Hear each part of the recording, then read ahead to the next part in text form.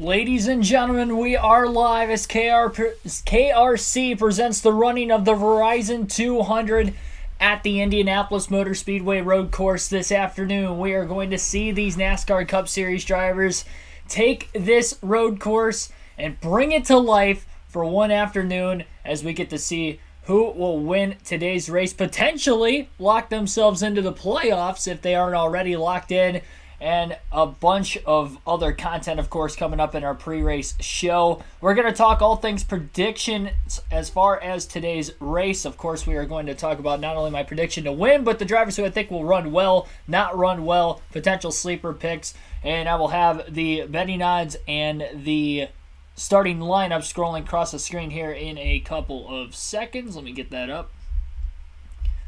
So you'll see the betting odds at the bottom of the screen, and then at the top of the screen you will see the starting lineup. I'm hoping that the starting lineup runs all the way through. I was having issues with that before the start of the stream, so that's why I started it a few minutes later. Caught me a little off guard with that, but thanks for everybody tuning in today, though. Like and subscribe for more daily NASCAR content as we get into today's full race live stream realistic commentary of a real NASCAR race this weekend. Wasn't originally planning on doing the live commentary for this race today, but ended up doing it, and we are here, of course, as I'll bring you guys the action. The race today is on the main NBC network. Before we get into the predictions for today's race, so we have to talk about the point standings coming in, and it is a very interesting one to say the least. This season, unlike any other, where we could potentially see more than 16 different winners so far this year. We come into this race today with just 5 races to go in the regular season.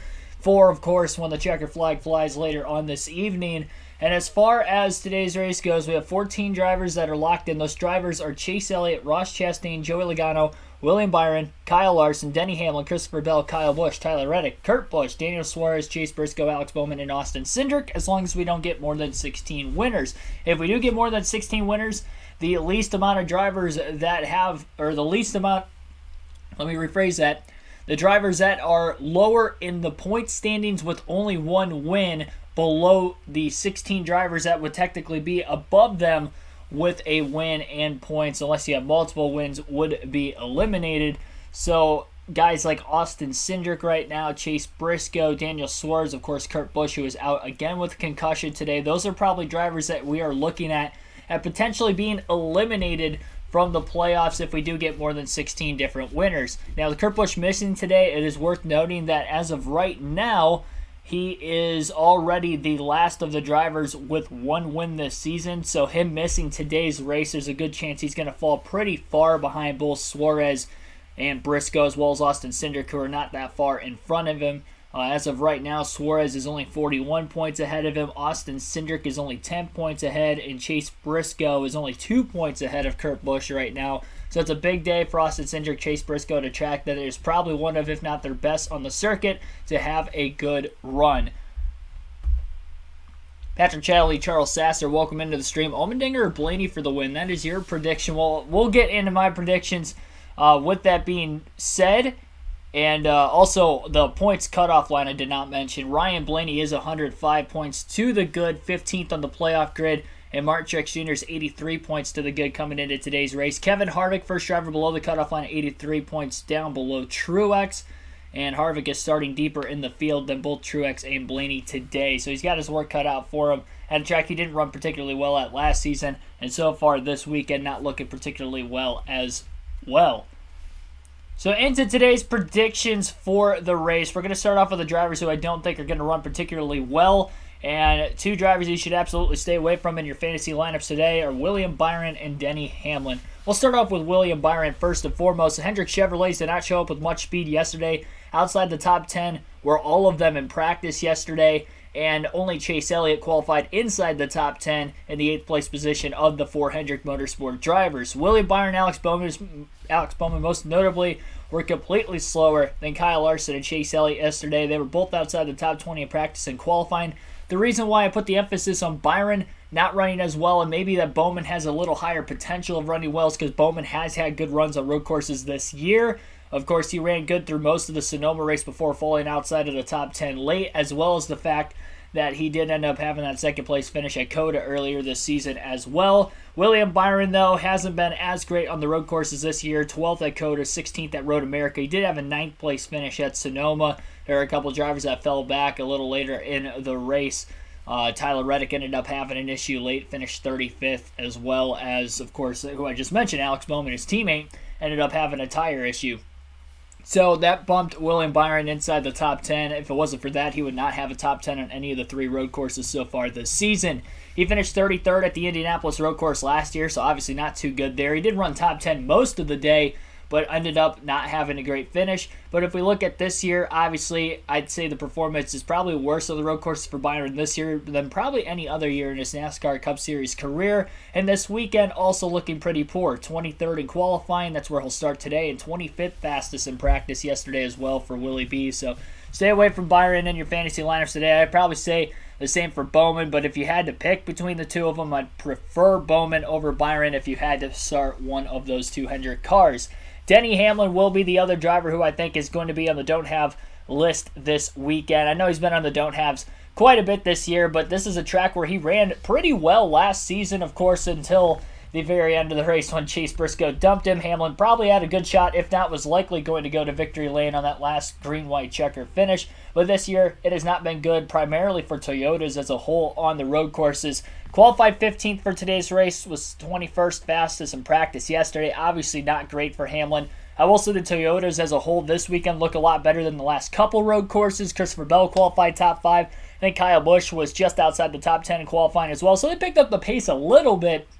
But as far as guys like Truex and Hamlin, not so great. I would say Truex has been far more consistent than Denny Hamlin so far this season, and he's been a little bit better on the road courses as well. So kind of similar to the Byron Bowman discussion, I'd rely on Truex a lot heavier than what I would on Denny Hamlin, but I'm not going to say that necessarily that Truex is going to have a great day, but I would say that Denny Hamlin, at the very least, will finish outside the top 10 today, much like William Byron. And here is Denny Hamlin standing next to Dave Burns. With Chase, and then is this the kind of play style that you want to get some payback for yourself and go to victory lane?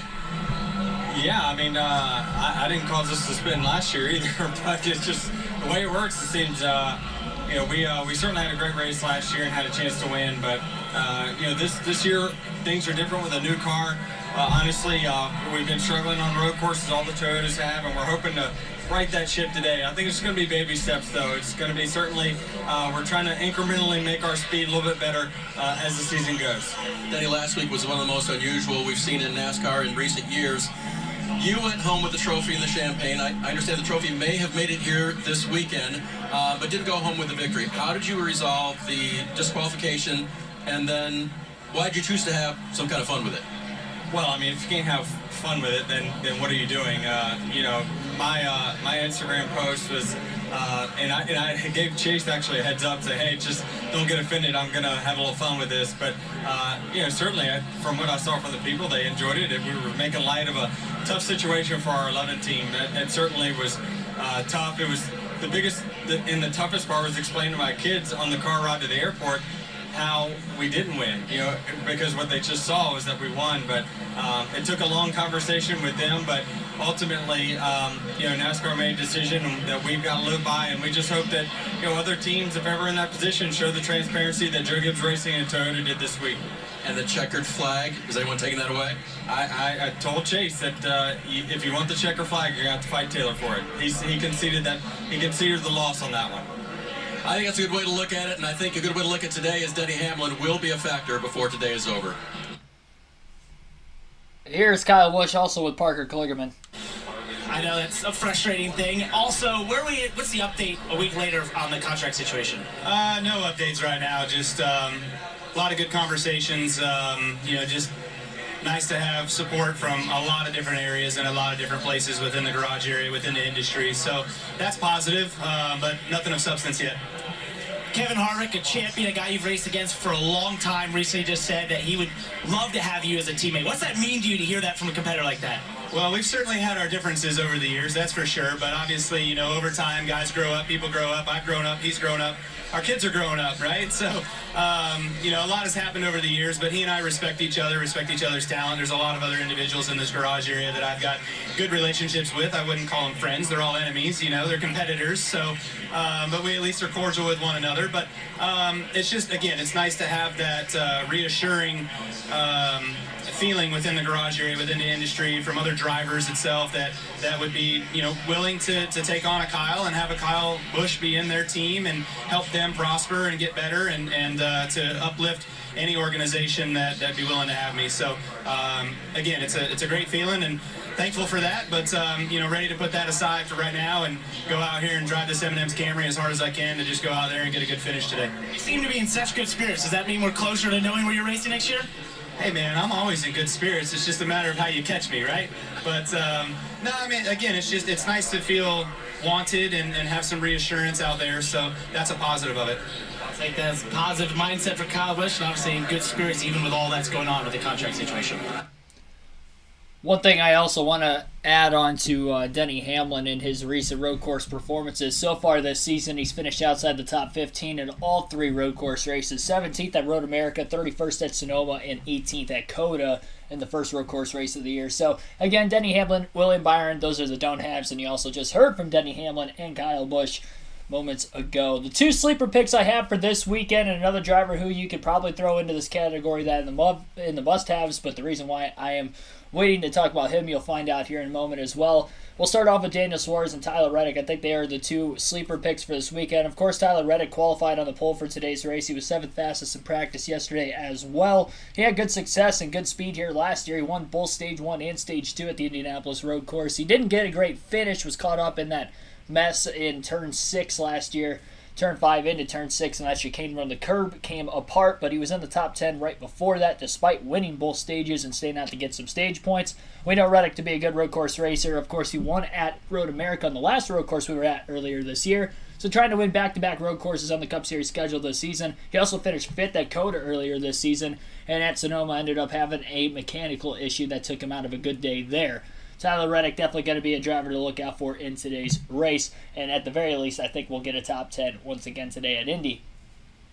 As far as Daniel Suarez goes, he's also been really good on the road courses so far this season. He finished 5th in the last road course race at Road America along with his teammate Ross Chastain, and won the road course race before that at Sonoma.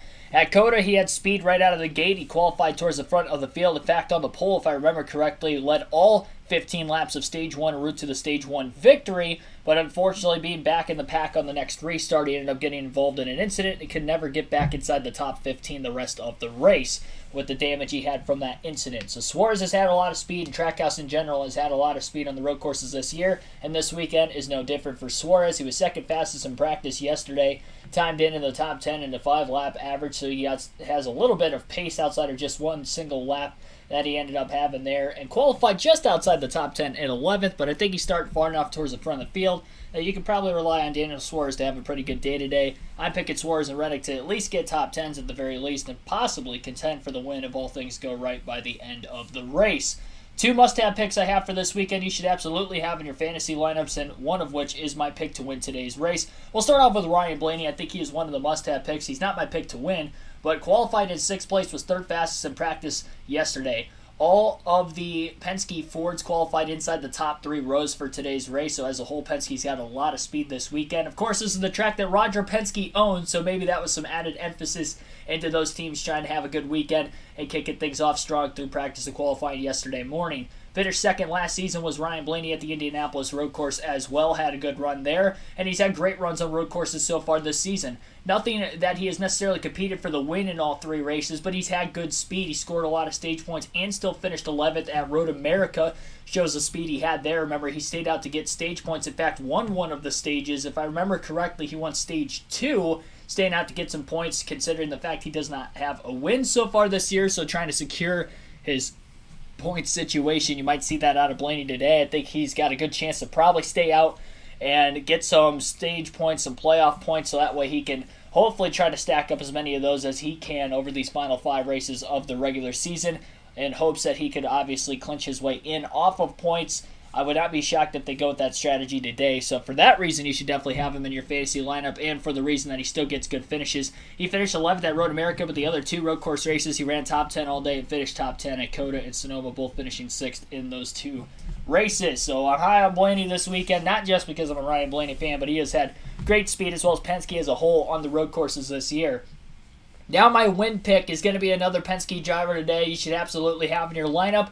I am picking Austin Cindric to win today's race at Indianapolis. Cindric qualified outside of the front row alongside Tyler Reddick. He was fastest in practice yesterday as well. He won at the Indianapolis road course race in the Xfinity Series last year in dominating fashion and finished 9th in the Cup race as well, one of the few starts he made with Penske last season. So he does have a lot of track time at this racetrack. Obviously, he ran the very first Xfinity race here back in 2020 as well. Also had a top 5 that day. So a lot of great success at this racetrack in NASCAR for Cindric. He's one of the few drivers that have literally raced in every single race NASCAR has ran here, both Xfinity and Cup Series combined. So that added track time will pay off as well. Now, he doesn't have any added track time this weekend, so I guess he didn't run the Xfinity race this weekend, but I don't think he really needed to considering how fast that Penske Ford is today. He is one of, if not, I believe, the only driver to finish inside the top 10 in all 3 road course races so far this season. Road America finished 7th, 5th place at Sonoma, and 8th at Coda. So good for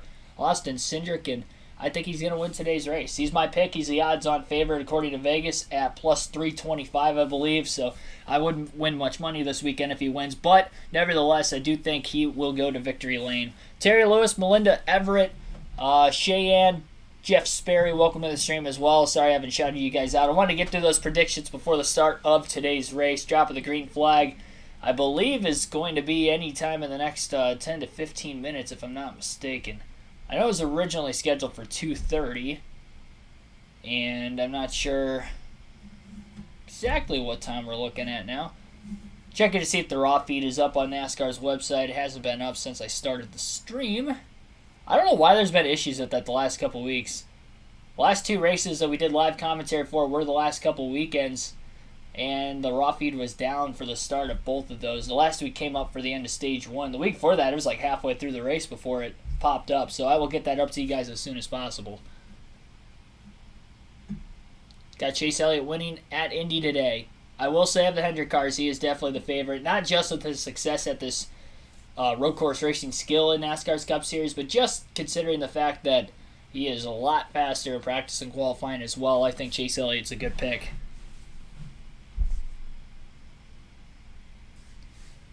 Comment in the chat, though, not only your picks to win, but what you thought of my predictions and other things. I see Patrick Shadley said Allmendinger or Blaney for the win. They finished 1-2 last year. AJ Allmendinger, the defending winner of the inaugural Cup Series race at the Indianapolis road course. He only led the final 2 laps of the race, though, so he didn't run particularly well. He did dominate the Xfinity Series race yesterday, but you have to think that starting 20th in the field today isn't going to be a great pick. Rolk Air 555, welcome to the stream. He says that Kevin Harvick is going to be a dark horse pick for today's race. Now, Harvick ran good at some of the road courses this year, but not all of them. Particularly the newer road courses on the schedule have not been good for Harvick both last season and this season. And I definitely think that that is the case again today. Kevin Harvick was not fast at all in practice and qualifying yesterday. I think he qualified just inside the top 20, but was outside the top 20 in practice. He didn't run so hot at Road America, and I think it would probably be more the same from there. These newer road courses, it just seems like if Harvick doesn't have a lot of track time and experience like a Sonoma or even the Roval and Watkins Glen, I just don't think that Kevin Harvick is necessarily a good dark horse pick. You never know, though. The Fords are fast this weekend, so there's a chance there. Maybe they go similarly off of what Chase Briscoe's setup could be. Of course, Chase Briscoe qualified inside the top 3. He was fast in practice as well yesterday. But he was the only SHR car that I could confidently rely on that's going to have speed in today's race if I had to pick one of the 4. TRG Eternal Tornado, welcome to stream. Also pulling for Chase. I'm imagining Elliott. I see a couple of Elliott picks in the chat already. Might be the Chase and Chase show. You never know. Briscoe versus Elliott at the end of the race. I wouldn't be surprised. Charles says I have some solid predictions. Well, it's great to hear. I've got my fantasy lineup ready to go. Now, last week on the predictions, I predicted Kyle Busch to win, and I had Denny Hamlin and Kyle Busch as my two must-haves. They finished 1-2 until they failed post-race inspection. So because they finished at the rear of the field, I technically got both of those predictions wrong, even though I was dead on accurate, at least for what it seemed when the race originally ended. What are the odds for Ricky Stenhouse to cause a wreck? I'd say very high because he's starting last, and I think that's because he potentially wrecked in either practice or qualifying yesterday. I did not get to see practice or qualifying with it being earlier in the morning yesterday, and I had to work, so I don't know exactly why he's starting at the back, but I'd imagine him being in last place for the start of the race means that he probably either didn't qualify because he wrecked in practice or he wrecked in qualifying. Got robbed at Pocono. Now, I will say, even though both of my must-have picks were really good last weekend, two of the sleeper picks both finished in the top 10 because of those bad penalties that went towards, well, bad meaning the disqualifications that went towards the two JGR Toyotas. Chuck G, welcome to stream. He's pulling for Kyle Larson. Westman, welcome to the stream. He's pulling for Christopher Bell to win today's race. That's a good pick, too, only because Bell is really good on the road courses. He does have one of his 2 career wins in the Cup Series at the Daytona road course. A Roval type, just like this one. Even though they have no common trait with each other, other than the fact they're both flat. The only banking on the Daytona road course is the tri-oval and then oval in 3 and 4. But every one of the other corners where you're not flat out, they are flat. Just like this one.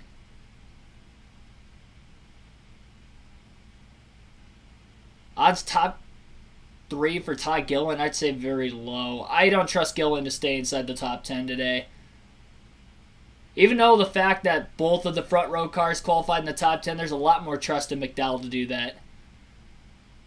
I just didn't feel completely confident to make a bet on some drivers for top 3 on some underdogs.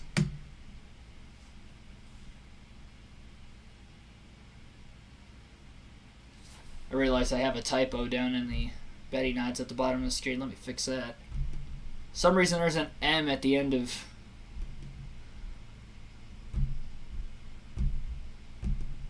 I think, yeah, there's an M at the end of Eric Jones's name for some reason.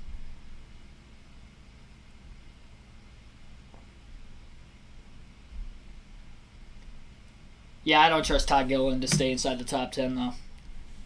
Let alone top 3. PointsBet Sportsbook has 550, plus 550 on the odds for Austin Cindric, and I actually had him at like plus 375 or 350, whatever the odds are on your screen right now. That's the site I got mine off of, and that I usually bet on. So I probably could have won more money on PointsBet if Cindric does go to victory lane. That's all right. It's highly risky to put money on Ty Gilliland. I don't think he'll get a top 3. In fact, I think he's one of only 2 drivers that don't have a top 10 this season. Let me fact check that just to make sure. There are only 2 drivers. Yeah, there's 2 drivers that have ran full time this year that don't have a top 10. Todd Gilliland and Cody Ware. If you're in the same discussion as Cody Ware, I don't think you're going to perform very well. I'll just put it at that. Yeah, Gillen's got 0 top 10s this season, 21 starts. Cody Ware doesn't have any. In fact, Gillen hasn't even led a lap yet this season either, and Cody Ware at least led 1, probably under caution. I think Gillen's the only driver. Yeah, Gillen's the only driver that has not led a lap at all this season. That has ran full time at the Cup Series, all 21 races thus far. See, Corey LaJoie's got 1 top 10. Ty Dillon has 1. Cole Custer has 1. Harrison Burton has 1. Justin Haley has 2.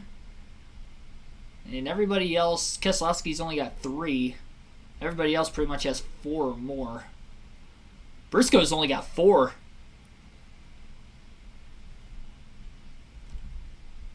Here's the start for today's invocations, followed by the national anthem. Please welcome Casey Clark from Parkside Bible Church for today's invocation. Lord God, we thank you today for your kindness towards us in giving us a beautiful day to enjoy the sport of racing. We ask that you would protect the drivers, their crews, and the fans today. And we ask that you would give comfort to the families of the victims in the recent shootings in Greenwood. Finally, Lord, we ask for our country that you would turn hearts to you. May you get the glory in everything done today. In Jesus' name, amen.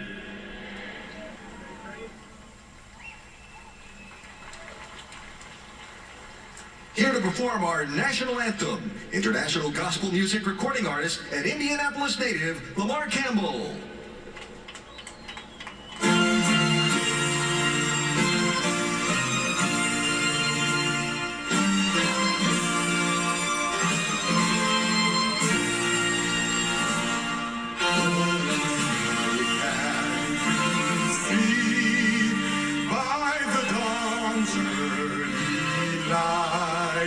What so proudly we hailed at the twilight's last gleaming, whose broad stripes and bright stars through the perilous fight o'er the ramparts we watched were so gallantly streaming, and the rocket's red glare, the bombs bursting in air, gave proof through the night that our flag was still there.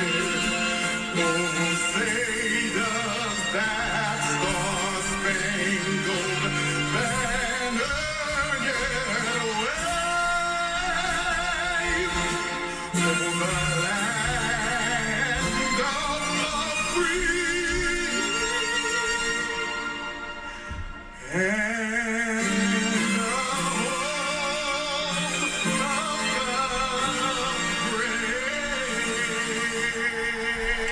brave. No better way to kickstart a race than the national anthem, followed by the flyover at every NASCAR Cup Series race. No matter whether it's the Daytona 500 or, just a regular 400-mile race at a Michigan or a Las Vegas that you wouldn't think would be as high on the prestige level. NASCAR goes all out with their pre-races. And as far as today goes, our pre-race is just about over. We talked about pretty much every leading point going into today's race, or at least touched on it very briefly at the very least. And now it is time to get through today's starting lineup, which I will pull up, of course, at the top of the screen. You guys will get to see that scrolling as well until we get today's race underway. Still constantly working right now on trying to get the live leaderboard up for you guys as usual. Looks like we might have to use the FoxSports.com leaderboard at least until NASCAR's website's up so I can get the raw feed like usual, because right now it is down for the third consecutive week at the start of the race. So I was kind of Googling during everything going on there. Try to get that leaderboard out to you guys on Fox Sports at least. I don't even think they have theirs up right now yet. Means the race hasn't started.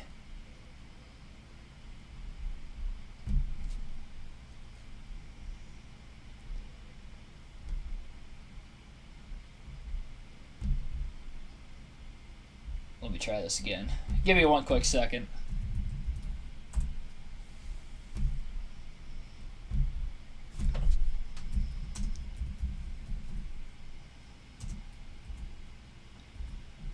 Let's go NASCAR Live. Leaderboard.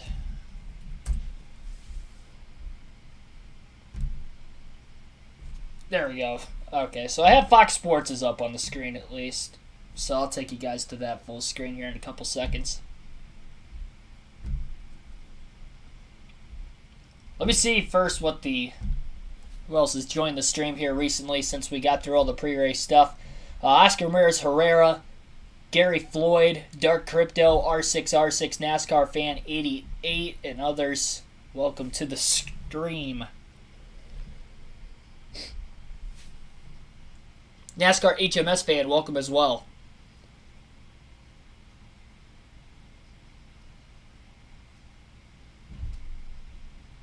Yeah, make that 19 likes. Definitely hit that like button. Subscribe for more daily NASCAR content.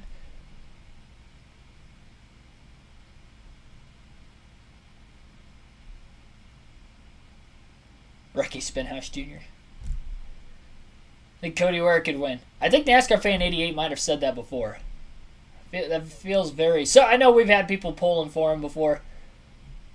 Hopefully he can keep the car clean today. That's all I hope for out of Cody Ware every weekend. Just stay out of the leader's way. Don't cause any incidences.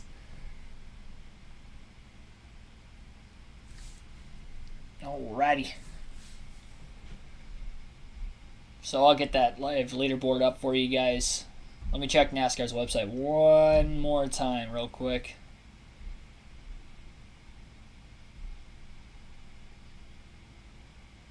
Nope, still down. That stinks.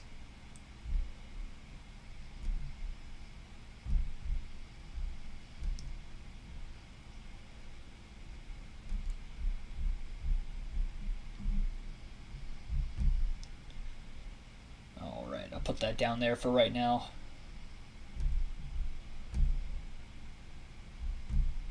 So you guys are going to be able to see the live leaderboard on the right side of your screen, at least the top 10 for right now. We'll go through today's starting lineup.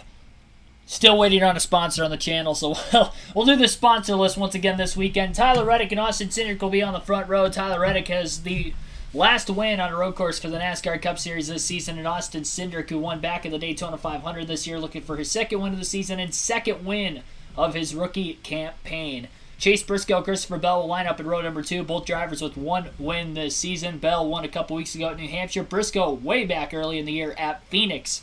Joey Logano and Ryan Blaney, both Penske cars lined up in row number 3. Blaney finished second at this racetrack a year ago. Joey Logano, the highest qualifying 2-win driver so far this season, looking for more playoff points today. Michael McDowell and Chase Elliott will line up in row number 4. Elliott on a hot streak. He has finished in the top 2 in each of the last 5 races. 3 wins in that stretch as well. Trying to keep that streak alive today on a road course that we know Elliott to run so well on. And Michael McDowell, the highest qualifying driver without a win so far this season. That is below the cutoff line. And Michael McDowell, who knows, could potentially pull off another upset like he did in last season's campaign to get into the playoffs this year as well. In row number 5, his teammate Todd Gilliland as well as Kyle Busch will be in that 5th row. Still awaiting a contract negotiation standpoint, I guess, for Kyle Busch coming into today's race. A win could go a long way into those talks and discussions. He does have 1 win this season so far. Todd Gilliland, much like his teammate, also without a win, looking for one if he wants to qualify for the playoffs. Gilliland still looking for his first top 10 of the season. Daniel Suarez and Brad Keselowski will line up in row 6. Keselowski had a top 10 at Sonoma a few weeks ago, and Daniel Suarez won that race at Sonoma, also had a top 5 in the last road course race at Road America. Harrison Burton and Eric Almirola will line up in row number 7. Burton, the rookie, highest qualifying effort for him, or at least one of which so far this year. And Almirola, not someone that particularly runs well on road courses, but a decent qualifying effort to say the least this weekend. Denny Hamlin and Chris Buescher will line up in row number 8. Hamlin got the win taken away from him last week after failing post-race inspection. Looking for that 3rd win today. He's got his work cut out for him outside the top 20 in practice and again qualified 15th. And for Chris Buescher, he had a top 5 at Sonoma, finished 2nd earlier this season. This could be one of his stronger runs of the year as well again today. Justin Haley and Kevin Harvick will be in row number 9. Harvick, first driver below the cutoff line coming into today's race. He is 83 points back behind Martin Truex Jr. He's going to need to salvage himself and have a good day. May look for stage points during a splitting stage strategy that you'll see in Stage 1 and Stage 2. Bubba Wallace and A.J. Allmendinger will round out the top 20 in row 10. Allmendinger won last year's Cup Series race at the Indianapolis road course and also won yesterday's Xfinity Series race at this racetrack. And Bubba Wallace looking for a top 10 on road course for the first time this season. Ross Chastain and Kyle Larson will line up in row number 11. Larson led the most laps in the Indianapolis road course race last year, and Ross Chastain got his first career win on a road course this season at COTA. William Byron and Cole Custer will line up in row number 12. Byron was outside the top 20 in practice and qualifying this weekend. He has yet to finish higher than 9th on a road course race this season, and Cole Custer had a top 10 at Sonoma going for him a few weeks back until having an uncontrolled tire penalty, if I remember correctly, in that race, and he will be looking for his first road course top 10 today. Mark Truex Jr. and Ty Gibbs will line up in row 13. Gibbs filling in for a concussed Kurt Busch for the second straight weekend. And Martin Truex Jr. mentioned the last driver above the cutoff line by 83 points over Kevin Harvick. Starts about 7 spots behind him. He's going to have to play catch-up early. May also stay out to potentially get some stage points. We'll see how that strategy pans out for him. Joey Hand and Alex Bowman will be back in row number 14. Bowman ran yesterday's Xfinity race, finished second. Hopefully that extra track time will help him this weekend. He was also outside the top 20 in practice and qualifying, much like his teammate William Byron.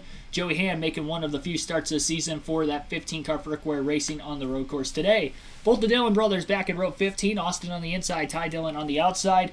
Both outside the cutoff line by quite a wide margin in a must-win situation going into the rest of these races in the regular season. Corey LaJoie and Josh Bilicki will be back in row 16. Cody Ware and Larice Hesmans making a start today back in row 17. Eric Jones and Daniel Kvyat back in row number 18 in today's race. Eric Jones starting further back in the field. He's usually pretty good on the road courses. We'll see him try to fight from the back. And Kvyat, F1 driver, at least former F1 driver, making a start today in the Cup Series, his first career start in the NASCAR Cup Series. Josh Williams will drive the 78 car for BJ McLeod, and Ricky Stenhouse Jr. will round out the field in row 19 today. That is your 38 car starting grid for today's Verizon 200 at the Brickyard. Again, the race will be on the main NBC network this weekend. But if you cannot tune in for that, like and subscribe for more daily NASCAR content. And I have the action covered for you most weekends, at least of the weekends I don't go to the racetrack. I can very well determine and say to you guys that I will not be doing live commentary next week. I will be at the NASCAR Cup Series race in Michigan, so no live commentary next weekend on the channel, but we'll pick things up again the following weekend at Richmond. Gotta get the chat up on my phone. Where'd my phone go? I think I might have left it downstairs. Oh, no, it's right here. I had a couple sandwiches before I started the race. I was thinking I left it downstairs in the living room. Got almost 100 people watching as of right now. Thanks for everybody tuning in. And so far, we have only 26 likes. So be sure to hit that like button. I'll get the starting grid and betting odds off the screen now, so we can focus on the actual race itself. They are on the pace laps right now for the start of today's action.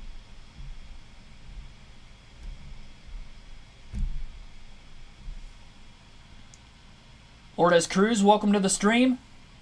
Aldo Gallegos, welcome to the stream. Hopefully I said your last name correctly and your first name.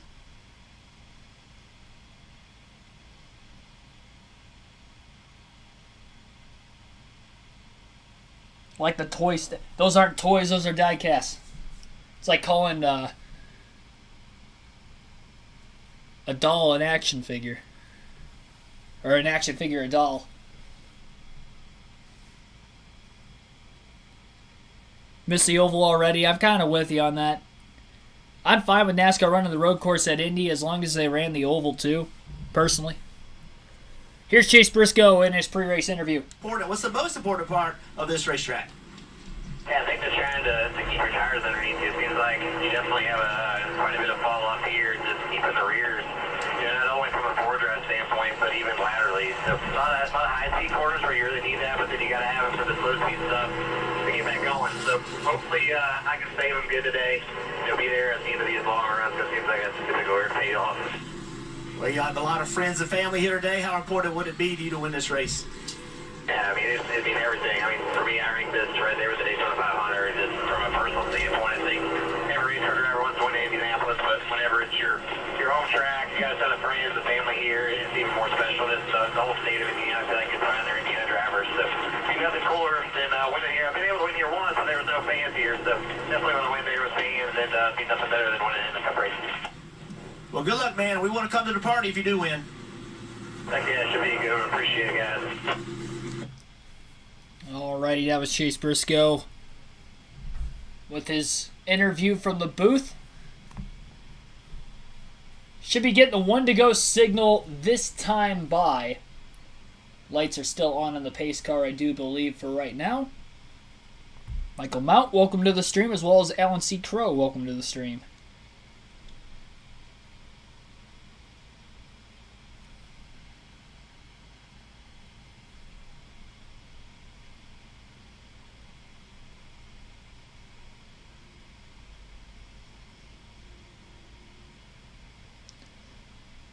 Alrighty.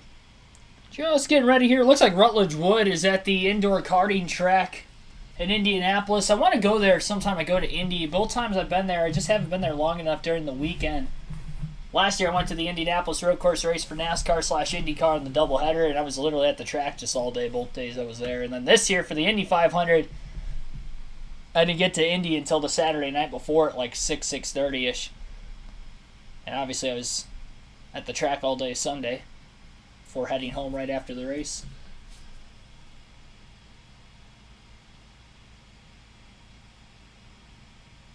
Last chance to put your predictions down in the chat before the start of today's race. See if your predictions will line up correctly by the finish.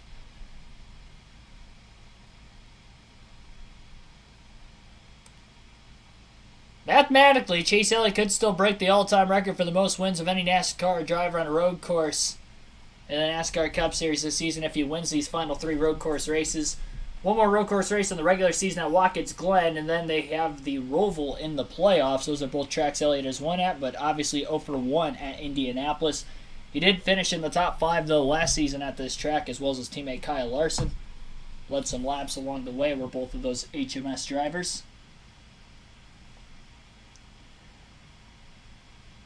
Having problems with my phone being really slow right now with the chat, so sorry if I not as consistent with trying to keep up with you guys as usual.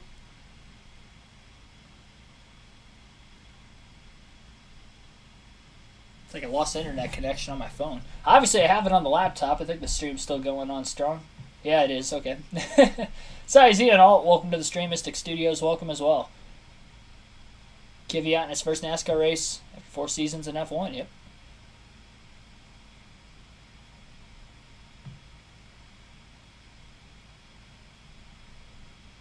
Santiago Kid, welcome to the stream as well. Bowman in 28th place. Yep, that's where he's starting today.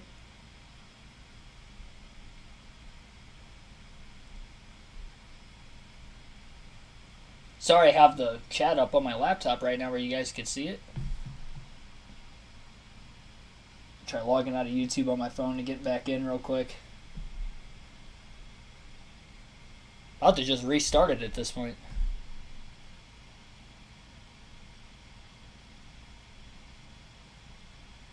Turn the Wi-Fi on, maybe that'll help. I do have 4G, but for whatever reason, it doesn't seem to be working too well right now.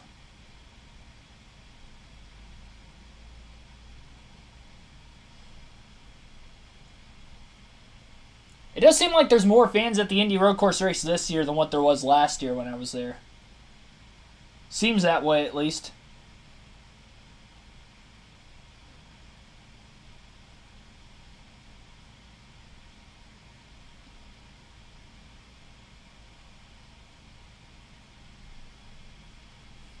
It definitely seems like there's more fans there. At least on the front stretch, it even seems like that.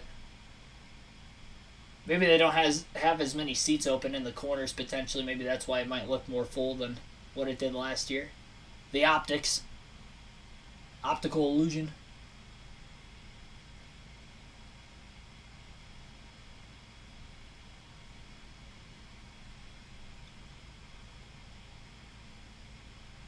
I think they're checking pit road times right now. So they must be getting the one to go signal this time by. Lap later than what I originally thought.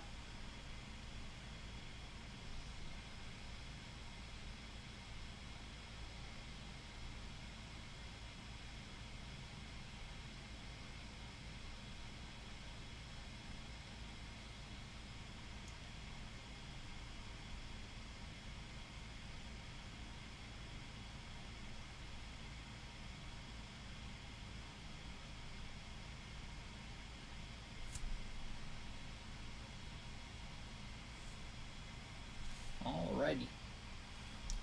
Just getting ready for the start.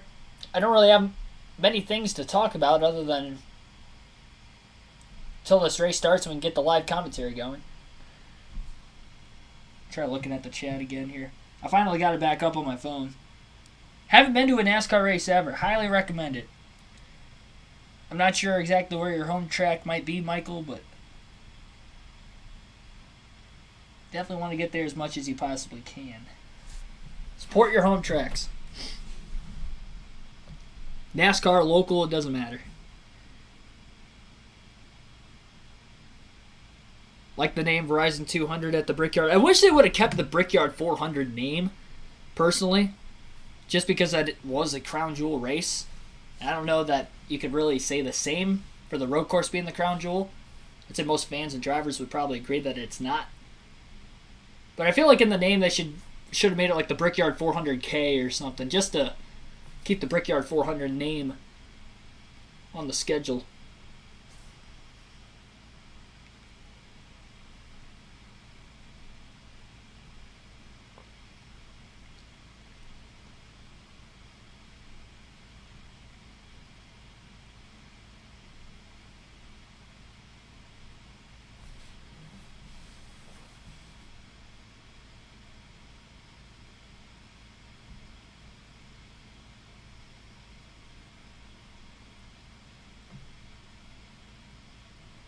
Guess one thing we didn't talk about earlier in the week was Michael McDowell having a 100-point penalty going his way. That's going to hurt him if we have more than 16 different winners, because that, as of right now, will drop him below any other driver with a win so far this season in the point standings. But if he can get a win today and not have more than another 2 different winners following a potential win from McDowell today, then he would be playoff eligible. Mike H., welcome to the stream.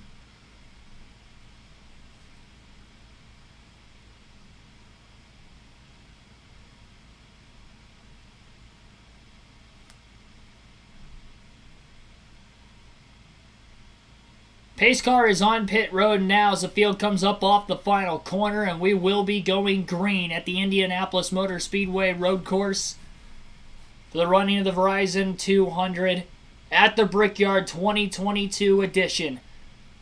Tyler Reddick elects the inside lane. The green flag will be in the air, and we are underway at Indianapolis. Couple cars pulling out of lane. 3 wide down to the inside goes Denny Hamlin. Daniel Suarez further outside the top 10. Now Kyle Larson drops to the bottom.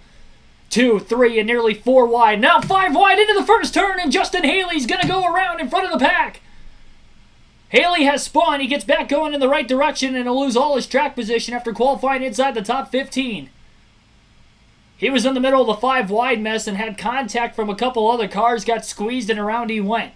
Tyler Reddick was able to clear the 14 car off the exit of turn 1, and 2 by 2 go some of the cars even into the chicane through turns 5 and 6.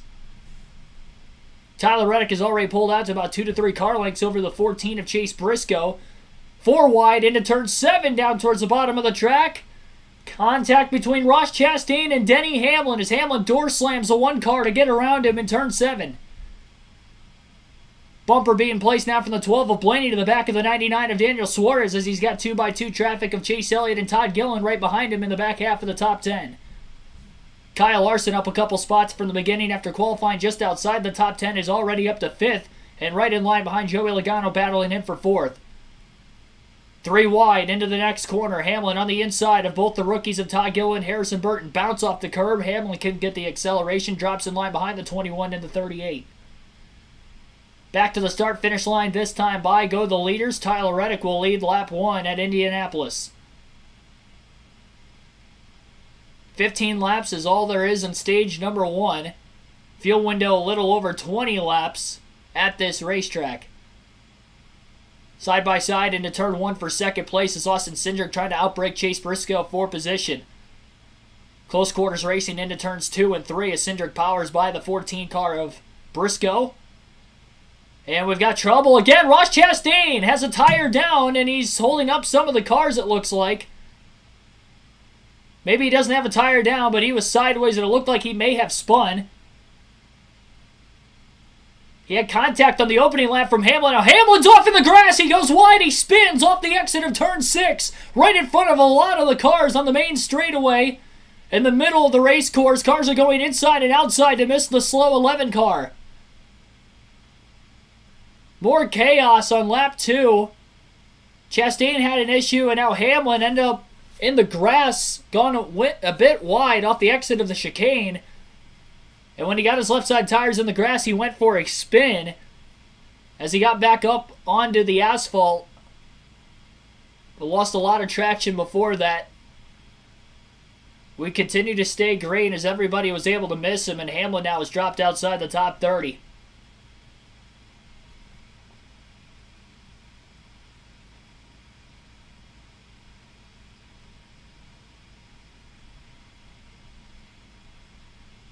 So both Ross Chastain and Denny Hamlin outside the top 25. Justin Haley is exiting pit road right now after his spin, likely changing tires. He's a lap down. 3 cars spun in the first 2 laps of the race today. Another lockup in turn 1 by the 38 car, who is in the 11th place position. Couple lockups further back in the pack. Josh Bilicki gets a bump from behind by the 43 car of Eric Jones, who's already up about a dozen positions. Contact between Eric Almirola and Denny Hamlin, sending Almirola nearly into the grass off the exit of turn 2 and heading toward turn 3. It's already the 3rd car Denny Hamlin's made contact with in the opening 3 laps. Aggressive driving middle and the back of the pack right now, with drivers that had fallen back and are trying to regain their ground as quickly as possible. Derek Booth, Jeff Torgerson, welcome into the stream. 1.8 second lead right now for Tyler Reddick over Austin Cindric at the front of the field. Ricky Stenhouse Jr. to the inside of Denny Hamlin as Hamlin tried to get underneath Josh Bilicki at the same time. Nearly contact between the 47 and the 11 cars. Stenhouse still on the inside of Hamlin towards the 3rd to last corner. Now drops back in line behind him. Hamlin holds on to the positioning. Hamlin locking up the rear tires a little bit in the finishing corners. Briscoe in danger of losing another spot now to Christopher Bell. Bell widening his arc out a lot more in turn 1. A little bit of smoke coming out of the rear tires of the 14 car. Locking him up a little bit more. It's a lot harder to wheel hop these race cars versus the Gen 6 cars if you potentially miss a shift. So you're going to see a lot of, rather than loose moments getting into a corner because of somebody overdriving it, but a lot of rear tire smoke and locking up the rear tires a bit more than the front tires for that reason. Biggest movers inside the top 10 right now would include Michael McDowell up to 5th place already, gaining a couple spots from the start. Daniel Suarez, after qualifying 11th, is up to 7th. Looks like Joey Logano is actually still ahead of Michael McDowell right now. Logano in 5th, McDowell in 6th, right behind him. And Harrison Burton inside the top 10 after qualifying in 13th as well. Austin, welcome into the stream. Pulling for any one of the 400 cars today. Bell's been all over the back of the 14 car ever since turn 1 at the beginning of the lap. They're coming back to the start-finish line this time by. Still a pretty tight race for 3rd between the 14 and the 20. Tyler Reddick is now pulled out to a 2.3 second lead over Austin Cindric, who is in 2nd place. Chase Briscoe is in 3rd. 4th place is Christopher Bell. Michael McDowell rounds out the top 5. Joey Logano in 6th. Daniel Suarez 7th. Ryan Blaney 8th. Chase Elliott 9th. And Harrison Burton rounds out the top 10. We're on lap 5 of 15 in stage 1 and lap 5 of 82 overall in today's Verizon 200 at the Indianapolis Motor Speedway. Wade Solinsky, welcome to the stream.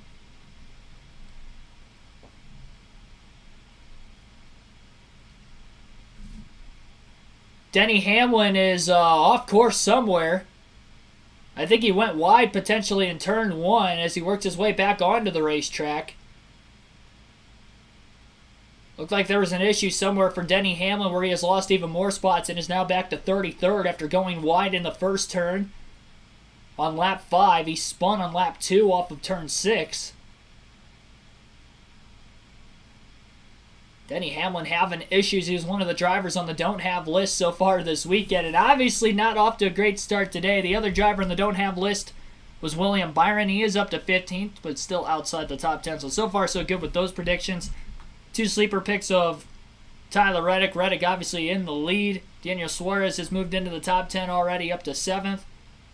And the 2 must-have picks of Logano and Cindric also both inside the top 10 with Blaney in 8th and Cindric in P2.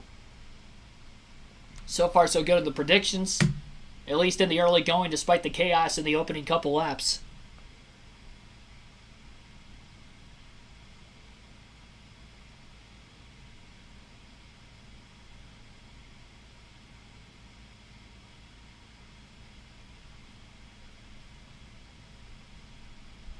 Looks like NBC will be going to a commercial break. As they do that, we'll go through the full field running order then for the first time today. Waiting on the raw feed to become available so we get the full leaderboard up on the channel like usual. It's the third week in a row it has been down at the start of the race. So we'll have Fox's website's leaderboard up for right now. Again, Tyler Reddick with a 2.3 second lead over second place as of right now with 10 laps to go in stage number 1. Austin Cindric is in second, Chase Briscoe in third. Christopher Bell's in fourth, and Michael McDowell still rounds out the top 5. Joey Logano behind him in 6th place. 7th place is Daniel Suarez, Ryan Blaney 8th, Chase Elliott 9th, and Todd Gillen rounds out the top 10 as he has just passed Harrison Burton. Burton falls back to 11th, Chris Buescher up to 12th, Kyle Busch back to 13th, Brad Keselowski back to 14th, and William Byron up to 15th. Kyle Larson is in 16th, 17th is AJ Allmendinger, Bubba Wallace 18th, Kevin Harvick 19th, Mark Truex Jr. is 20th. Cole Custer in 21st, Alex Bowman in 22nd, Joey Hand 23rd, 24th is Ty Gibbs, 25th is Ty Dillon. Ross Chastain spun on lap number 2. He is 26th. Eric Jones 27th. Austin Dillon 28th. Josh Bilicki 29th. Corey LaJoie 30th. Larice Hesman's in 31st. Ricky Stenhouse Jr. 32nd. Eric Almirola 33rd. Denny Hamlin already went long in turn 1, missing turn 1, and as well spun out on lap 2. Puts him back in 34th. Cody Ware 35th. Daniel Kvyat in 36th. Josh Williams 37th. And Justin Haley, the only car 1 lap down right now. He spun lap 1, turn 1. They were 5 wide getting into the first turn. Haley went around. Everybody else went around and missed him. About as chaotic of a start to a NASCAR race as you could have in those opening 2 laps. Field's starting to string apart a little bit more now as you can see the intervals between every driver. Also on the right side of the screen with the leaderboard, 9 seconds separating the top 10. And about 4, make that 5.2 seconds separating the top 5 already on lap 7. Reddick has led every lap from the pole so far. He had a great launch up the start, was easily able to pull clear of Cindric off the exit of turn 1. And Briscoe, in fact, had a great launch right behind Reddick to get to second before falling back a little bit further.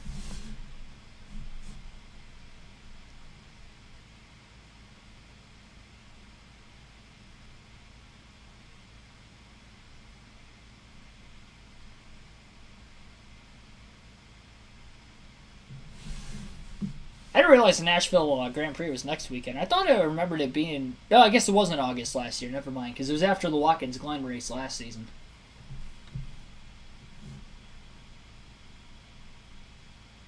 Looks like it's about the same starting time as the Michigan race, too, unfortunately. Viewership's probably going to intertwine between the 2 races. NBC back with their commercial break. From it. Oh, we got a couple cars off in the grass in turn 1. Ross Chastain. And it looks like now there might be a left rear tire down on Chastain's race car. Joey Hand was also off in the grass along with Chastain. Maybe all tires are up on Chastain's race car right now. And Hamlin and Chastain run right around each other now. Nose to tail. That was a pretty hard lick, too. Chastain just went way too hard into turn 1. Drove right into the door of Joey Hand, turning both cars around in that first turn. Brad Keselowski also had an issue during the commercial break where he missed the first turn. He went off into the grass, and Kyle Busch and others were able to get around the 6. So we have already seen 3 turns in turn number 1, and then we also saw Denny Hamlin just go a lot wider into turn 1 and completely missed the corner there as well. 9 laps in, 4 spins in turn 1, 6 spins overall on the racetrack. And it looks like a challenging day with the next-gen car on this track so far.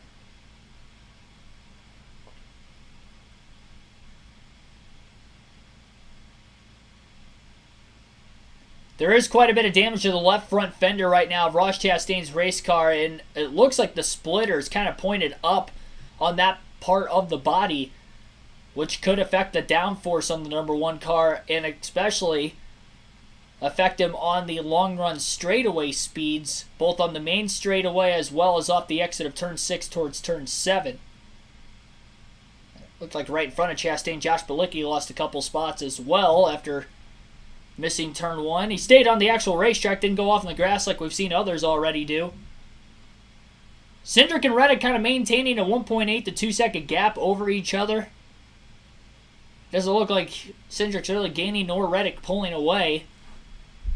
And really from 7th on back is where a lot of the battles are going on right now, at least where there is a much tighter gap in cars battling each other for position. About 5 cars under a blanket between 7th and 12th. Pit road closes with 2 laps to go in the stage, so it'll be interesting to see who will stay out to get stage points, who will come into pit, and let the strategy begin in about another 4 laps, as we currently have 6 laps to go already in stage 1. Caution free thus far. Tristan Heidenkamp, welcome into the stream. Next Gen wasn't made for road courses. I think you, I think you're wrong on that one. It was more designed for road courses and short tracks. At least it seemed as if the race was going to be, the car was going to be racier on those types of racetracks. Originally when it was built.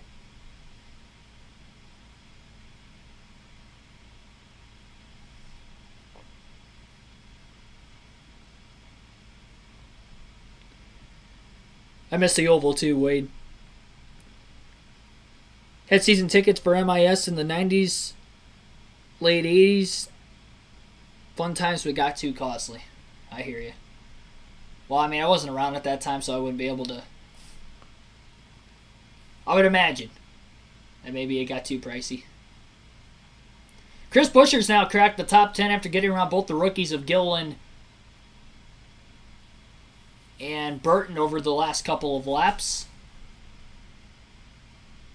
Buescher looking for yet another top 10 on a road course this season. Had a second place finish at Sonoma 2 road course races ago in the middle of the summer.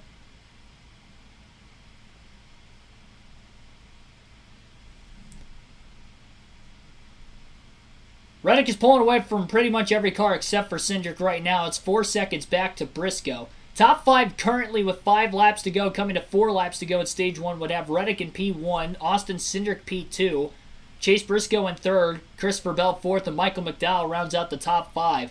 Ross Chastain is coming into pit road this time by. Was worried about yesterday. So Ross Chastain comes to pit road early here on lap 11.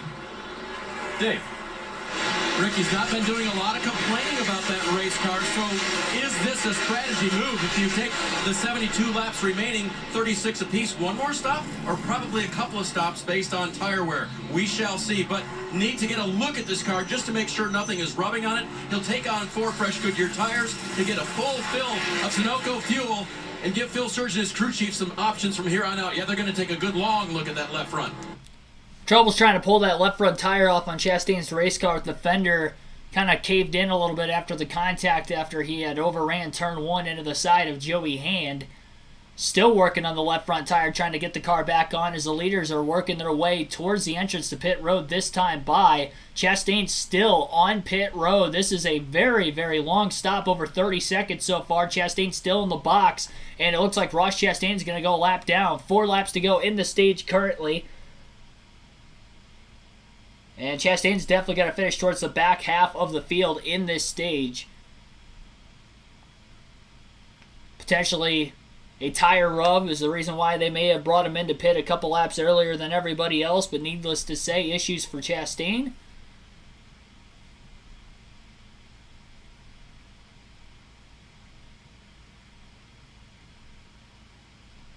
Now, Ross Chastain had spun turn 1 once, and then obviously he had that contact with Joey Hand another time, so maybe those spins had caused the tires to have maybe some sort of a flat spot potentially. Could be another reason why they brought him to pit road much earlier than the rest of the field. Wasn't expecting anybody to pit until about 3 laps to go in the stage, maybe 4 to go for drivers outside the top 10. And we had 4 laps to go right at the line as NBC went to a full-screen commercial break. I don't like this commercial break because we are probably going to cut into the middle of green flag pit stops. When we do, you guys will get to listen in to those pit stops and all the strategy that will go in hand with them. by the NBC pit reporters.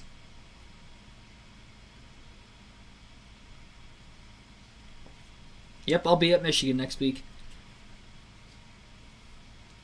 Coke 600 was crazy this year.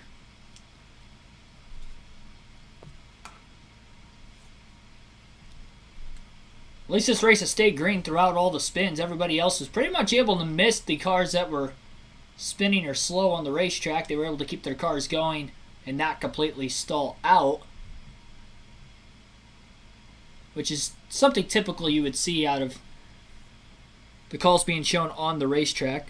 These producers are idiots, says Jax. Welcome to the stream, Jax. Yeah, I don't understand why there's a commercial right now with 4 laps to go in stage 1. I was expecting, I'm like, okay, maybe it's going to be like a 30-second break or something like that, and they get back after like 2 ads. That's not the case right now.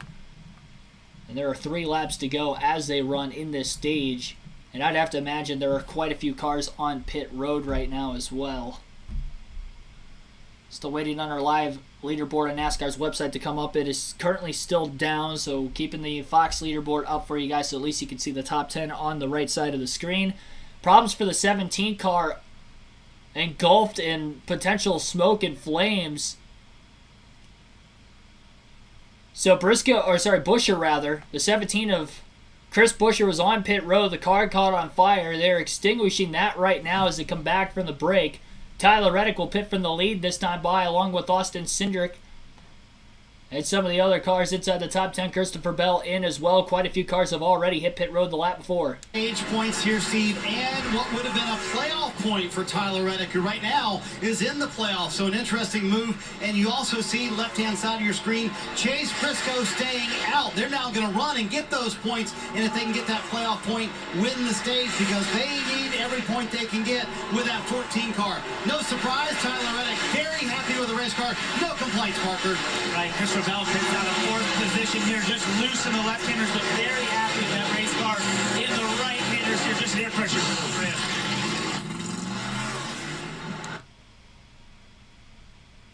So it looks like Ryan Blaney, Chase Briscoe, Joey Logano all stayed out of the pits. Goodyear tires, so a handful staying out there, Steve, to gather those stage points, which they'll need maybe later to make it into the playoffs. So Chase Briscoe is about 5 seconds ahead of Ryan Blaney right now. As long as he doesn't make a major mistake, and with pit road already being closed, it looks as if Chase Briscoe will win stage 1 at Indianapolis in a little less than a lap and a half from now. Todd Gillen also stayed out of the pits, it looks like. And I believe Joey Logano also hit pit road, potentially. NBC's leaderboard's been kind of all over the place today, so it's really hard to tell exactly where everybody's running. It just keeps, for anybody that is watching on NBC would know what I'm talking about, but it keeps randomizing like drivers inside the top 10, even though they're not like battling. So I'm trying to read the leaderboard down the list. It's kind of hard to tell sometimes. Gillen, Chase Elliott stayed out. William Byron stayed out. Of course, Elliott is battling for the regular season championship. It looked like only 3 cars in the top 5 pit, and I believe only about 4 cars that were in the original top 10 also hit pit road. It looks like practically everybody else stays out. Tyler Reddick is in 15th right now. Kvyat behind him, Ware behind him, Balicki behind him, that also would have stayed out. So it looks like about 17 or 18 cars stayed out of the pits. Usually you only see less than 10 cars stay out of the pits, and a lot of them are usually back markers. That is not the case today, at least in Stage 1. It'll be interesting if Stage 2 will run in a similar fashion. Cody Legger, by the way, welcome to the stream. Billy Carjoy, welcome.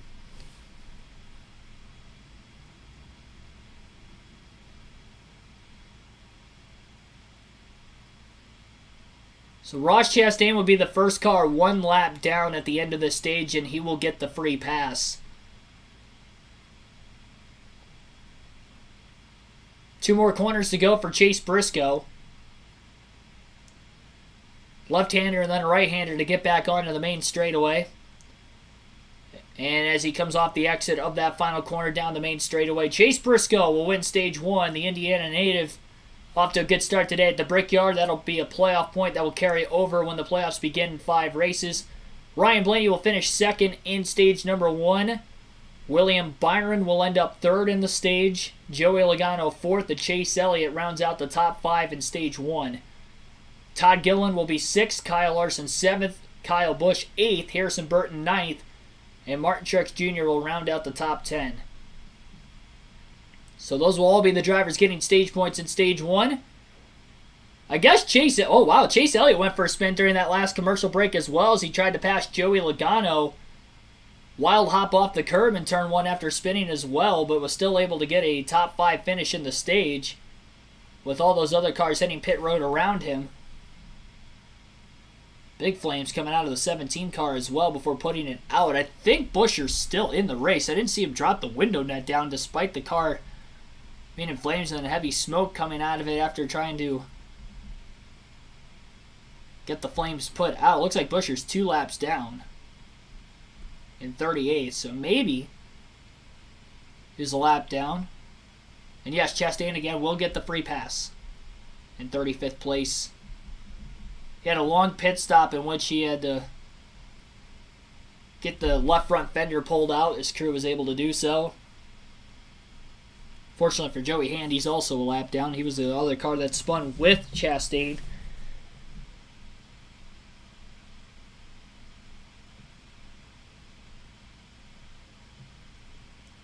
Just Dave Travel, welcome to the stream. Well, one is a moron. First he goes 4 wide on the first corner, spins Haley. Hope Haley gets him back. Was he the car that made contact with the 15?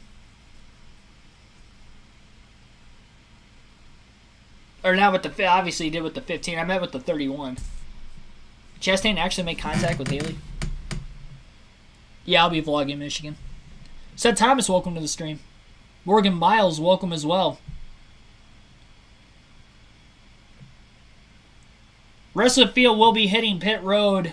That did not pit and stayed out to get some stage points.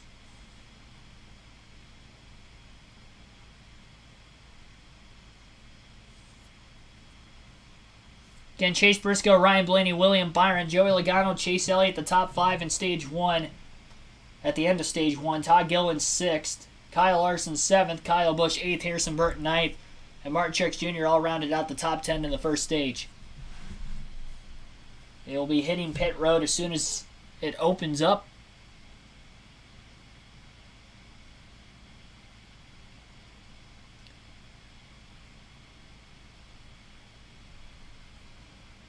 Yeah, it looked like they were 5 wide, which led to the Justin Haley spin. He was like right in the middle of all that. He's in the middle of the 5 wide, and I'm sure we will see more 4 and 5 wide restarts going towards turn 1 throughout the course of today. And of course, we're under caution for the stage break right now, so I'm sure we'll get that next restart coming up here soon, and we may see the same.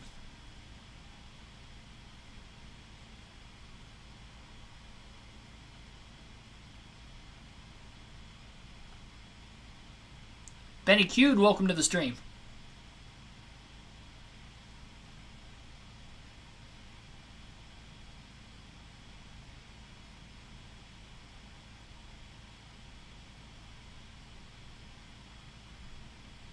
I'm trying to figure out if these were pre-taped vignettes with Rutledge Wood or if it's live.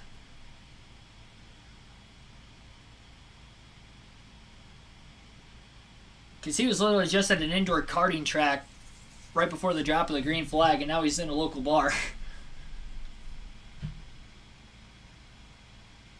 They're not asking him any questions either.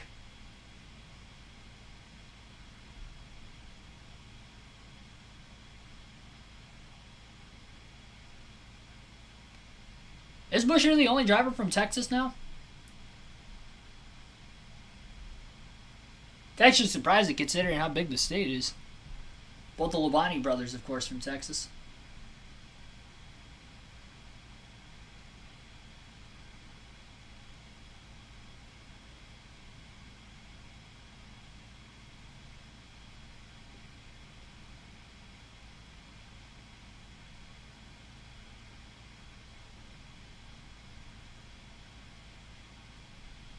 It's going to be interesting to see these faster cars that stayed out to get some stage points on the track. Looks like Ryan Blaney stays out. He'll be the leader on the restart, but the rest of the leaders, both in front and behind him, will pit.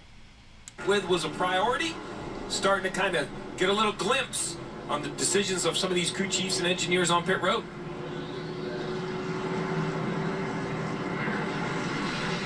Guys, Chase Elliott to his crew about that spin over the curb. He said, did I damage the car? I probably did. And then he was told, no, you probably did not. So the 9 car should be good there. He did want a little bit better handling on it. They're going to make a little bit of an adjustment, not necessarily for the exit of the turns, but for braking. Needs more rear grip in the 9 car, Marty. Dave, to Steve's point, crew chiefs, this is what they think about fresh tires. This is also what they think about the handling of the race car, right? So Joey Logano not very happy with his, says they absolutely no rear grip, and also said it feels like I don't have as good a rear brakes as I should have in that 22 car. He finished 3rd in that first stage, actually finished 2nd in that first stage, so nice run for him. And then the 14 car, Chase Briscoe, that playoff point in the bank for Chase Briscoe. Said they needed more lateral grip for that. They got the playoff point, but now they give up all that track position. It's going to be interesting to see how they can come back up through the field. Briscoe was in 3rd place before all the pit stops took place towards the end of stage 1, resulting in him getting the stage win, staying out longer than anybody else of the cars that were in front of him. Tyler Burbeck, welcome into the stream. Cassie Stroll, welcome to the stream. Oh, that's cool. From Corpus. Gas is $3.32. That's cheaper than where it is where I live. Cheapest I've seen is like $3.67, I think, yesterday. And that's like as cheap as it gets right around my work. I'm actually fortunate that the place I work at is a lot cheaper than in my hometown or really any other place I've seen anywhere within like a 40-mile radius of where I live or work. It's like 20 to 30 cents more than that. New Joji, welcome into the stream as well. Still waiting on NASCAR's website to get back up and running again. Thanks for just over 100 of you guys watching the stream currently.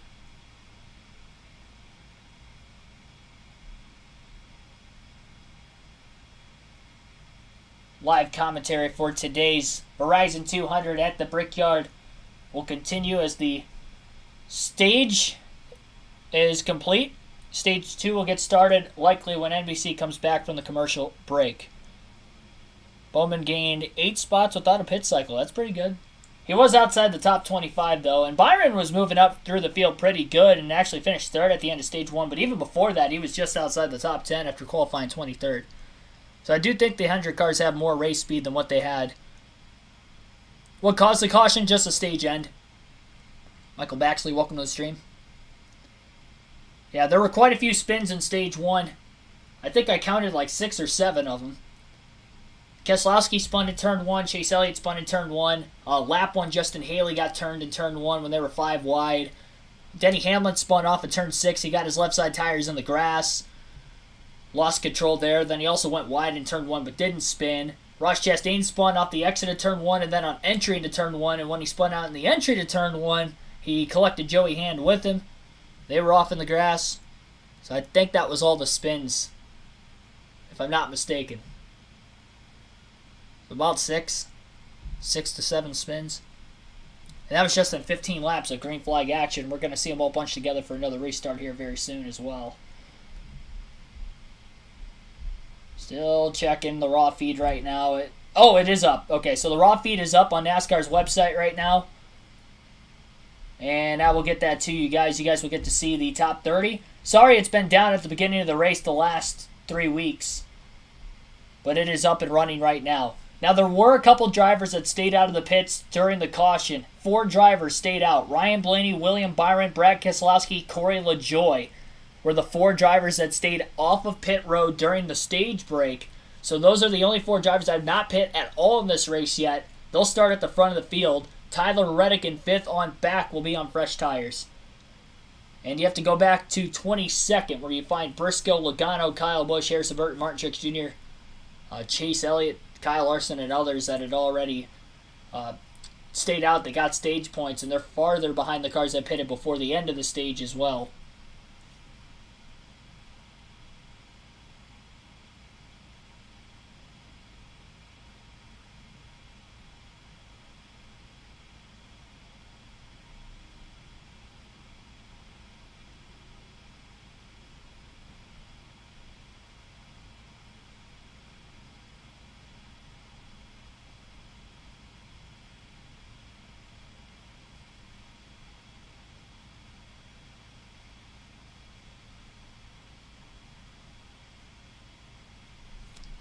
So ongoing story right now with Chris Buescher in the 17 car. When NBC came back from the commercial break and the pit stops towards the end of stage number 1, where drivers are trying to short pit before pit road closed with 2 to go on the stage, I keep saying Briscoe. It was Chris Buescher's car that was on fire. He keeps coming back down onto pit road every one of these caution laps to try to blow the smoke out of the interior of the race car so it's easier for him to breathe as well as see. Scrubbing off the windshield constantly as well. Looks like there's some damage on the left front fender they were pulling out. Topping off on fuel while they're already in the pits as well. 459 East PA.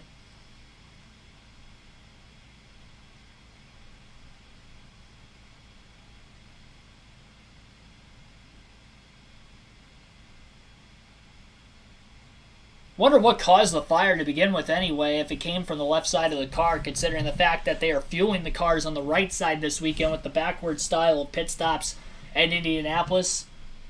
Also see that at Road America and Watkins Glen of the other road course races on the schedule.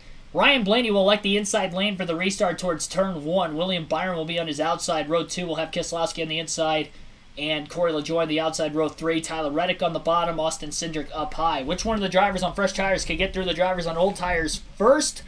Into the Geico restart zone. The green flag is going to be back in the air as Ryan Blaney will get the launch. He is going to likely pull clear of the 24 of Byron, although Byron getting a good push from behind by LaJoie. Blaney had no push as they pulled out a line to try and make some passes. 3x3 into the first turn. One car gets shoved way down below the white line, trying to force his way back in. Logjam on the inside is there. 4x4 in the middle of the pack. And one car goes around.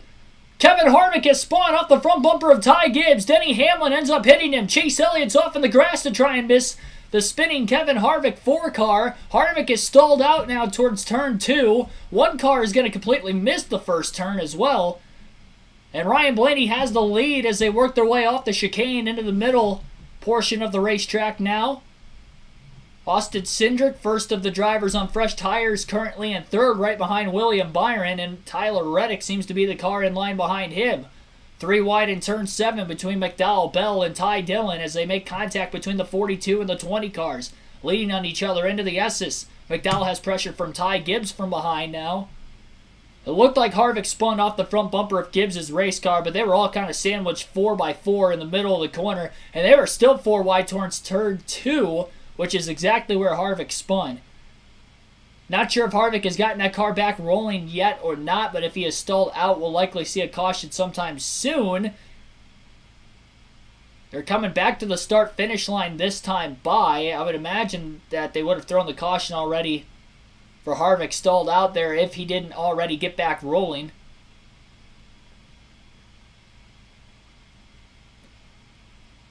And it actually looked like it was the 3 of Austin Dillon who made the initial contact with Kevin Harvick, but Gibbs was on the inside of turn 2 of Dillon.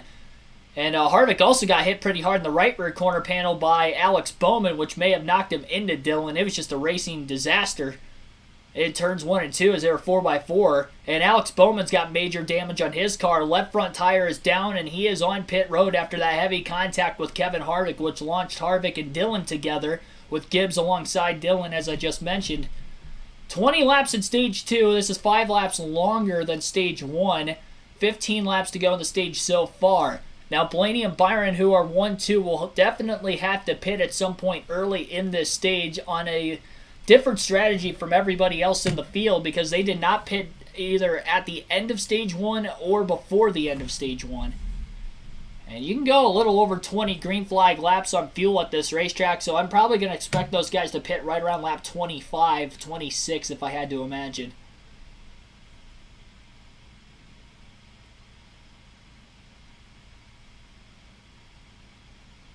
It was turn 7 where Bowman's tire went down. Luckily, it was down far enough on the straightaway that he knew it was down, was able to pull out of the way before potentially causing another accident. It looks like Bowman will remain on the lead lap as the leaders are just about to get into turn 1 where Alex Bowman is after exiting pit road. So Bowman will remain on the lead lap for now, and hopefully they've got the left front fender pulled out enough that he won't have any further tire rubs on that 48 car. Blaney and Byron holding pretty decent pace, though, with the clean air advantage and track position over Cindric and Reddick behind them. Keselowski also stayed out of the pits. He fell back a couple spots on the restart, still in 5th, but he is also on the same strategy as Byron and Blaney, so that is worth noting. Blaney, without a win so far this season, stayed out, finished 2nd in the stage, so got some stage points and trying to alternate the strategy to try and get him more track position towards the end of the race with getting stage points as well. No other driver inside the cutoff line made that decision, except for Byron, who is, of course, locked in with 2 wins. So he's got nothing to lose with this. Lucas Salisbury, welcome to the stream.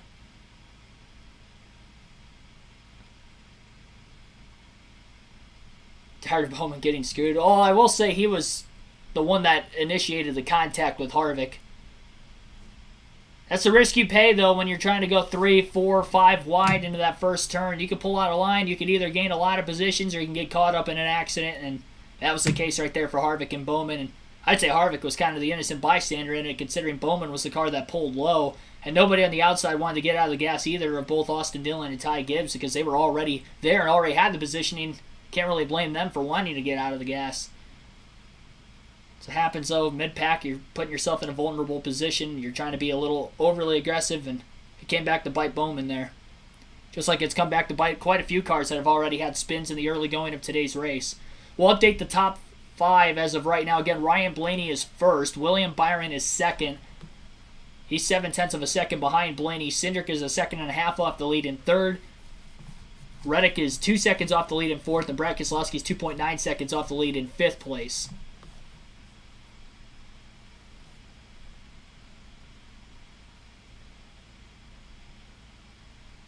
I did hear commentary from James Hinchcliffe yesterday during the end of the Xfinity Series race, and I've heard him on a couple SRX races from highlights before. I gotta say, very insightful. I like James Hinchcliffe as a commentator. I think he should definitely do it full time. It'd be weird seeing him as a NASCAR commentator, considering, as far as I know, he has never made a NASCAR Cup Series start. But of course, with this being the Indianapolis Motor Speedway and him being a full-time IndyCar driver for a while, it makes sense that, I guess he's here this weekend still. And IndyCar obviously was racing there yesterday. But he's very insightful. Enthusiastic personality at that as well. He'd be a great commentator for IndyCar. Sorry if he already is and I didn't know that. I don't think he is, though. Isn't it Townsend Bell and Paul Tracy? Or are they not doing it anymore? I was at the Indy 500 this year, so I didn't get to watch the commentary of it. Oh, Tyler Reddick went wide, trying to make the pass on the inside of Austin Cindric into turn 1, and as he blows the corner, Cindric is able to cross him over cleanly and clear him into turn 2. Ryan Blaney locked up the rear tires as well, and Byron was able to close the gap on Blaney, but Blaney holds on to less than a half a second lead with Byron all over his back bumper. Full screen commercial break now from NBC, as we are in the middle of stage 2. Your full field running order right now has Ryan Blaney in the lead by 0.4 of a second over William Byron in 2nd place. Austin Cindric in 3rd, Tyler Reddick 4th, Brad Keselowski is 5th. AJ Allmendinger 6th, Daniel Suarez 7th, Christopher Bell 8th, Michael McDowell 9th, Bubba Wallace is 10th, Corey LaJoie 11th, Ty Dillon 12th, Martin Truex Jr. 13th, 14th is Austin Dillon, Ty Gibbs is 15th. Chase Briscoe 16th, Kyle Busch 17th, Joey Logano 18th, Kyle Larson 19th, Eric Almirola is 20th. Chase Elliott is in 21st. That's actually updated now. Chase Elliott's 18th, Stenhouse 19th, Custer 20th, Gilliland 21st. Harrison Burton 22nd, Eric Jones 23rd, Denny Hamlin 24th, Cody Ware 25th, Josh Bilicki 26th, Daniel Kvyat 27th, Kevin Harvick 28th, Corey LaJoie 29th, Kyle Larson is 30th, Eric Almirola back to 31st, Maurice Hensman's 32nd, 33rd, Josh Williams 34th, Ross Chastain, Alex Bowman last car in the lead lap in 35th. Joey Ham first car lap down 36th, Justin Haley is 37th, and Chris Buescher's 3 laps down after that fire he had on pit road in last place in 38th. Tough break for Buescher. He was inside the top 10 before those pit stops started too. John P., welcome to the stream.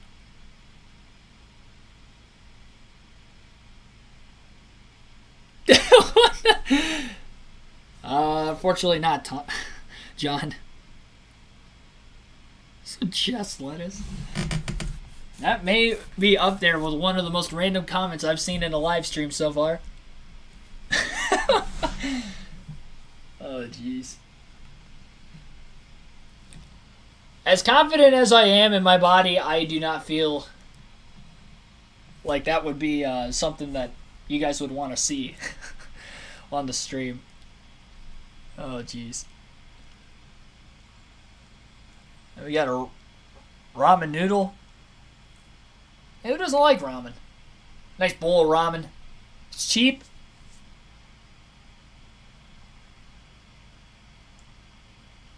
Not only affordable, but I think it could settle. It could please people.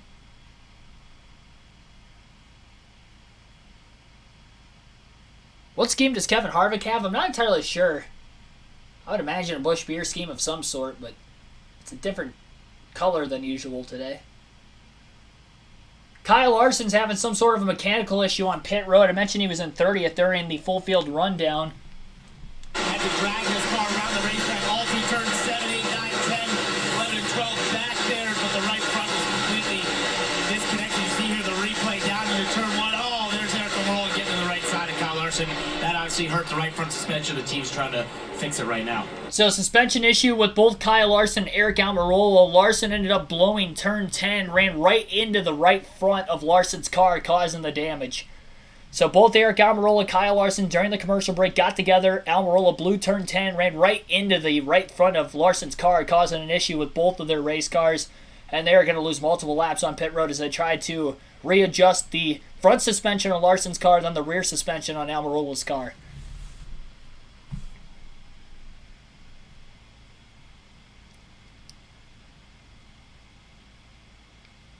I don't know why Blaney has not pit. I think the interesting call now is to hopefully get track position at the end of stage 2 and get the stage points in stage number 1. I think that is why Ryan Blaney had stayed out of the pits. Now, I'm not sure why a guy like William Byron would have done that, considering he's already locked into the playoffs with 2 wins. I guess he can move up in the regular season standings a little bit as well. But I understand the call from Blaney's perspective. And it also looks like Eric Almirola is pulling into the garage right now as he's backing up down pit road. So Almirola's day seems to have come to an end after that issue in turn 10 moments ago. 9 laps to go in stage 2 as of right now. Lap 27, Blaney, Byron still out on the track. Keselowski lost a spot to Allmendinger. AJ up to 5th now. Great run for that 16 car after starting back in the 20th place position. And he wasn't one of the drivers that stayed out as well. Oh, and right as I said something, Allmendinger is off into the gravel pit. It looks like off the exit of turn 6. Simultaneously, there's a spin in turn 10. Looks like turn 1, actually, involving Harrison Burton and Cole Custer. So Allmendinger was off track in the sand. It looked like it was actually turn 4 where Allmendinger was in the sand. And then in turn 1, Harrison Burton and Cole Custer got together and went for a spin.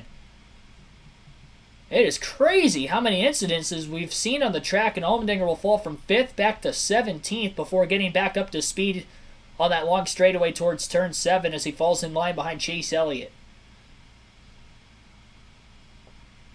What are stages today? 15, 20, and then from lap 35 to 82 to the end of the race. Allmendinger just lost. It looked like he may have either gotten back into the gas too soon or was just really, really loose.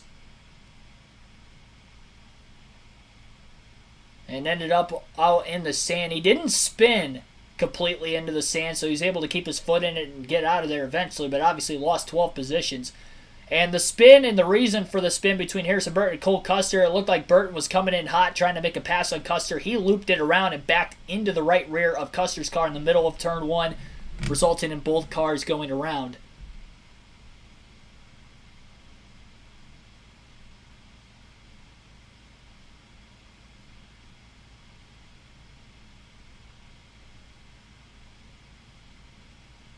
Chase Elliott side by side with AJ Allmendinger for position. A little bit of contact off the exit of turn 2 as Allmendinger will have the advantage on the inside into 3 and clear into turn 4 on the 9. Elliott able to get back down to the bottom and hold his positioning over Joey Logano as they enter the chicane.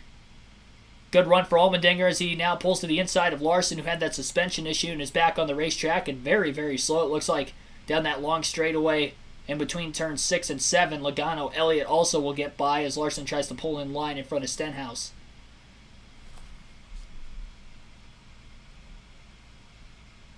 Kevin Harvick has worked himself back up to 24th, it looks like, passing Justin Haley for position after going for that spin on lap 1 of stage 2. And by the way, Larson is back on track, but he is 3 laps down in 37th as of right now. So tough break for Larson.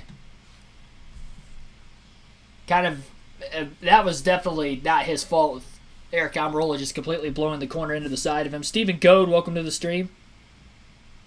The Q to 70, welcome to the stream as well. Chaffee City, USA, welcome. Jeff Burton sounds like someone slowly releasing air out of a balloon. I haven't heard that comment before. Daryl Kennedy, welcome into the stream. Oh yeah, sorry, I meant to move my picture when I updated the leaderboard. I apologize for that. I'll move it to the right side of the screen. There we go. Surprisingly, Ryan Blaney and William Byron have still not pit. We have 7 laps to go at stage 2. The plan is for them to make it on 2 pit stops today rather than 1. Again, this is the first race of the next-gen car at this track. They had some caution laps during the stage break, so they have definitely saved quite a bit of fuel. And they are working their way out of the S's right now. They'll be coming to the start-finish line this time by Byron. Looks to pull to the inside of Blaney into turn 10, but not quite going to get there. And Byron will not pit this time either. They'll stay out coming to lap 30 as they continue to run 1-2. Interesting strategy call, but honestly, considering there's only 6 laps to go in the stage, I think this is the right call for Blaney and Byron. Because they are only going to pit about maybe 3 to 4 laps before the rest of the field now. And that's if they pit this time by.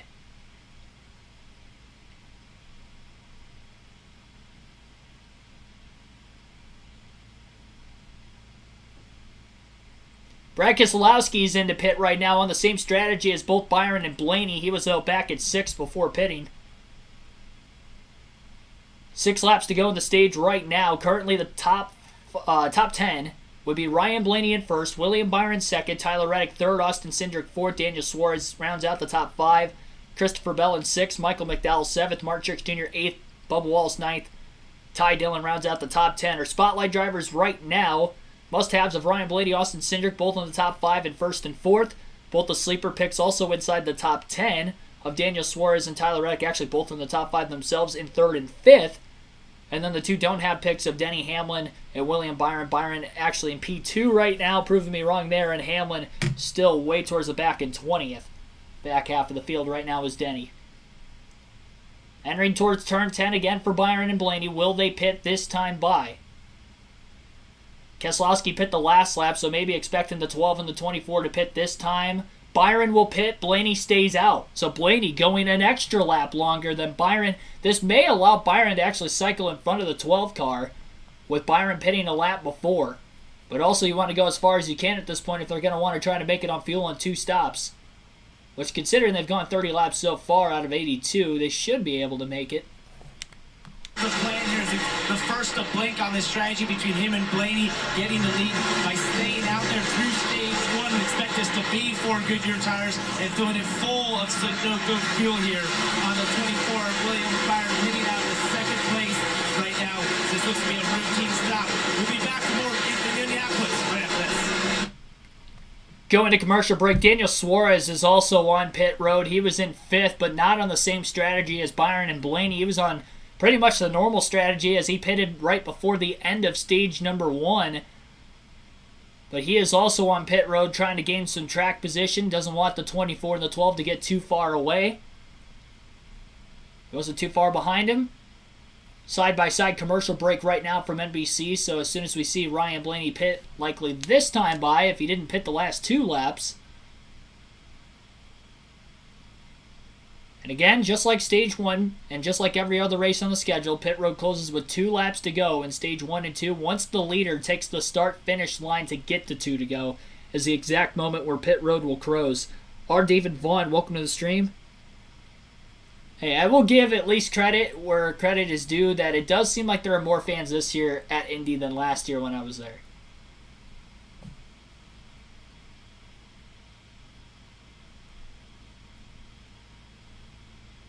I'm not saying it's leaps and bounds better, but it's at least a little bit better. More cars in the back half of the top 10, maybe just outside the top 10, are coming into pit. Ty Gibbs is on his way in, as well as A.J. Allmendinger right behind him in the 16 car. I believe Ryan Blaney stayed out of the pits again to get to 4 laps to go in the stage as he continues to lead and now has led more laps than Tyler Reddick and any other driver in the field so far today.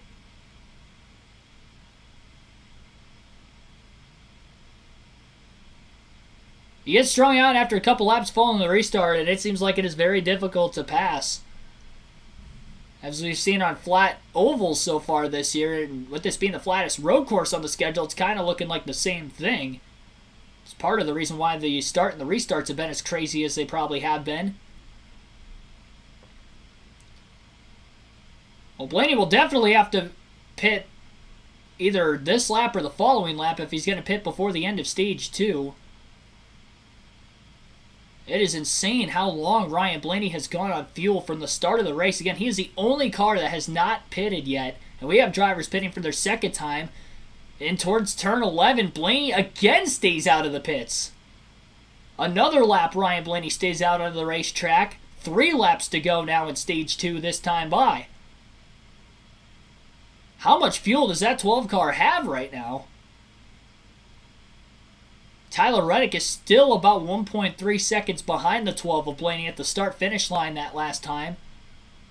You gotta think Blaney's tires are just so much older than Reddick and the rest of the fields as well, but he's still running a decent pace to hold on to the lead despite not pitting at all yet. I'm surprised he went this long. I'd extremely doubt the fact he's going to stay out to get stage points next stage as well. But he might be in the best position of anybody going into stage 3 if he pits this time by. A lot of pit stops going on again. McDowell, Truex, Dillon, Logano, Stenhouse, Gillen, and Burton are in. And with no wins in 2022, Martin Truex Jr. comes into this one as the man on the bubble. Car pretty good for him now. James Small told me this morning he improved every lap in practice. They ran only 11, and he got better every time, Marty. You see Joey Logano coming down pit road. They're going to run this stage short as well. His teammate Ryan Blaney still has not pitted today. You know, there's an old adage in racing, be the last to pit first and the first to pit last. Ryan Blaney winning that battle today. They're going to come down pit road this time. For the first time today, you're going to see Ryan Blaney come on to pit road here. His only complaint about the car is that it just has no drive off. You also see Tyler Reddick matching him here. So that point being made that Randall Burnett made to me a moment ago, I don't think we can make it in 2 stops. So Tyler Reddick matching the move here with Ryan Blaney coming to pit road right behind him. Reddick has had no complaints about his race car. Blaney saying need a little bit better drive off. But what's amazing to me, and Steve, everyone on pit road noticed it, those tires, those Goodyear tires held on so well for Ryan Blaney. I think everyone's knowing, hey, you can stay on those tires forever if you want. Yes. That is the case. Again, Blaney into the pits for the first time. Tyler Reddick was right on his back bumper as they hit the commitment line at the front of pit road. Austin Cindric will also be in the same lap. Pit road is closed now for anybody else further back in the field that is not pitted. Christopher Bell stays on the racetrack. He'll get a playoff point for winning stage 2, likely at least. As long as he doesn't make a mistake here in the last lap and a half of the stage. He's 8.8 seconds ahead of Kyle Busch, who was in second, who also stayed out. Bubba Wallace, Ty Dillon, Chase Elliott, Denny Hamlin, Chase Briscoe, all still on the racetrack right now and have not pitted. And will have to remain out on the racetrack to the end of the stage. Now, Tyler Reddick cycled ahead of Ryan Blaney on pit road. Blaney must have had a slow stop on that 12 team, and Reddick was able to get by the 12 car finally, but it was in the pits rather than on the racetrack. Christopher Bell working off of turn 9 towards 10.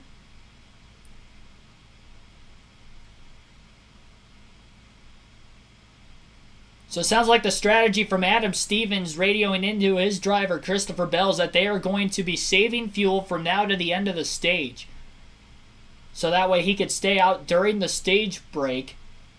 And they are going to maybe contend on trying to make this race on one more stop, which would be, hopefully for himself, when pit road opens, to start stage number 3, or in the final stage when pit road opens, to make it to the end of the race. So we have some varying 2-stop strategies. You have a stop Three-stop strategy for a lot of the field, but some of these drivers that are staying out right now potentially going to try and make it on 2 stops. Some of them, I don't think all will try, but some will. The drivers who just hit pit road for the first time, William Byron, Ryan Blaney, are running 14th and 15th. Suarez pitted with those 2 drivers. He's 16th, right in line behind him, followed by Keselowski and Cindric. Tim Brown, welcome to the stream. Jeremy Oglesby is hoping for Joey Logano to win today.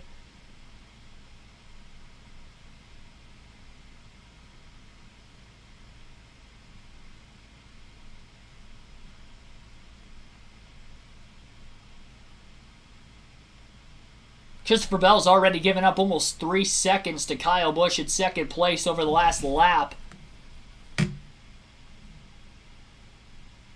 So he is definitely backing way, way off of it to try and save fuel. Working his way right now through the final corner. And Christopher Bell will win Stage 2 at the Indianapolis road course by a little less than 5 seconds over Kyle Busch. Busch bringing it home in P2, Bubba Wallace 3rd, Chase Elliott 4th, and Ty Dillon will round out the top 5 in Stage 2 rather. Denny Hamlin at 6th, Chase Briscoe 7th, Cole Custer 8th, Eric Jones 9th, and Cody Ware will round out the top 10 in Stage 2. Yeah, Cody Ware gets a stage point.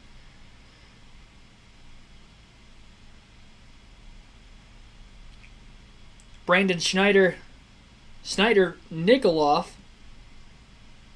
Cody Ware coming up for the win. Everybody in the chat seems to be shocked Cody Ware in the top 10. I'm not shocked only because he just stayed out longer than everybody else. The only car behind him that would have stayed out on the same strategy as Ware would have been Bilicki in 11th, who didn't get any stage points. Everybody from 12th on back is already pitted before the end of Stage 2, whether they were on the 1 or 2 stop strategy. They pitted towards the end of the stage. I need to go back in the chat just to see if I can shout anybody out that hasn't already been shouted out.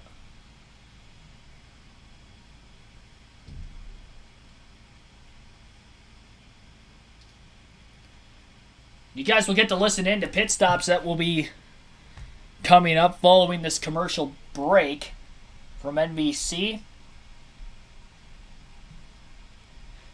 So far, Ryan Blaney has led the most laps in today's race. 15 laps led to Reddick's 13.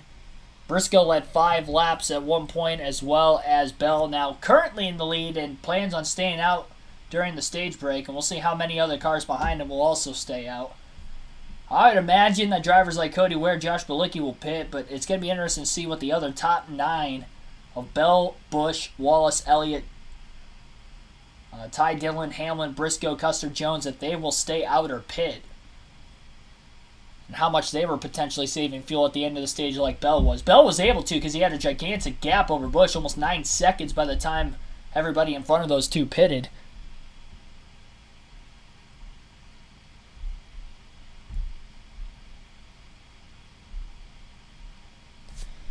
This is our second caution of the day, both for stage breaks, no cautions for incidents so far. Brian Chastain, Patrick Ellison, welcome into the stream. He's not going to win. No, Cody Ware's... I can put down that Cody Ware's probably not going to win.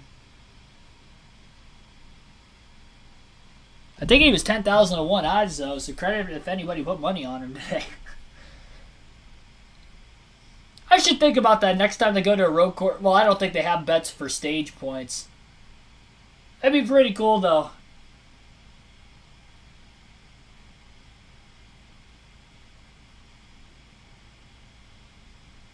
It'd be pretty cool if you could bet on drivers that could get stage points. It's like I predict Cody Ware will get stage points when they go to Watkins Glen.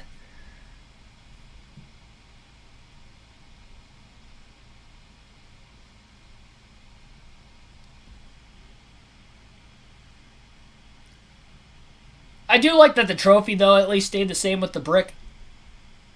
I don't know if it was like that last year or not. But this year it is. It looks very similar to the Brickyard 400 trophy of years past. A little bit modified, but not as much so. Had about 174 people watching at our peak so far today. Be sure to hit that like button if you have not already. 56 likes on the stream so far. And obviously, again, subscribe for more daily NASCAR content if you have not already with these live race commentary live streams. Already through the first 2 stages today at Indianapolis, but we are still just shy of halfway in today's race.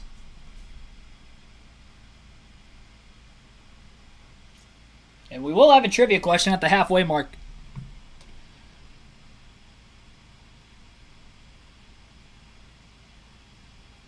Tim Brown pulling for Ty Dillon.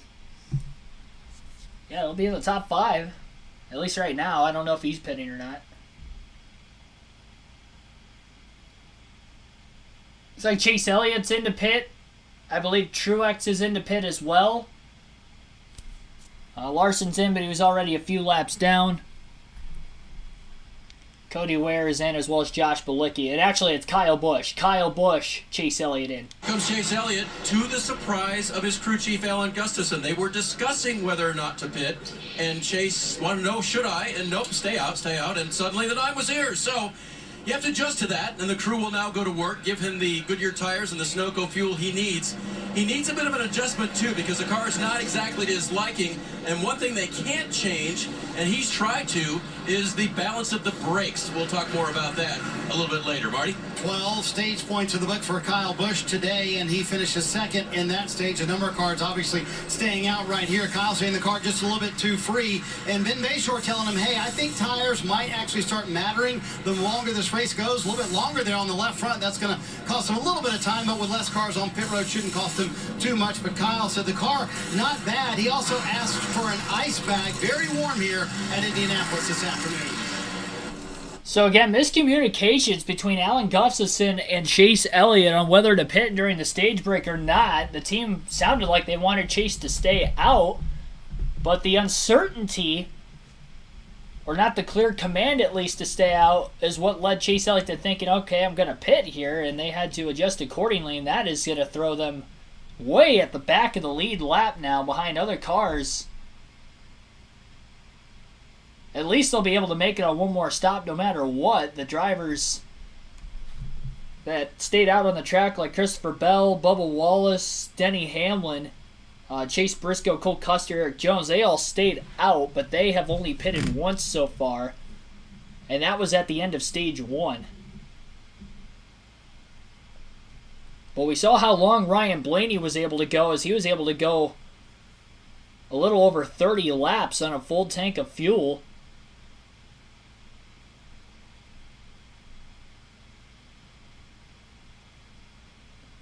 I remember in the Gen 6 era, the Penske cars never seemed to get fuel mileage right, and fuel mileage like races. I don't know about the next gen car, but it definitely still surprises me the lack of success, or success in general, that they've had. And Blaney was able to make it as far on fuel as he did.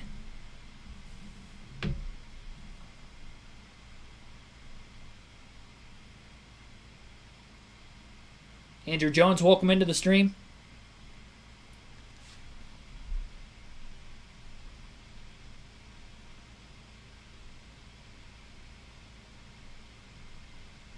Yeah, it looks like Larice Hensmans and Eric Almirola are the only 2 out of the race. I think Daniel Kvyat might be out of the race as well, so he's 9 laps down. Larson had a suspension issue. They've gotten that fixed for contact with Almirola, which sent Almirola to the garage, but Larson is 3 laps down, still on the track. Buescher's 2 down right now. And the free pass, by the way, went to Joey Hand during the stage break, so he'll be back on the lead lap in 32nd for the restart.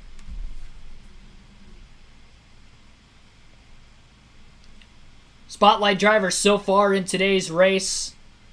To start stage 3, the must-haves of Ryan Blaney and Austin Cindric will both be restarting outside the top 10 at 17th and 14th based off their pit strategy.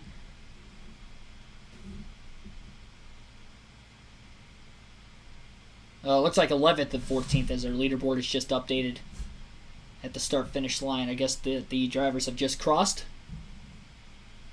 By the way, Chase Elliott, Kyle Busch will be back at 26th, 27th on this restart after just pitting there. Looks like Alex Bowman came back on the pit road as well, as Corey LaJoy. Those two may have had a little bit of damage. We know Bowman did. He had a flat tire at one point earlier, so probably trying to pull the fenders out on that car again.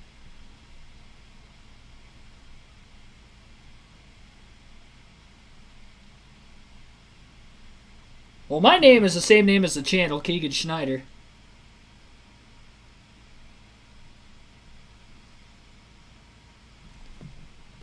Chat doesn't have a name. The name of the commentating, I guess, channel in a sense is KRC. But the actual YouTube channel name is my name. That's like our network name. Our network / not network name.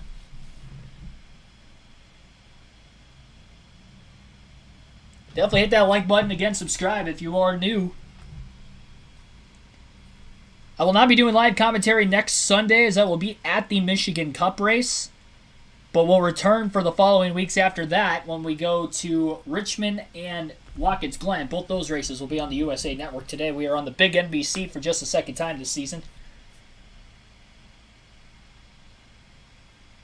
So we've got 3 different strategies going on so far in today's race through the first 2 stages.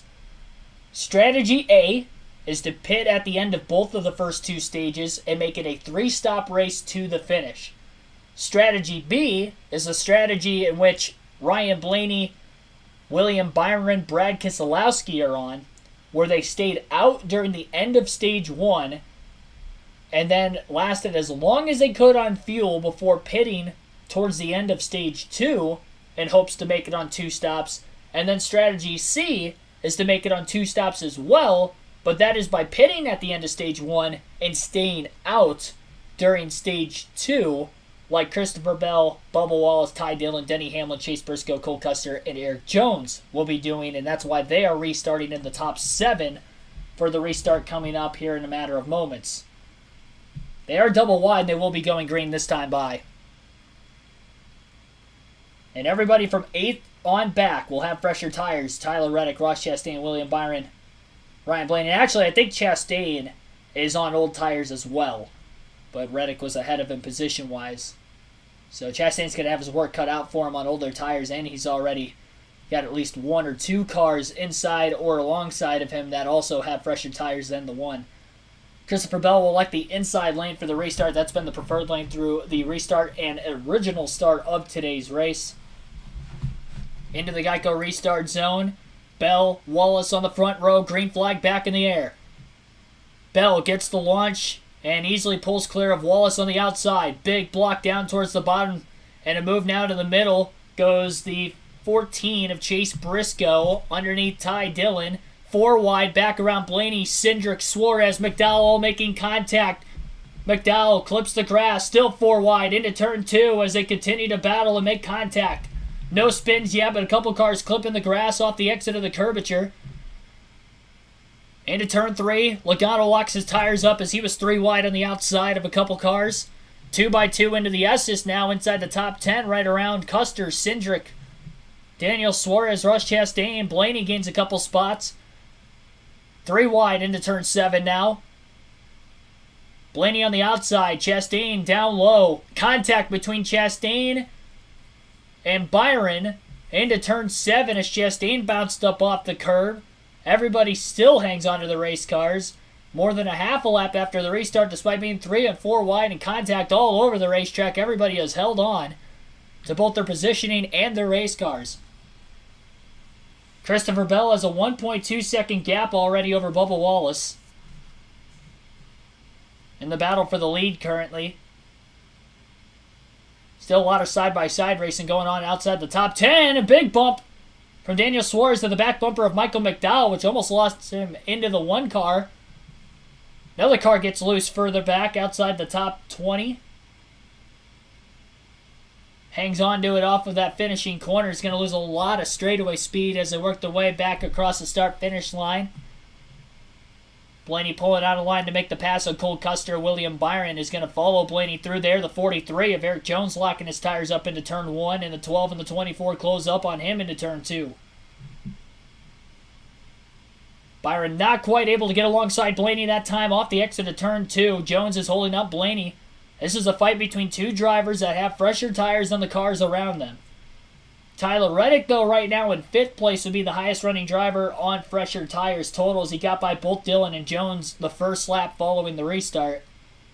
Blaney and Byron still trying to get around those two. Blaney to the inside of Jones into turn number 7.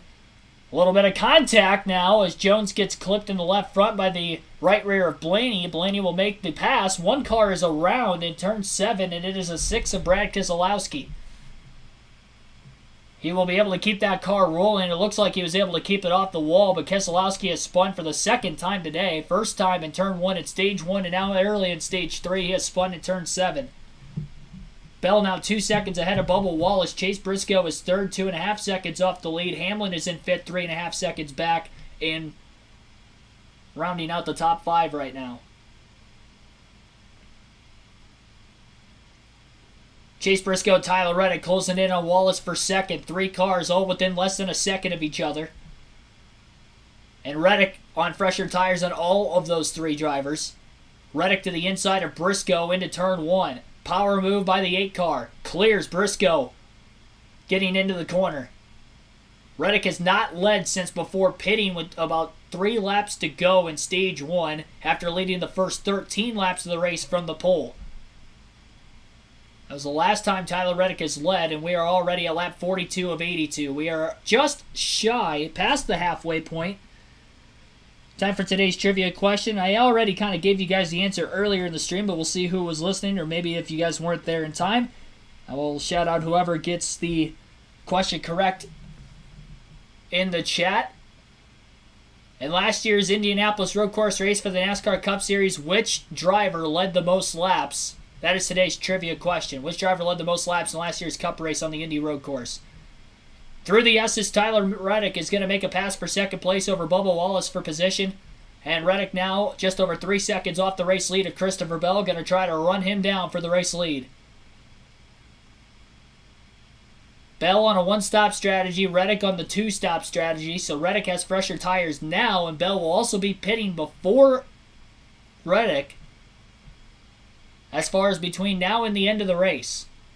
Ryan Blaney was able to go just over 30 laps on fuel, and we have exactly 40 laps to go at the start-finish line this time by.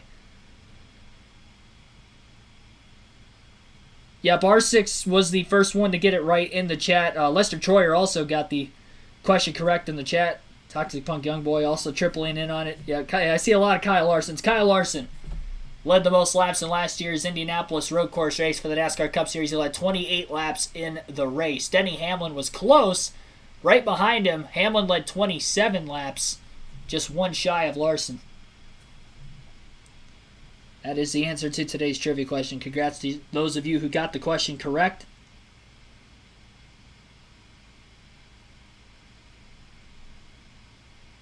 Lester Troyer, welcome into the stream as well. Ross Chastain to the inside of Eric Jones into turn 7, trying to pass him for 9th place on the racetrack. Can't quite get around him. Jones clears him into the S's. Couple guys on fresher tires behind Chastain right now. Michael McDowell, Daniel Suarez. Suarez to the inside of the 34 after the 34 gave the 1 car a bump. Trackhouse Racing sandwich around the 34 of McDowell right now. I'd be careful trying to move the 1 car out of the way with Suarez right there in line behind McDowell. Of course, Suarez and McDowell have had a history with each other. Had a fight after qualifying at Phoenix back in 2020. It is a 1-stop race to the finish for most of the field, if not everybody. The ones closest are those who stayed out at the end of Stage 2, both during and before. Full screen commercial break now from NBC. We'll go through the full field running order right now. Christopher Bell is the race leader again by 3.1 seconds over Tyler Reddick in second. Bubba Wallace is in third. Chase Briscoe in fourth. Denny Hamlin rounds out the top 5. Ryan Blaney in 6th. William Byron in 7th. Ty Dillon 8th. Eric Jones 9th. And Ross Chastain rounds out the top 10. Michael McDowell in 11th. Daniel Suarez in 12th. AJ Allmendinger 13th. Mark Jr. 14th. Austin Cindric is 15th. Joey Logano in 16th, Chase Elliott in 17th, 18th is Kevin Harvick, Austin Dillon 19th, and Ty Gillen is 20th. Ty Gibbs in 21st, Kyle Busch in 22nd, Alex Bowman 23rd, Harrison Burton 24th, Ricky Stenhouse Jr. is 25th, Joey Hand 26th, Cole Custer 27th, Corey LaJoie 28th, Cody Ware 29th, and Josh Bilicki is 30th.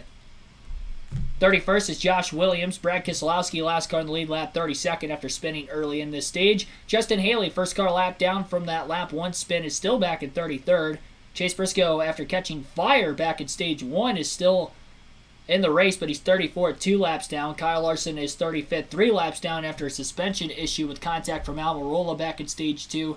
And then the 3 cars out of the race today, 36th through 37th, Daniel Kvyat, Maurice Hensmans, and then Eric Almirola will finish last in today's race.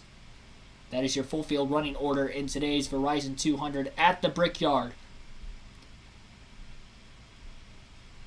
Spotlight drivers as of right now, the 2 must-haves of Ryan Blaney and Austin Cindric. Blaney in 5th place, while Austin Cindric is still back, and he is in the 14th place position just outside the top 10 right now. The 2 don't have picks of William Byron, Denny Hamlin, both inside the top 10 currently.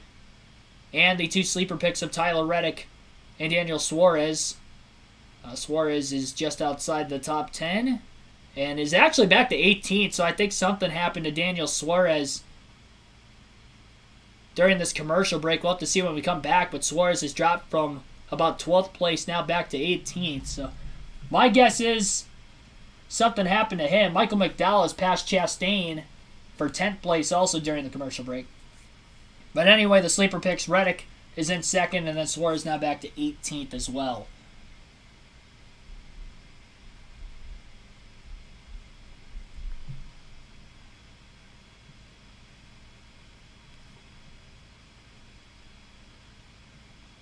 $74 likes on the stream right now. Be sure to hit the like button, subscribe for more daily NASCAR content again if you have not already. Got a shot to get up to 2.8 thousand subscribers on the channel today. We are just 10 away as of right now. Tyler Reddick is closing that gap immensely right now on Bell with his fresher tires. He's only a 2.5 seconds off the lead. Ryan Blaney also made a pass on Briscoe, as well as Byron, now moving inside the top 5 past the 14 car. Blaney up to 4th, and is all over the back bumper of Bubba Wallace currently for 3rd.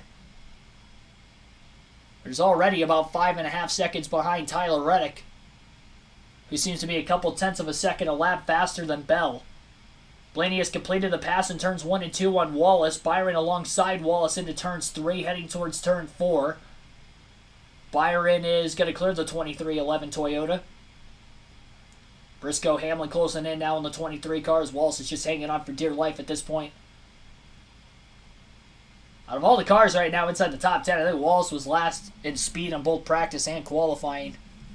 So he is definitely fading, as well as Ty Dillon was also in that same bracket. He's still hanging on, but he is back in 8th. The 9 wins, I'm going to shoot my TV. Yeah, it's not looking like his day. That was a bad call, I feel like, by him to pit during the stage break, as well as Kyle Busch, unless they absolutely thought they couldn't make it. But seeing how long Ryan Blaney was able to go on fuel, I think it's possible as long as you save fuel correctly. Now, I will say there were caution laps earlier in the race for Blaney to save fuel. I guess they were able to save during the stage 2 break, so I guess that would be the case either way. If we get any more cautions throughout now in the rest of the race, it'll be easier to save fuel. But it'll also be interesting to see if the field will pit or not during the caution. Tires matter to a certain extent, but the faster cars are probably able to get away with racing on older tires than cars that weren't already running inside the top 10 prior to strategy.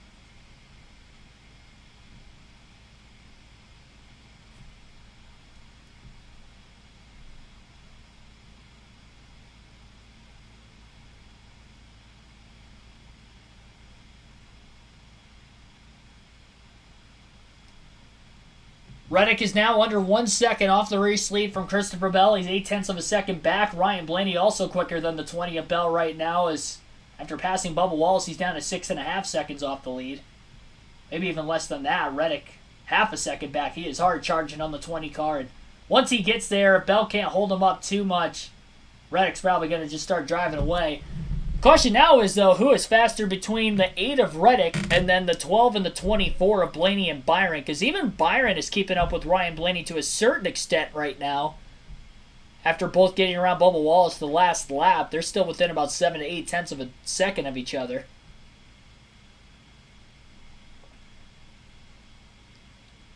Longer it takes for Reddick to get by Bell, the better for Blaney and Byron. And again, we haven't had a caution for incident yet today. You wonder if we're going to see one.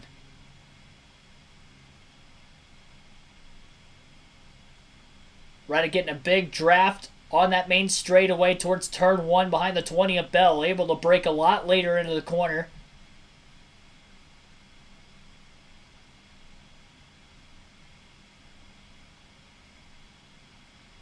Reddick also just ran the fastest lap of the race about 2 laps ago than any other driver in the field in his route to trying to run down Bell.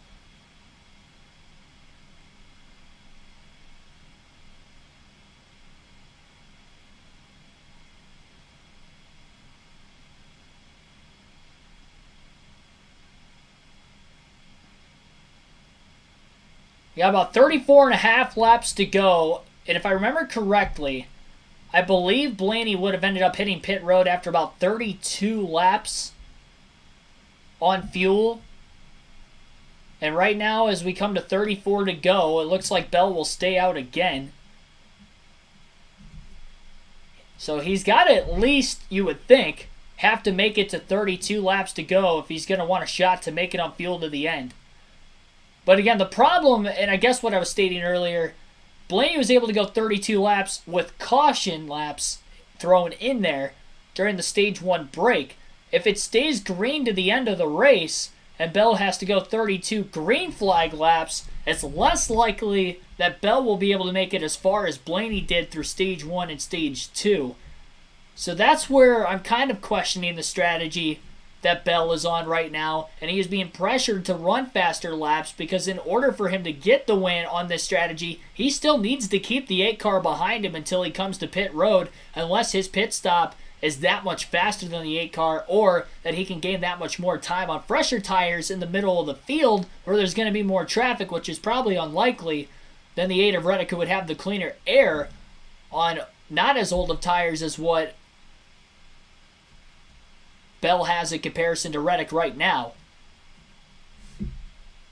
Reddick taking his time, knowing he's got a big gap back to Blaney and Byron, although they are slowly closing in. Reddick locks up the front tires into the S's, trying to power hard to the inside of Christopher Bell. He was looking to make a move there, but couldn't quite get alongside. As they work their way back up onto the oval in the short chute between turns oval 1 and 2. Off of 9 into turn 10. Will Bell stay out of the pits this time? Reddick putting the pressure on. Christopher Bell stays out of the pits. Hits his marks through turns 11, 12 into 13 and 14 now as they work their way back up onto the main straightaway. Reddick in the draft as they work across the yard of bricks. Bell might have beaten him through the shifts just a little bit. It did seem like Bell was able to accelerate off that final corner a bit better than Reddick, but Reddick way deeper into the braking zone in turn 1. Can't quite get to Bell again. Widening his arc off a little bit more than the 20 car, who's rolling a lot tighter on entry and trying to get back to the gas maybe a bit sooner off exit as he's going wider than the 8 car of Reddick. So Reddick tighter on exit, but it looks like Bell is holding a tighter entry than what Reddick is, and Reddick's really widening the entry out. More draft into turn 7. Reddick pulls out of line, trying to make a pass on Bell. He's going in deep. Here's the move. Side by side into turn 7. Reddick will again have to drop in line behind Bell. Trying to race him clean, at least up to this point he has. Blaney now less than 5 seconds behind the battle for the lead. He was about 6.5 plus seconds back originally when they got by Bubba Wallace before Reddick had caught the 20 of Christopher Bell. And Reddick has been behind Bell for about a lap and a half. Now to the inside, into turn 10. Side by side for the lead. Into 11 and 12. Bell will have the inside line. Still side by side off the exit. Tyler Reddick with the fresh tires will clear into 13 and 14. Bell widens his arc out a little bit more, and it'll be Tyler Reddick back in the lead at Indy with 32 laps to go. Bell will get a run in the draft down the main straightaway now. Will he pull out a line trying to cook it in hard into turn 1? Blaney less than 4 seconds off the lead now of Reddick and Bell after that battle for position. Bell cannot break as late as Reddick. Reddick smoking the rear tires going into the first turn, trying to get away from Bell and not allow the opportunity for Bell to have a chance to get back to the inside of him. Reddick quickly pulling away. Couple cars on pit road right now. Joey Logano, Kevin Harvick, Cole Custer outside the top 10 are in, as well as Eric Jones is in. They think the window's open to the end of the race right now with 32 to go. They are pitting in hopes that a caution could potentially come out before the rest of the field pits so they could cycle back to the lead, is what I'd have to imagine, as they will likely be able to stay on the lead lap as long as they have a fast enough stop, with this being a nearly 2.5 mile road course. Sam Silly Jr., welcome to the stream. Still believe Ellie can win. Under the right circumstances, it's definitely not impossible, but his chances of winning after pitting when he did, not as likely. Although he is back inside the top 10 already, up to 8th. But he is 15.1 seconds behind Reddick. I don't think he could do it without a caution. Tyler Reddick into the pits. Same lap as Christopher Bell. Ryan Blaney will stay out and take over the race lead. 4th place is in. Byron into pit as well. Very interesting strategy call right now. Reddick pitting the same time as Bell at the edge of the pit window with 32 laps to go. That is going to be a lot of fuel to make it to the end. Again, I mentioned, it looks like there's 31 to go by the time they come out of the pits. But remember, I mentioned Blaney went 32 laps on fuel, but he also had caution laps during the stage break to be able to make it as far as he did. These guys pitting right now, coming to 31 to go, they'll have to go one less lap. But if we don't get a caution to the end of this race, they're not going to be able to save fuel under caution. And that might be why Blaney, Allmendinger, McDowell, and Truex all stayed out, as well as Elliott and Cindric, that they are not willing to pit yet. They want to make sure they're going to be able to be within the window. And that's not even to mention if we have an overtime finish and go past the scheduled distance. I definitely don't think these guys would be able to make it if that happened. Tyler Reddick is going to come out ahead of Christopher Bell on pit road, as well as Byron. In front turns into Corey LaJoie, Cody Ware in towards the back of the pack. It looked like Ross Chastain was also just on pit road along with Bell and Reddick.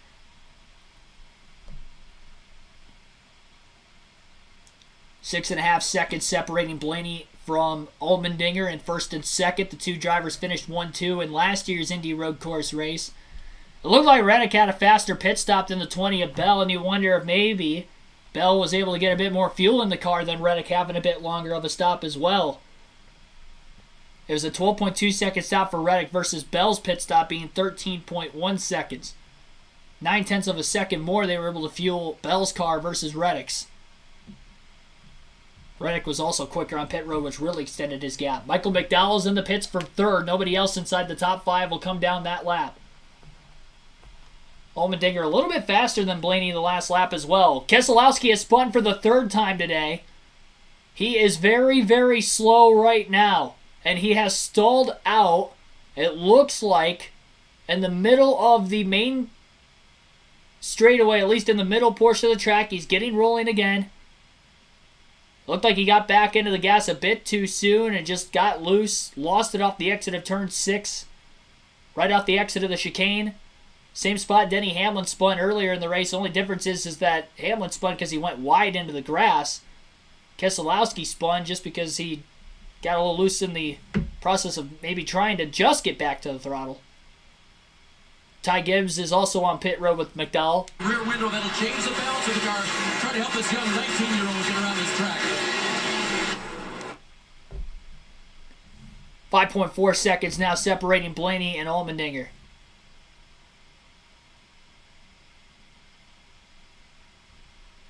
Blaney into the pits 2 laps after both the cars in front of him at the time pitted of Reddick and Bell.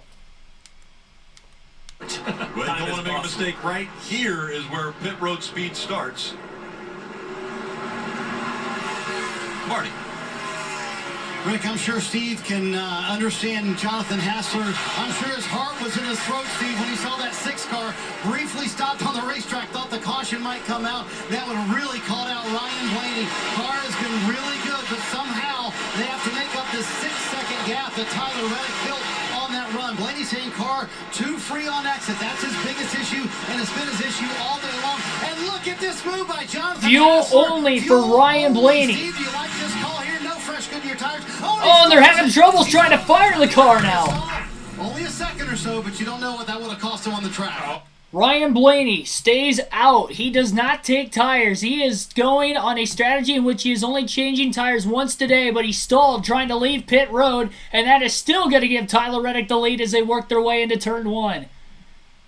Costly issue after dropping, well, I guess they didn't have to drop the jack because there were no tires taken. Blaney will hang on to second right in front of Christopher Bell. Bell has fresher tires than the 12 car, but we'll see what this battle will be able to create right now as Bell is desperately going to try to get around Blaney. There weren't a lot of tire fall off for Blaney as he went a long time before pitting earlier, so they are trusting that Blaney could save his tires and potentially pit for tires on a road course just once today. That is asking a lot out of your driver, if I have to say, but as of right now, Blaney will cycle into what will eventually be second once everybody else hits the pits. It'll be interesting to see if anybody else goes fuel only. Chase Elliott, Martin Truex Jr., Ricky Stenhouse Jr. are now inside the top 10. Allmendinger, Cindric, Suarez, Gilliland, Kyle Busch still all have to pit. Busch pitted during the stage break, so maybe he'll try to go as far as he can, maybe. Definitely can't make it to the end, so I'm surprised there are still cars out on the track. Else for this last pit stop. Bottom of your screen, Martin Truex Jr. His car was going really free at the end of that last run, so he'll also get Sunoco fuel to take him to the end and an adjustment to make that car more compliant. You see there. Tires definitely for Truex and Elliott right now. The only driver that went fuel only was Blaney. Daniel Brown, welcome into the stream. Yeetus Deletus, welcome to the stream.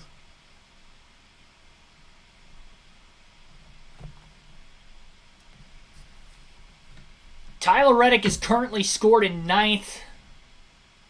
Not far behind Josh Bilicki in 8th, so he'll probably be able to pass him for position if Bilicki does a pit in the next couple laps.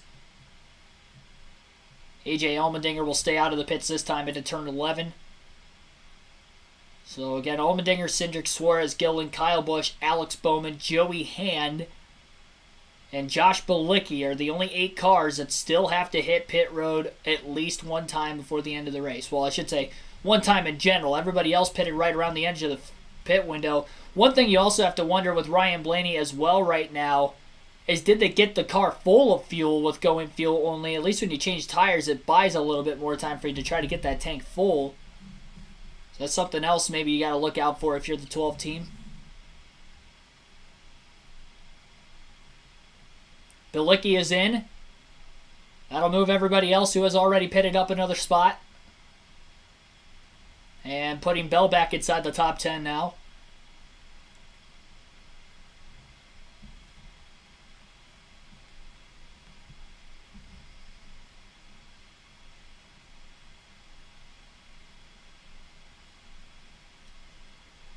$27 laps to go currently in the Verizon 200 at the Brickyard live on KRC. For our live race commentary, be sure to hit the like button and subscribe for more daily NASCAR content if you haven't already. 81 likes on the stream thus far. We definitely get to 100 very shortly if you guys hit that like button, so definitely do so if you are continuing to watch. Derek Muth, welcome to the stream. You're at the race. Hopefully you're enjoying it. AJ Allmendinger on a pit road now. So the race leader is in.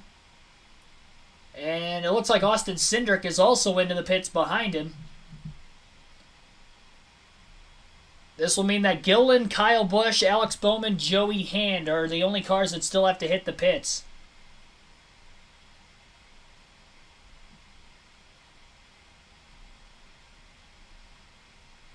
Potentially Daniel Suarez as well. I'm not sure if Suarez might have went fuel only also. or if he hasn't pit yet. Because he was ahead of Kyle Busch and Bowman, because he didn't pit during the stage break like those two did.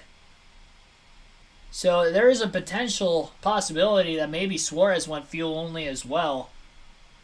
But I'm not entirely sure on that. We'll have to wait from word of the guys in the NBC booth.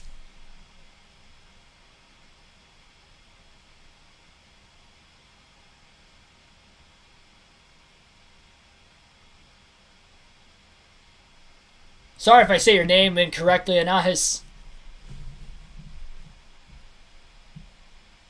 Gonzo, welcome to the stream.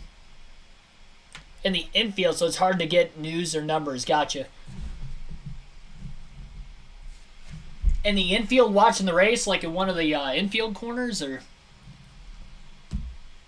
I don't know exactly where all the. I should know where all the jumbotrons are. Considering I've been to Indy a few times already. It's like 3 times already. I've never sat like in the infield to watch any of the races though. Troy the Great, welcome into the stream again. 25 laps to go at Indianapolis. Todd Gillen, rookie, leads the race but still has to pit. Kyle Busch and Alex Bowman not far behind him and also have to hit pit road as they stayed out again that last time by. A 3-car battle for the lead going on right now between Gillen, Busch, and Bowman. They all pit during the stage break so they can go quite a ways on fuel. Hopefully. I don't think that's going to be the last commercial break. That was the side-by-side one at least. I'd imagine the last one would probably be as well. Welcome back, Charles. Christopher Bell also during that commercial break was able to get by Ryan Blaney for what is now 6th place and would eventually be 2nd once the rest of the field hits pit road of those who have not yet pitted in this stage. Kyle Busch is now in the pits from 2nd as Gillen and Bowman will remain on the racetrack as well as Joey Hand, it looks like. So Kyle Busch will be in.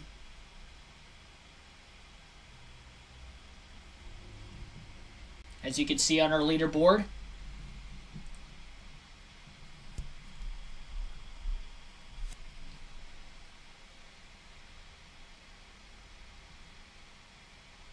Gillen about 1.3 seconds ahead of Bowman. And about 8.8 seconds ahead of Joey Hand yet. Our spotlight drivers as of right now would include Ryan Blaney and Austin Cindric as the 2 must-haves. Blaney in 7th currently. Once everybody pits, he'll likely be in 3rd. And then Austin Cindric in 13th now. Once everybody else pits, he'll likely be in 10th. So they'll both be inside the top 10. As long as they don't lose too many more spots, of course. Especially for Cindric's sake. And the 2 sleeper picks right now of Tyler Reddick and Daniel Suarez would have Reddick in 5th, who will likely eventually be the leader. And Daniel Suarez is back in 15th, so he didn't pit till a couple laps ago as well.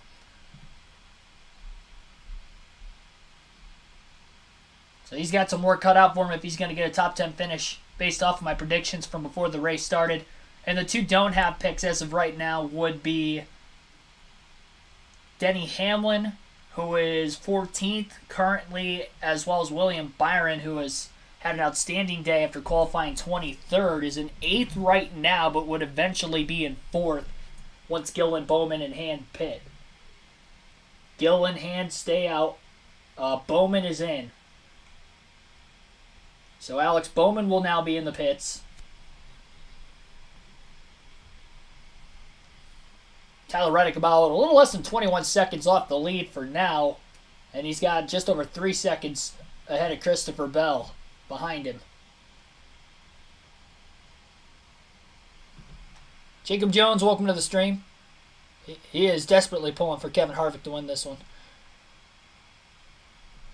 TSN Unreal, welcome to the stream. You're in turn 6. Awesome.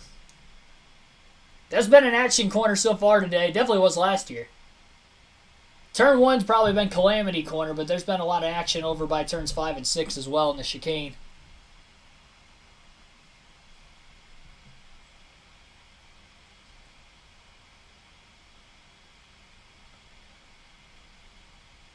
I think Truex and Harvick, they've both primarily been outside the top 10 most of the day.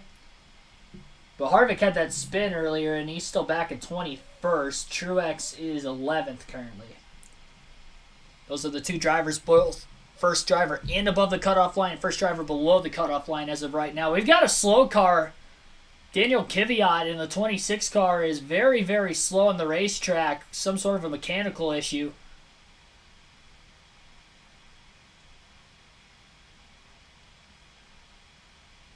It'll be interesting to see if Kvyat can make his car back to pit road. Todd Gilliland is into pit from the lead. Hand out the window right now on Kvyat. We have not had a caution for incidents so far today. It'll be interesting to see if he can get back to pit road. He is very, very slow. He's just got a couple more turns to go. Yeah, there's something. I don't think there's a tire flat on the car like Dale Jr. stated over the broadcast, but there's some sort of a mechanical issue with the 26. And his Toyota will get to pit road, it looks like, right now.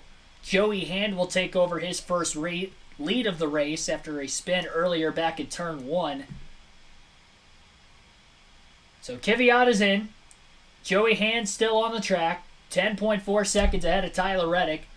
Christopher Bell in third as of right now. 22 laps to go currently.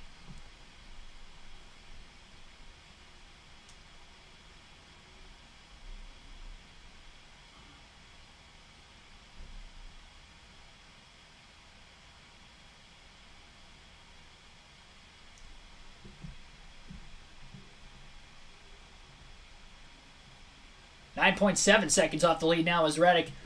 Reddick is definitely slowly pulling away from Christopher Bell. Oh, heavy damage on Ty Dillon's race car. Heavy impact for Ty Dillon on the right side of his race car. Caution is out. Larson stopped in the grass as well. We've got a major, major impact in turn 1, it looks like. Caution is out.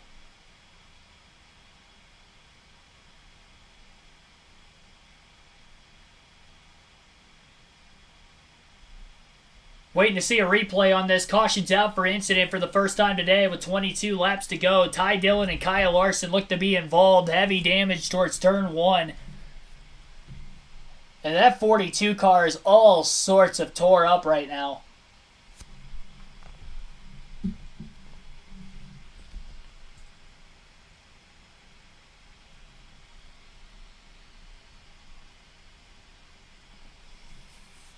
Ty Dillon is out of his race car as well as Kyle Larson. They'll be taking a trip to the infield care center.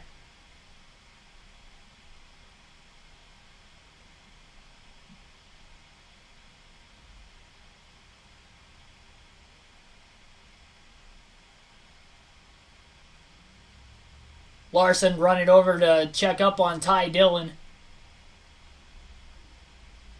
following the wreck. Oh, man, that was a nasty hit. It looked like Larson may have had some sort of an issue. Kyle Larson was coming in way too high. It wasn't turn 1 like the broadcast had initially said. It looked like the same corner that Kyle Larson and Eric Almirola made contact towards turn 10 or 11 earlier. Larson was going in full speed into that hard 90-degree flat corner off of the short chute of oval 1 and 2 and cleaned out the 42 of Ty Dillon.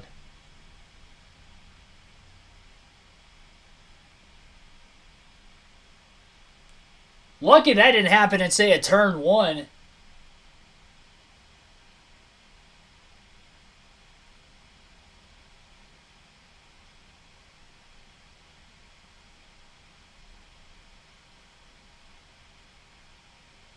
So it looked like there were no brakes on Kyle Larson's race car, but definitely a mechanical issue of some sort has caused this accident on the racetrack, and this will make for a late race restart and the Verizon 200 at Indy.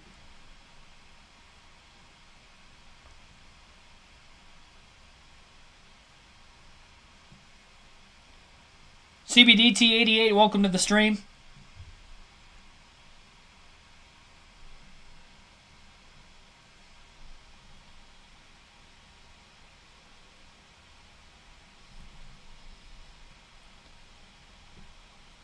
Drivers are definitely in fuel-saving mode during this caution. This will definitely help the drivers who are on that two-stop strategy to make it on fuel to the end of the race.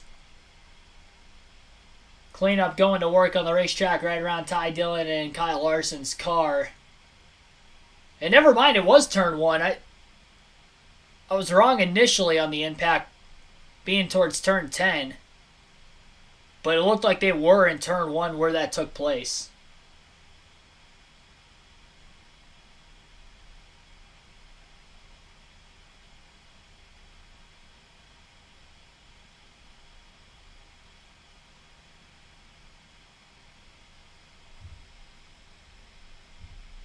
It was definitely a scary impact.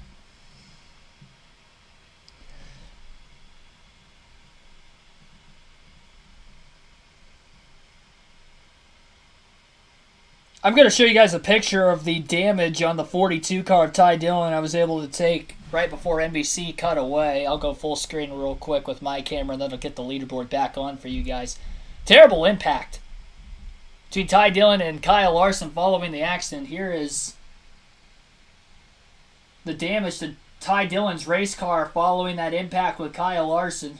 For those of you that are not able to watch the NBC broadcast, you can see the damage right around the right side doors even caved in on the 42 car.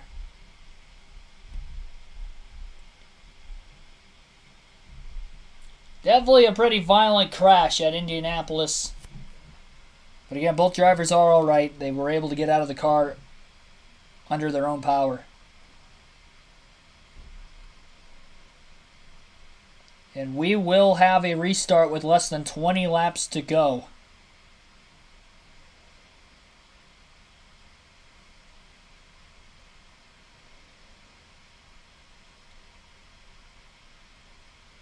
One thing that they mentioned as well between Kyle Larson and Tyler Reddick in that accident, Larson knew he wasn't going to have any brakes going into turn 1 where he slammed right into Ty Dillon.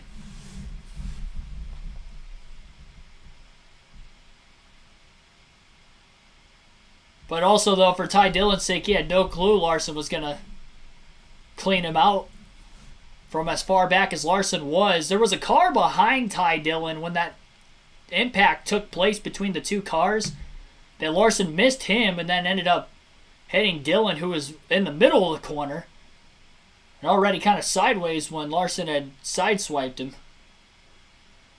It's a good thing when the contact happened that Larson didn't T-bone him necessarily as much as he kind of sideswiped him on the way through, because there was a lot of damage even with the sideswipe. But if he would have hit him with the front of his car, that could have done probably even more damage to both race cars, especially for Larson's sake, going with a head-on impact like that.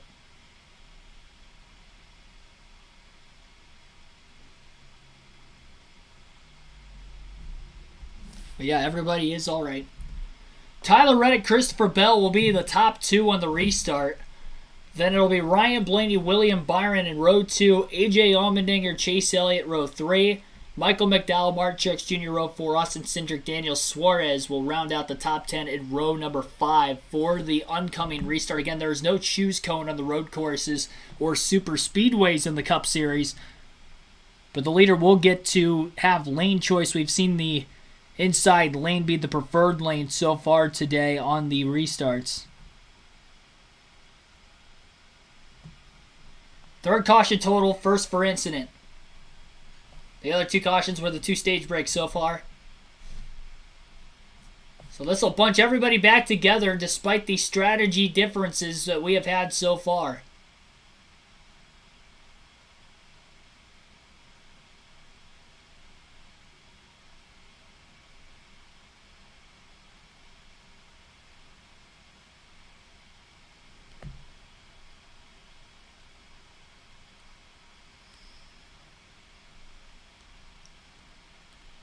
So again, we are under caution for those of you just tuning in.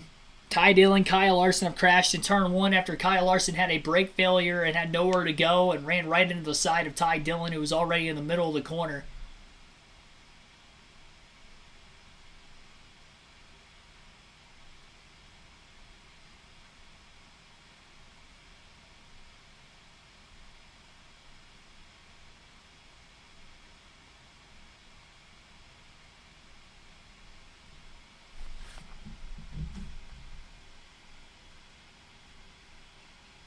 Found out how to watch it.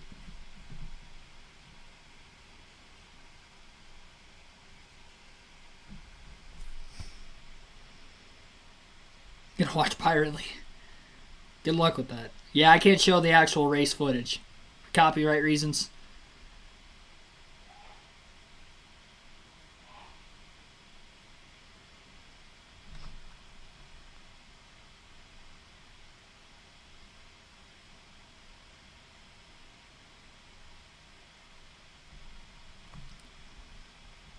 Yeah, just under 200 viewers currently watching, 92 likes on the stream so far. Be sure, again, to hit that like button if you haven't already. And also subscribe for more daily NASCAR content along the way. Road to 3,000 subs, and most importantly, on the road to becoming a NASCAR commentator for future NASCAR races in the real world down the road. We are 9 subscribers away from 2.8 thousand. Definitely appreciate all that have tuned in so far for today's race.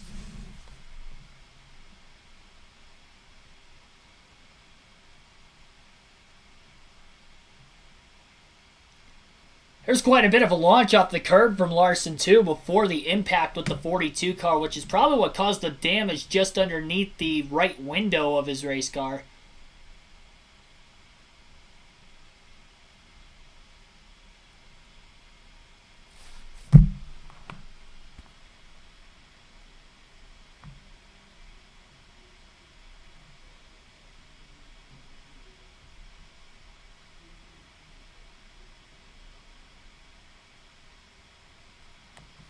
Thanks, Tyler, for getting that in the chat.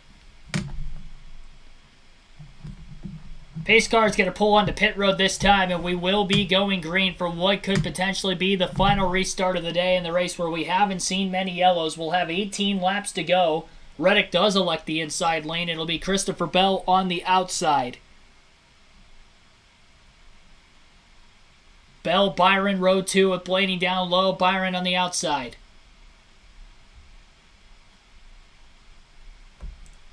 Geico restart zone. Now the green flag is in the air. Christopher Bell spins his tires on the restart. Blaney is going to try to go up the middle. 3 wide between Bell and Reddick. The bottom was held up by Reddick, who pulled low, and Blaney ended up in the middle. He clears Christopher Bell and now is alongside Tyler Reddick for the lead into turn 2.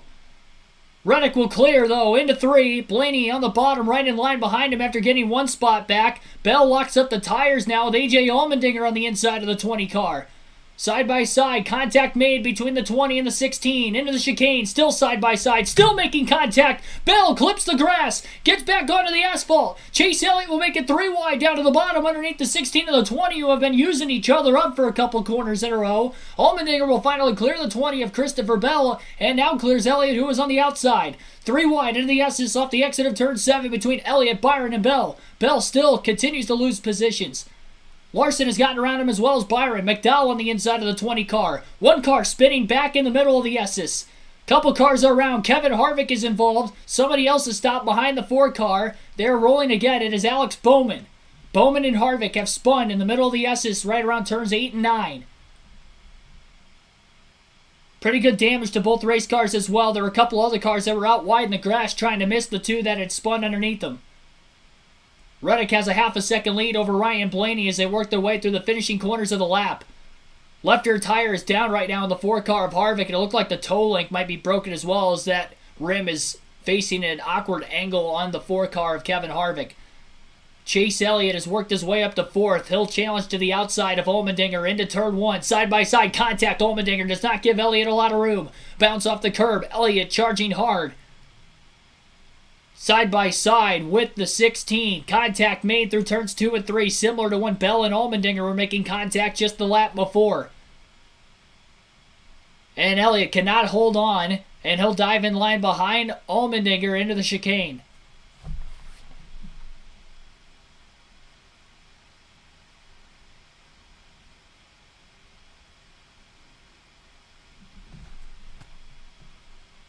Gradishar Harrison, welcome to the stream. Pull up for Chase Elliott, as well as I know a lot of you guys are in the chat. So he's made his way back up to 4th after a brilliant restart from the 9 and is still looking faster than the 16 of Allmendinger. Has gotten alongside of him once, now make that a second time, but can he pass him this time around? Elliott power slides in the middle of turn 9. Power brakes into turn number 10, and he is going to be clear. Locking the rear tires up, still stays clear of Allmendinger and will accelerate his way into turn 12.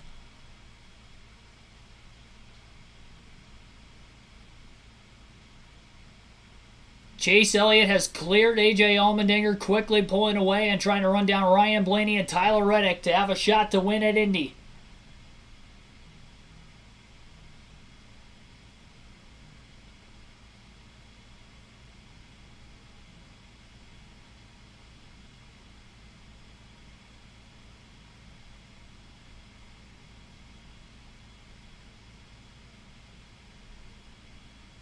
Oh, and Chase... Never mind, it was Joey Hand in the 15 car. Didn't realize Joey Hand was very slow in front of the leaders. He's trying to merge his way out of the way as well as let everybody on the lead lap go by. I thought it was Elliott who made a mistake there at first. Went wide that Allmendinger had passed, but that wasn't the case. Hand is still slow on the outside into turn 7. A lot of cars passing him down low right now.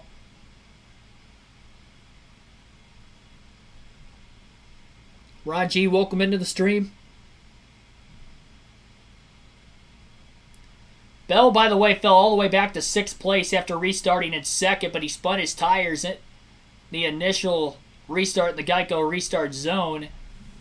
And then also, after Blaney had got around him, A.J. Allmendinger really used him up, and that cost him about 3 more positions off the exit of turn 6 onto that next long straightaway, then leaning into 7. Ross Chastain has just passed Michael McDowell that last lap on the track for 7th place. Both Trackhouse cars inside the top 10 right now. Still showing that even though they may not have race-winning speed on the road course today, that they still have good speed on road courses week in and week out. And as for Christopher Bell, he's been the only Toyota that's been inside the top 10 all day long, so the struggles for Toyota on the road courses continue, excluding that 20 team this weekend. Kyle Busch be the next highest one. Actually, Truex the next highest one, but in 11th. Kyle Busch, 13th. Denny Hamlin, 14th. Gibbs has been outside the top 20 all day. Bubba Wallace is back in 18th.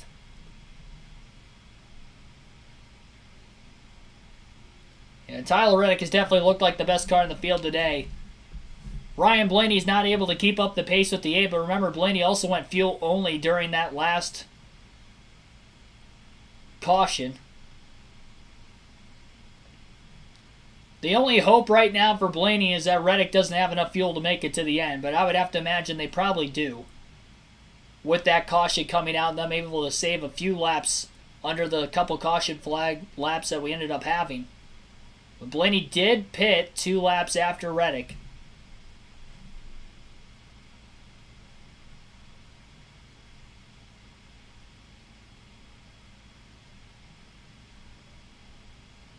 Again, Blaney was the only driver who did not pit for tires during his second stop.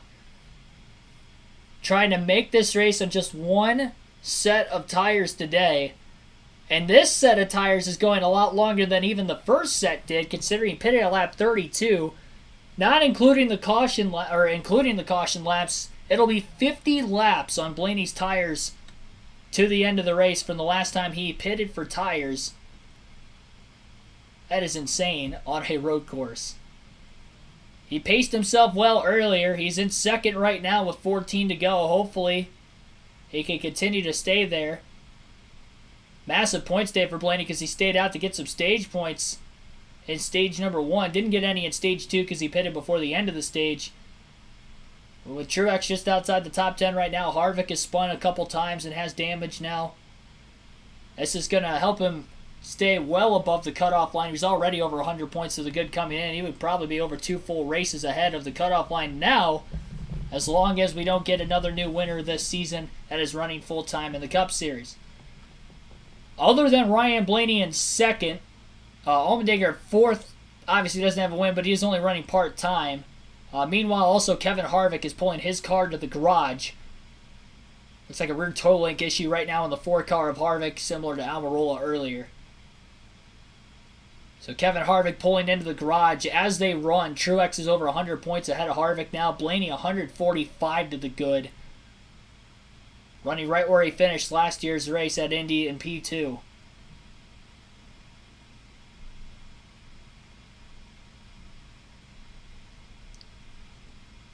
Thanks for that comment, by the way, Harrison.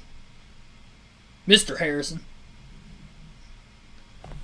Here's Ty Dillon's interview. Like that. I just hate it. It's just we were having a good run with our Ferris Camaro and just blindsided, really. So I'm all good. It just it's been a tough year, but I'm never gonna quit. We're gonna keep getting better, and we're running good. And just things are happening. So you'll have days like that. You'll have times like that. You just never give up and go on to the next one. Glad to see you're okay. We did attempt to talk to Kyle Larson, who was released after being checked a few minutes ago, and Kyle said, no, I just want to go talk to my guys. You guys thought maybe a mechanical of some sort. He wants to know what happened to his 5-car to start this thing. So again, Kyle Larson declined to interview with NBC. There's heavy damage right now to the 48 car of Alex Bowman. His hood is, I guess, exposing some of the rest of his race car right now as he's trying to make his way back to pit road.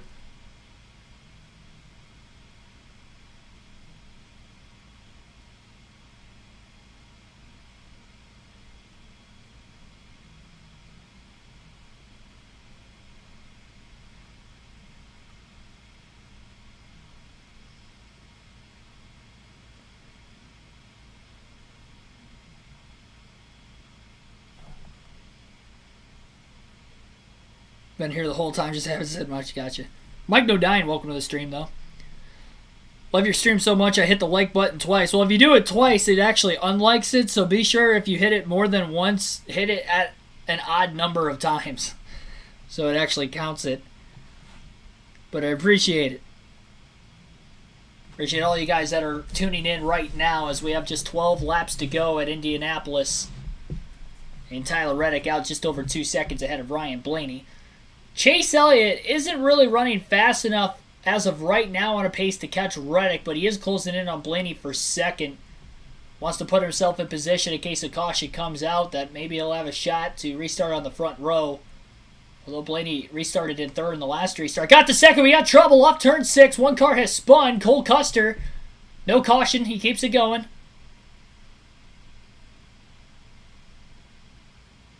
Not sure exactly how that happened, but Cole Custer spins off of turn 6. Keeps the car going, and we continue to stay green. And these SHR Fords have had just a terrible day today. Harvick is out, Almirola's out. There are multiple issues there. Custer is now spun, still on the track, but he is back well outside the top 20. I think he's outside the top 30 after that spin. Actually, he's 26th, Custer is. And it was after contact, it looked like, with Ricky Stenhouse Jr. They went side by side into the chicane, and there's not a lot of room to go side by side there. Contact, nobody wanted to give an inch, and Custer was the one that went around. Stenhouse held on to his race car. There's just no room to go side by side through those sets of corners in 5 and 6, and they tried it, didn't work. Chase another top 2. Yeah, that's true. If Elliott does make a pass on Blaney, and even if he can't catch Reddick and finishes second, that'll be 6 straight top 2 finishes for Chase Elliott. And Tyler Reddick trying to go for back-to-back wins on road courses. Remember, it was the last road course where Reddick head-to-head beat Elliott. I'm sure Elliott remembers that. And I'm sure he would love the chance to try to beat Reddick head-to-head on another road course today. Reddick has led the most laps so far today, of 25 laps led and counting. Elliott a lot lower line off the exit of the S's towards turn 9 than what Ryan Blaney was. Picks up a little bit more time on the 12 car. Elliott was about a tenth slower than Reddick that last lap. I don't know how much of the wake of the dirty air with Blaney in the way is costing him or not. He's not directly behind Blaney. He hasn't had a shot to get around him yet. So they work their way back up onto the main straightaway. 10 laps to go now at Indy.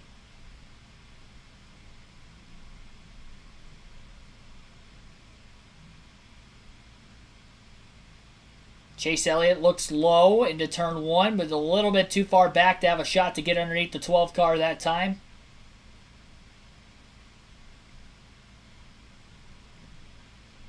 2.9 seconds off the race lead. Battle for second versus where Reddick is at currently.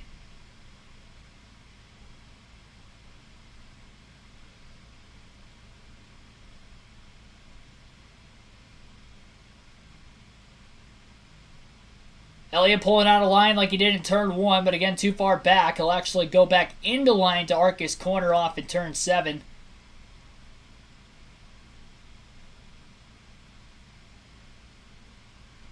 This is where the cars are at right now. Again, you can just see that Chase Elliott has a lot more grip and is really able to put the car exactly where he wants to lap after lap in pursuit of trying to get around Blaney for second.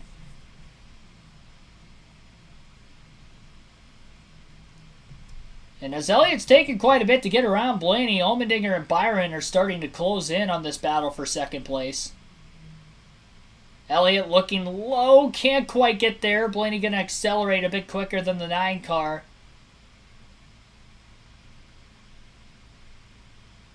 Elliott back in the draft with a run down the main straightaway.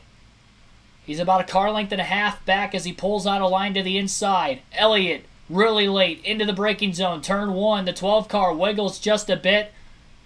What a corner by Chase Elliott. Clean pass, and he's up to second.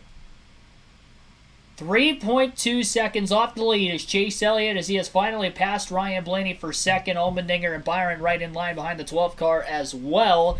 And then Christopher Bell in 6th is about a second and a half behind the last car in this line of the 24 of Byron. Now the question is, can Chase Elliott run down Tyler Reddick with about 8.5 laps to go to win this race?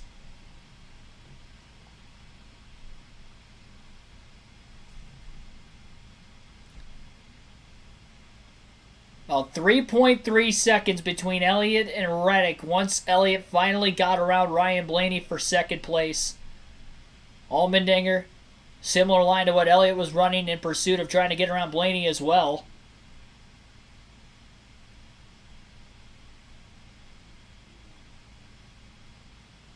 We'll see if Allmendinger will try to pass Blaney in turn 1 as well like Elliott did the lap before.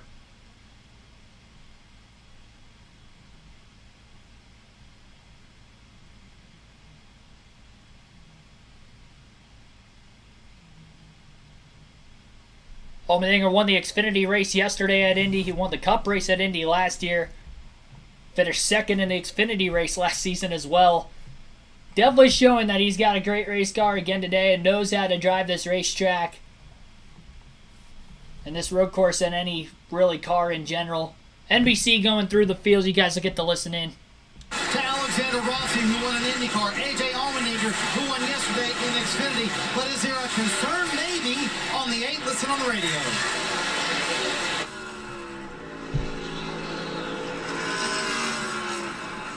That radio was Richard Childress saying, hey, remind we didn't hear him, anything. take it easy on the brakes. I'm seeing a little bit of red. I don't want to see that. Tyler Reddick looks like cruising to a second win, Dave. Dale Jr. gets the gold star of the day because, indeed, brake problems for Chase Elliott most of the day. They were not to his liking. So, yes, ducking out to cool them just a little bit before he made that aggressive pass on Ryan Blaney for second. And remember, 7 of his 17 career wins have come on tracks like this, Marty. Ryan Blaney trying to hold on those 18-lap older tires and those around him. But the bigger picture for Ryan Blaney, which Jonathan Hassler has reminded him several times, keep that in mind. Kevin Harvick's had problems today. Eric Almirola had problems. So in the point picture, Ryan Blaney has gained 39 points as they sit right now. So he would have a fairly comfortable lead, Dave, or actually Parker, heading into these final 4 races of the regular season. And Marty, that's far that's trying to pass him. There's the 16 and AJ Allmendinger told me before the race today it was feeling eerily similar to yesterday or last year when he won this race. He said we weren't great in practice or qualifying, we weren't great to the middle of the race, but we put ourselves in position late, and that's when we were able to get the win when the 14 and the 11 wrecked each other there. So he feels like right now maybe this is coming together to put him in that transition. We heard where he was struggling with the heat inside that car. He actually ran out of water, hasn't had water his entire last stage, so really putting in a tough effort here for AJ Allmendinger in that 16 car. Behind him, the 24 William Byron, who's been very competitive today and now turning to the most competitive lap times on the racetrack the last couple laps. He was the fastest car on the track as he caught the 16 and the 12 as they've all tried to work by that 12 of Ryan Blaney. He has serious speed here as he said, running in the 5th position. Steve, you wanted to know about the 9 car, what kind of lap time he might run now that he's clearing. Allmendinger still has not gotten around Ryan Blaney for position. Chase Elliott has really pulled away from Blaney on back, almost 2 seconds ahead of him already, but he's still not closing in on the 8 of Tyler Reddick a whole lot, if anything at all. Allmendinger got to pull out a line, trying to make a pass on the 12th car again towards turn 11. And you just heard Allmendinger was fighting some issues, no water in the car for him to take a drink at all this final stage, and also been dealing with some heating issues throughout the course of the day leading up to that point as well as he's out of water. So tough break for Allmendinger fighting these tough conditions. Even though it wasn't extremely hot today, still over 80 degrees, and track temps probably over 100 with the sun being out all day. It is still very, very, very warm inside these race cars. Especially, again, when you don't have water and you're having cooling problems in the car. Tyler Reddick about a 10th quicker that last lap. Heavy damage on Christopher Bell. Caution is out. The right front fender is missing on Bell's race car as that right front tire has come apart. Bell was inside the top 10, but he has blown a right front tire. Heavy damage on Bell's race car. Caution is out with 6 laps to go. And there is a big, big piece of his right front fender that is laying on the front straightaway right now, which is the cause of the caution. And it looked like he just went wide. Missed the corner down in turn 11, and then the tire blew in the middle of the straightaway, so he probably flat spotted it right before it blew just a couple corners later. And it just sheared right apart. Tough break for Bell. He was running in the 7th place position when the caution came out. 6th place, rather, when the caution came out. He was starting to close in on Byron and Allmendinger, who were struggling to get around Blaney there. So caution is out with just 6 laps to go in the Brickyard. I almost said the Brickyard 400. The Verizon 200 at the Brickyard.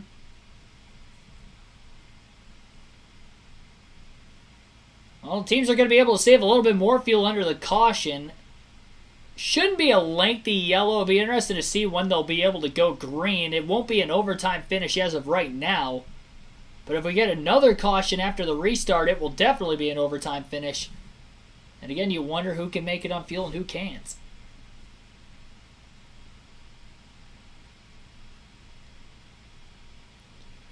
I know a couple of you guys were asking for cautions a little bit ago. Well, you got one.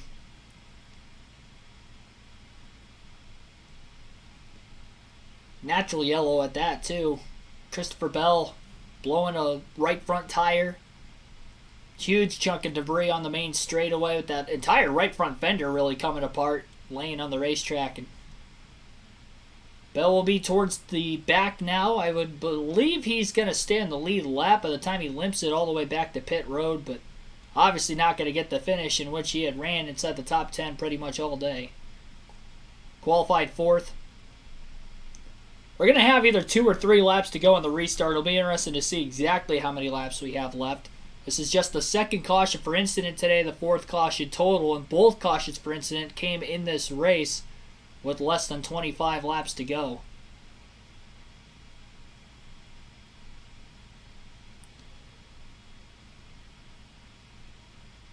I do remember that Santiago kid, and I'd like to forget about it.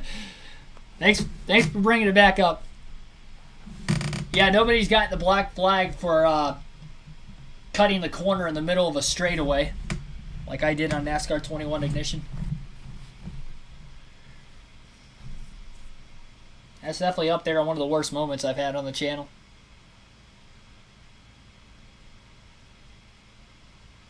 I do plan on creating a compilation video of the best and worst moments from NASCAR 21 Ignition, hence mostly bad moments. But that'll be obviously when I'm done with the NASCAR 21 Ignition content. You can tune in tomorrow evening on the channel. I'll have a NASCAR 21 Ignition live stream, and it'll be the round of 8 opener at Texas Motor Speedway. 500-mile race that'll start at 6 p.m. Eastern Standard Time. And we have a stream later tonight, a doubleheader. Yes, another road course for the NASCAR Cup Series. NASCAR 06 Total Team Control. Full race live stream at Watkins Glen. will be later tonight, 8 p.m. Eastern Standard Start Time for that one. So about 2.5 hours from now, we will have yet another live stream on the channel. Tune in for that one. It'll be wild. 5 races to go before the chase. And Dale Jr. up to second in points right now, trying to get him his first Cup title. Right now, trying to catch Carl Edwards for the regular season championship. Yeah, everybody's pretty much got to stay out of the pits here, keeping their track position. Pit road is open this time, but I'm wondering who... tires haven't mattered a whole lot. Denny Hamlin's coming in. It looked like he was just outside the top 10. Keselowski's in as well. Stenhouse is in. There are a lot of cars inside the top 15, top 20 that are not pitting, though.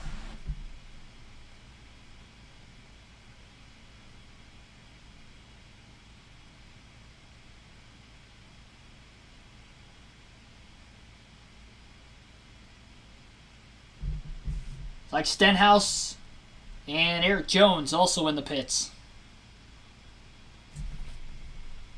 Which is allowed in this, to see what Here's you have Alan to deal with Gustafson, here. by the way.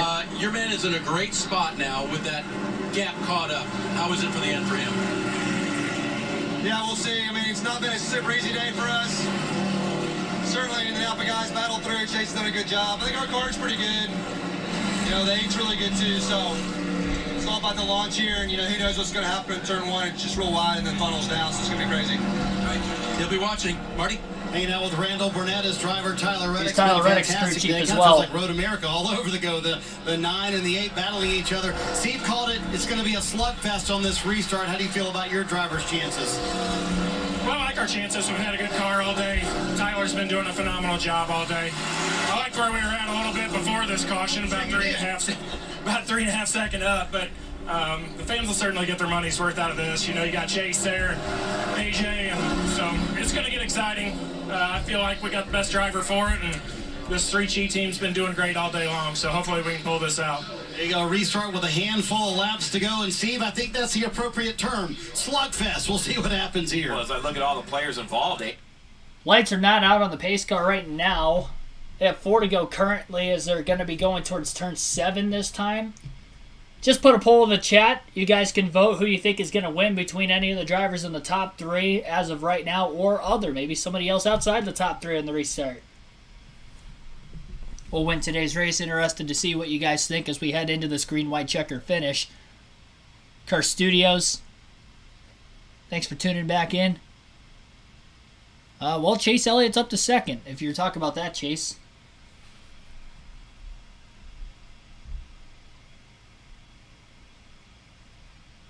YG Patrax, welcome to the stream. Christopher Waldrop, welcome. 2 weeks in a row from Alabama. Thanks for tuning in.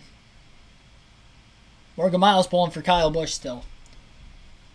I'll get the leaderboard back up on the screen for you guys. They are doubling up. They'll be going green this time by. We'll have 3 laps to go in the Verizon 200 at the Brickyard. Oh boy. 3 laps to go. Reddick on the inside as every driver who has restarted in the lead has elected. Christopher Bell spun his tires on the outside the last time restarting older tires. Obviously nobody at the very front of the field had pitted. In fact, everybody in the top 20 stayed out. So, there's pretty much all drivers on old tires in the top half of the field. Very few drivers actually hit the pits. Poisonous Frog, welcome into the stream. Enjoy to watch the commentary. It's so good. Thank you. Appreciate it. Hit that like. Hit that subscribe. We're coming into the Geico Restart Zone. The green flag is back in the air at Indy. Who will win the Verizon 200 at the Brickyard? Reddick getting a good launch on the inside, but Elliott's getting a good push on the outside right now from behind by AJ Allmendinger, and Elliott trying to pull clear. Into turn 1 they go. 3 and 4 wide, middle of the pack. Ryan Blaney trying to defend further back. Logano stacking up. They're 5 wide, and Kyle Busch goes around, and as well another car. Chase Elliott's around. There's about 4 or 5 cars that spun in turns 1 and 2. Chase Elliott and William Byron are some of them. And AJ Allmendinger is all the way up to second. Jones spins now off of turn 3, as well as Austin Dillon after contact from Martin Truex Jr. Dillon's off in the sand. Will he be able to get the car rolling again? We continue to stay green at the front. Top 4 starting to pull away from the rest of the pack as they work their way off of turn 6 and now down into turn 7. About a 1 second gap between first and second. Tyler Reddick and Austin Dillon is stuck. He is not going to be able to get going. He is bottomed out. He is beached in the sand in turn 4, and there's going to be another restart because his tires are spinning right now. He cannot get going. Caution is out for the 5th time today. Calamity all over the racetrack, and Austin Dillon is definitely stuck in the sand. Caution is out, and his teammate has not won yet. We'll be heading to overtime. Logano went 5 wide to the inside, but there were spins in front. Elliott lost it on his own, it looked like. Chase Elliott did not have any contact in turn 2, and he lost it all by himself. Oh, never mind. Blaney got into him off the exit of turn 1, but Elliott didn't lose control till turn 2. When he lost control, he clipped the 24 of Byron, who was also inside the top 5. Further back, they were 5 wide when Logano fanned out a line outside the top 10 to make a move, and Busch was the 5th car in line on the outside. He got spun, and then the 14 car got spun from contact from behind him in the checkup of all that.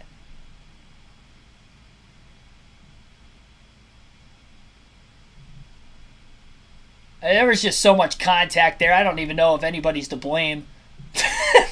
I mean, it's just, if anybody's to blame for that further back Kyle Busch spin, it's probably Logano for stuffing it in 5 wide at the last second and just completely dooring all 4 cars to his outside. Blaney was sandwiched between A.J. Allmendinger and William Byron when he made contact with Chase Elliott. The only car that got through without any contact on that restart, I believe, is Tyler Reddick. I think literally every other car in the field had some sort of contact in those first 4 corners following the restart. That looked like a NASCAR Truck Series restart. That didn't look like a Cup restart. My goodness. And yeah, it'll be Tyler Reddick and A.J. Allmendinger on the front row now. I thought we were going to have an Elliott Reddick part 2, but that doesn't seem like it's going to be the case now.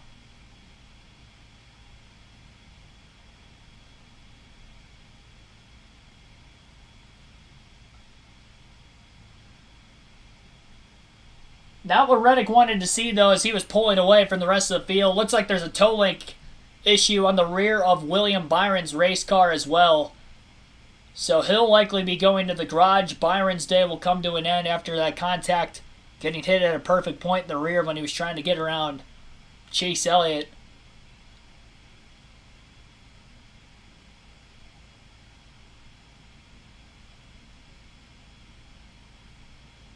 Not sure So, then the contact which led to the caution in turn 4, Dillon got spun off of Truex's bumper, but it looked like Truex made contact with Eric Jones, which sent Jones also into the sand, but he was able to keep it going. Austin Dillon needed a push truck to get him out because his rear tires were spinning, couldn't get out on his own. Chase Elliott did not win any stages today. He stayed out to get stage points in stage 2, if I remember correctly. I think he finished like 5th and 6th in the stage. 5th or 6th in the stage. 24 car's crew was going to work. Ay. I tried to call the action as good as I could there. There was so much happening. For those of you that are watching and listening to the commentary today, you guys would know. There were spins in 3 different corners in the first 4 turns. And now we're going to our first overtime, as we'll have just 4 laps to go on the restart.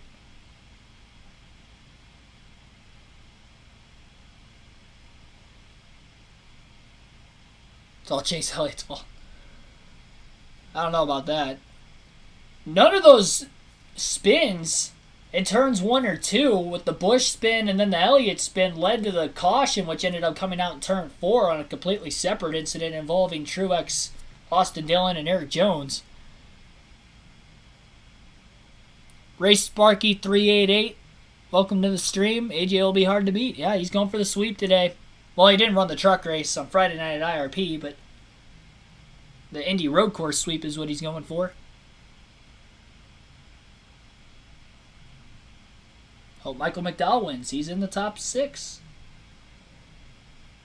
Drivers that are actually running for points full-time right now that'll restart in the top 10 without a win this season to lock themselves in with a potential win today would be Ryan Blaney in 3rd, Michael McDowell in 6th, Todd Gilliland in 8th. Great performance for him today.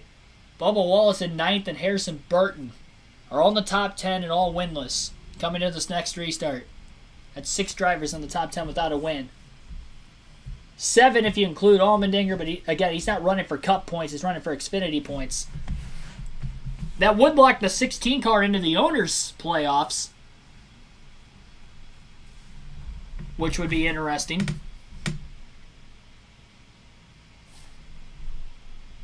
But definitely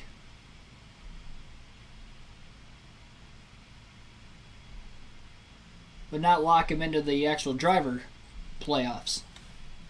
Frank Powers, welcome to the stream.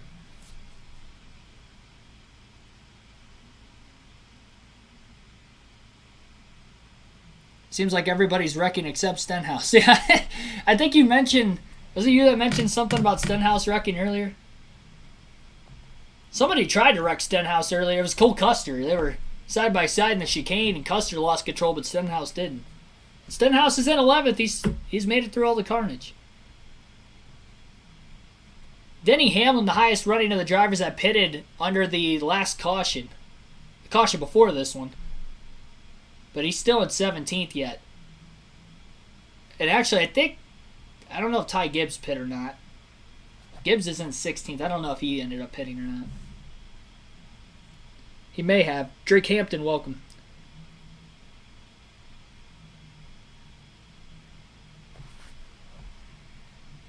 Heard from him how hot it is. Take a listen to his latest radio. I need Gatorade, ice bags, everything. Oh, yeah, we got you. Just hang in there. I know you're battling for it. No matter what happens, did all you could here. Right, you see there, he has no water, and guys, it's something I missed. He's actually been wearing a cool suit. Well, it has not worked since the start of this race. So I've worn one of those, the exact same one that he wears. I wore it at COTA and had that same issue back at COTA, and it's like wearing a trash bag. You have plastic tubes all around you. It makes you so much hotter in that race car. He's also out of water here, and that cool suit isn't working, so putting in a serious effort, Marty. Came out, first words from Randall Burnett to Tyler Reddick: save fuel. So talking to the team, they feel like they're good for 1 overtime finish. They're good for 2 overtime finishes. It's close, so 3 might be very difficult. And I only bring that up, Steve. You know, you've sat on the top of the box here before. Remember that Casey Kane race a few years ago? I think it ended in dark, and I don't know how many overtime finishes there were that day. And with the chaos we've seen on these restarts, that is certainly on Randall Burnett's mind right now. Well, it's absolutely. So again, you just heard about AJ Allmendinger, and you could just see in the in-car cam the amount of pain on AJ Allmendinger's face, having to endure all this heat. Yeah, it was AJ Allmendinger's out of water. He's been out of water this entire stage. His cool suit hasn't worked from the start of the race, so he was battling heat conditions before that. So AJ Allmendinger having some issues all day long with heating and cooling and out of this race going past the scheduled distance, so he's going to have to endure more of it. Still in second place, and with these conditions trying to fight and potentially get a win today. I imagine it'll be Reddick on the inside for the restart again. Everybody's elected the inside line on the restarts today, and every single time the leader has been the leader off the exit of turn 1 on every single restart. Blaney and Reddick were side by side on the restart to start stage 3 for about 2 turns before Reddick finally cleared him, but that was the closest we've seen anybody to getting a win on a road course.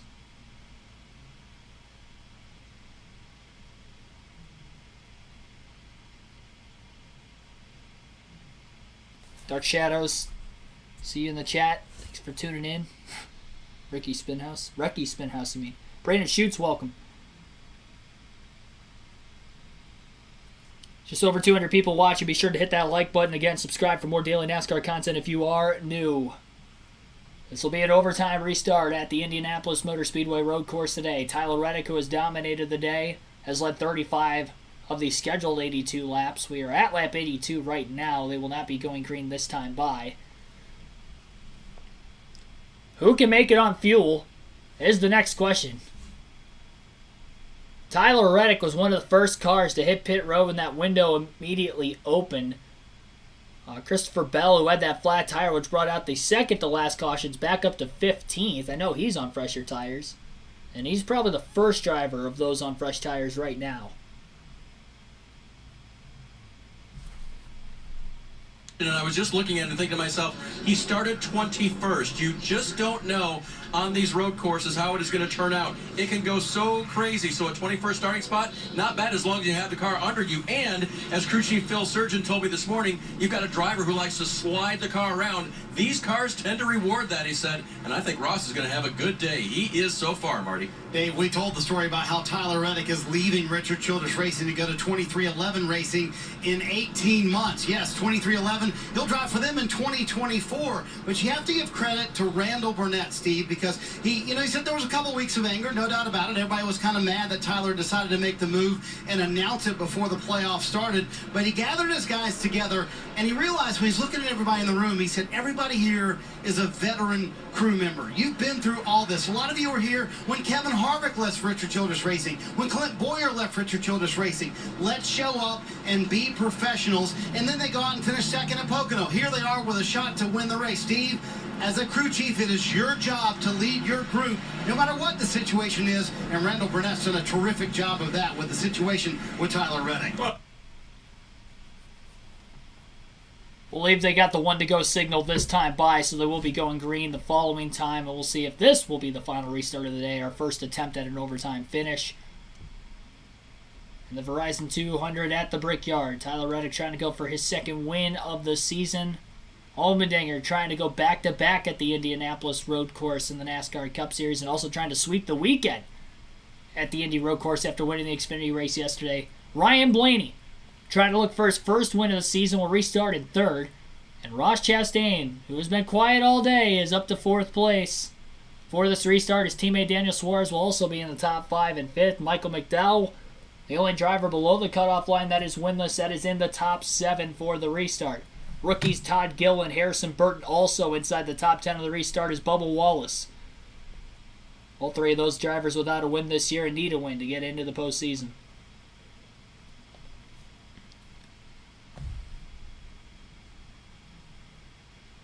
National Association for Stupid Clown Auto Racing, welcome to the stream. Is there any such thing as the Ricky Stenhouse fan? Says NASCAR Planet in the chat. Maybe. Still time for Wreckin' Ricky to make it happen. Hey, you guys are laughing about Stenhouse. He's going to get a top 10 today the way things are going now. He just has to pick up one spot on the restart.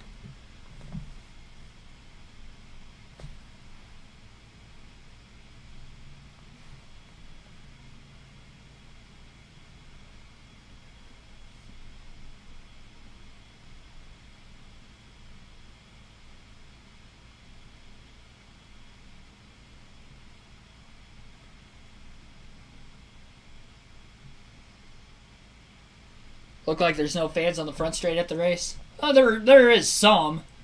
There actually looks like there's more in the infield grandstand seats. I do know from last year, and it looks like this year as well, the main front straightaway, I think there's only 2 or 3 sections that are available for seating. For whatever reason. So that probably has a lot to do with it too.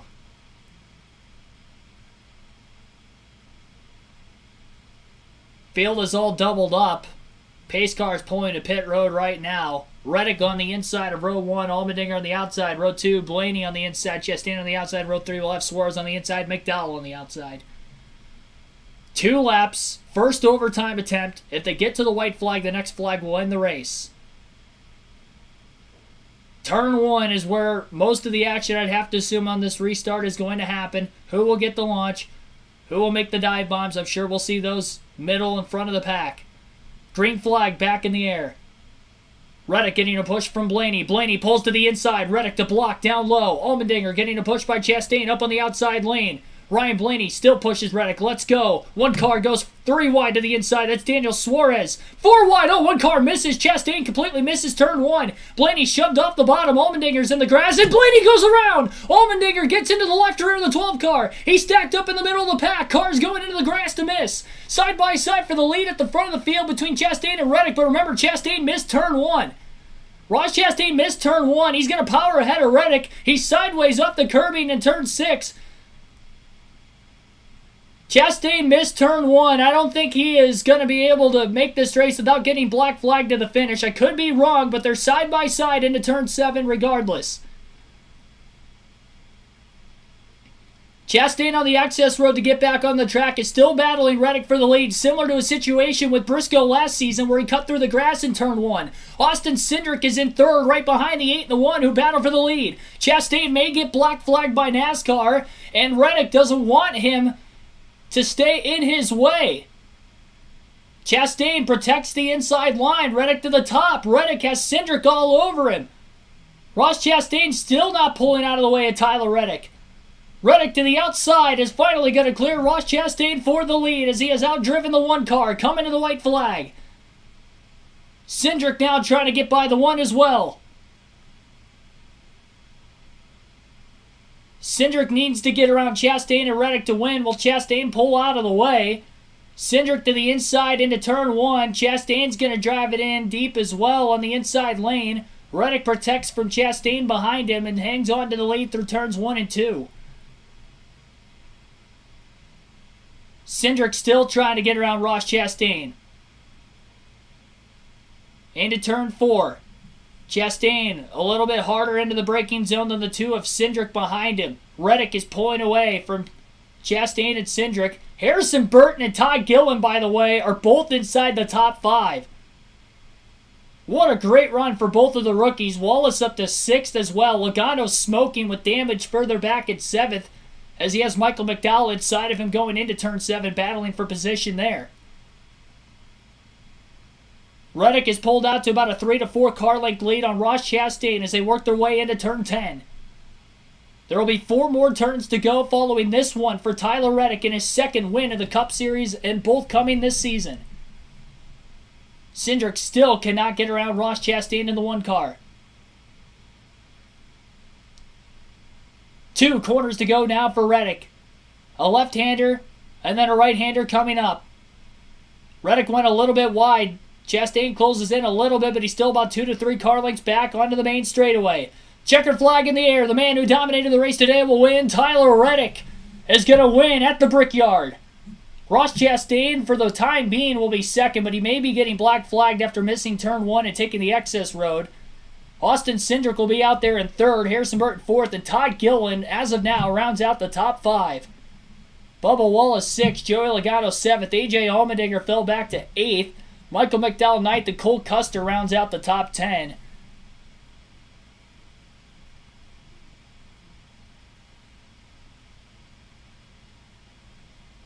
Tyler Reddick is a Cup Series winner. You'll get to hear all post-race interviews on our post-race show.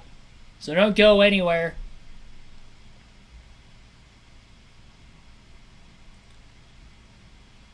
I'm waiting to see if Chastain's going to get black flagged by NASCAR.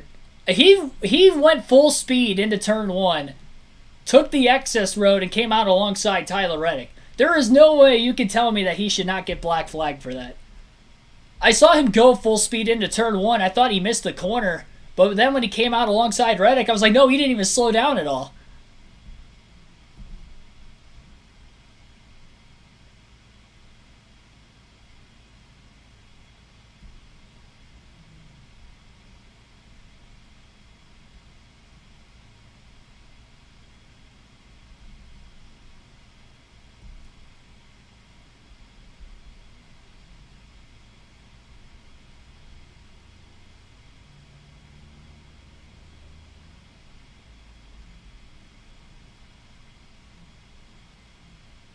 So it sounds like Ross Chastain is going to get black flagged by NASCAR.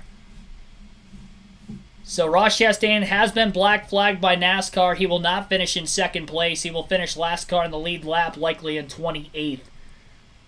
Following missing the access road, or taking the access road and missing turn 1, going full speed. Greatest NASCAR talker on YouTube. Thank you.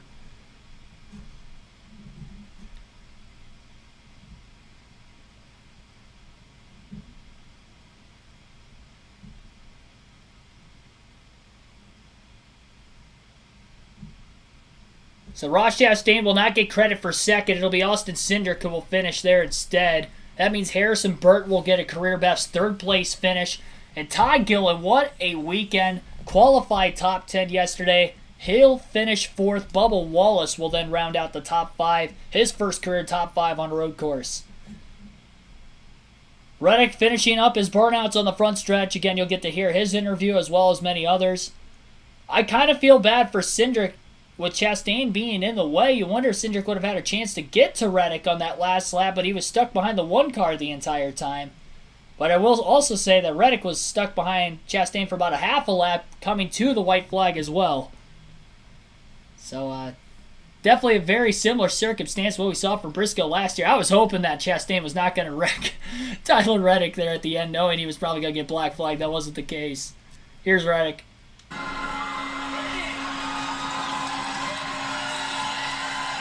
And the crew sprinting up pit road to get to Tyler to celebrate. Second win of the year for this race team and a win at Indianapolis. Crew guys are out of breath. That was about a half-mile run for them. Well, I got to know your thoughts when you saw the one. He went through the access road. Were you as shocked as everyone else to see him all of a sudden passing you for the lead? I was like, uh-oh. But, I mean, that was a scenario that had been talked about, you know, if you get bottled up, what do you do when, you know, you take the access road? And I couldn't believe he got ahead of me. I was kind of waiting to see if he was going to have a penalty because I didn't want to, you know, move him out of the way and make his race worse than what it was. So, yeah, I was really surprised by that. But, hey, we made it work. Hats off to Ross for trying to do that. But really glad it didn't end up working out because I've been pretty pissed off. I'm sure you would have not been very happy with that. Tyler, you made the announcement you're moving from RCR. How did this team rally to get back to this point where you could come together and win races again? Well, I mean, we know what we're capable of, and we did that at Road America. And certainly it was a little bump in the road, but hey, we've gone out and won a race fair and square a couple weeks ago. And you know, if we change nothing, we just keep working really, really hard. We find a way back to victory lane, and just really glad to be able to do it here in Indianapolis. I mean, this is one really special place to race, and really excited to kiss the bricks here in a little bit, and really excited that we got 3-2 their win in their hometown. There you go. As a young man growing up on dirt, Dave, he knew open wheel racing. He loves Indianapolis, and now he's a winner here. He gets to kiss the bricks. Ross Chastain. And here is Dave Burns with Ross Chastain. Places you can race here. You were looking for a spot there at the end. What were you thinking? What do you mean, where? Taking the access road there and getting off course there. Just trying not to be in the corners there in turn one. I thought we were 4 wide and couldn't go any farther right, and just decided to take the NASCAR access lane out there. I don't think he made an attempt. The team talked about earlier. It's like that's a great option. It was full and it speed may not cost us into anything. No, Dave. No. Just pure reaction there for our Worldwide Express Chevy. I took it in practice on just overshooting turn one, and you know where they're at, right? And 12, you have to go around the loop there, and there is around the pole. So yeah, just went to not get hit and merge back on where I merged. All right, a strong day ends. Not the way that Ross wanted it to. Natural reaction there, guys. Just getting out of the way. Yeah, I mean, I've looked at the replay. I kind of noticed it full speed too, but wanted to make sure I looked at the replay, and they're showing it again. He goes full speed into the first turn. He didn't make an attempt to turn right, if you ask me.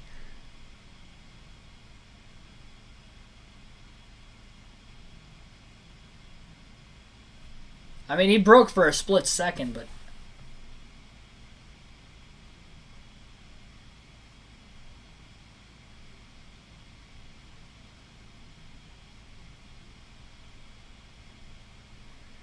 drama, to say the least, at the end of this race. Regardless of the fact whether Chastain would have been black flagged or not, Tyler Reddick would have won as he was able to get around him coming to the white flag in the finishing corners on the second to last lap of today's race, in which ended in overtime. Akir Studios, thanks for the $5 super chat as well. Always a pleasure to see your streams, man. Don't have cable. And this is the next best thing. I'll watch you again next time. Thank you. And I will see you guys next time. For those of you that are just tuning out and will not stay with the post-race show for about the next 15 minutes roughly, so long. And also tune in 2 weeks. Our next live race commentary stream won't be until Richmond. I will be at the NASCAR Cup race next weekend at Michigan. So race highlight video from the grandstands as well as a vlog coming out from Michigan. So no live commentary next weekend. But 4 weeks in a row, we've had a good run at it. And we'll take you through the finishing results now. Our raw feed has just updated Chastain being moved towards the back of the pack Last car in the lead lap is where he'll end up getting scored. Actually, right in front of his teammate Suarez, who might have had an issue there towards the end as well. Both restarted inside the top 5 and end up finishing 27. 3 cars that finish inside the top 5 finished 26, 27, 28. Blaney, Chastain, Suarez. All for different circumstances. Tyler Reddick will win today's race, leading 39 of the 86 laps after going past the scheduled distance for the second year in a row at the Indianapolis road course. Austin Cindric will finish 1 second back of the race leader. That was a margin of victory in the second place position. Cindric was my pick to win, one of the must-have picks. I came very close to winning my money today, but not quite. Great run for 2 rookies finishing inside the top 5. Actually, 3 rookies if you consider Cindric. 3 rookies finish inside the top 5 at Indy today. Harrison Burton finishes in 3rd. Todd Gillen, great weekend, finishes in 4th. Somebody mentioned, do I think Todd Gillen will have a shot at a top 3 today? He did not. I think Harrison Burton's odds of getting a top 3 today were very, very, very low.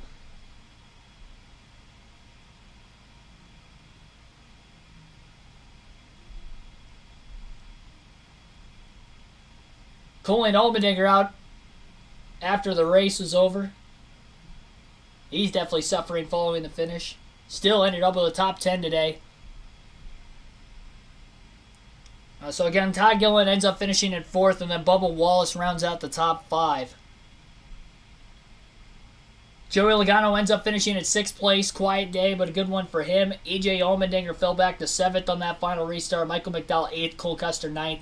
Chris Buescher, after being 3 laps down at one point, his car was on fire at the end of stage 1, gets a top 10. Way to tough it out, Chris Buescher today. Kyle Busch finishes just outside the top 10 in 11th. Christopher Bell 12th.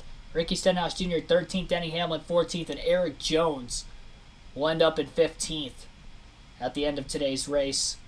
Chase Elliott fell back to 16th. Spun on the second to last restart when he restarted in 2nd. Ty Dillon 17th. Corey LaJoie 18th. Justin Haley 19th. Brad Keselowski rounds out the top 20.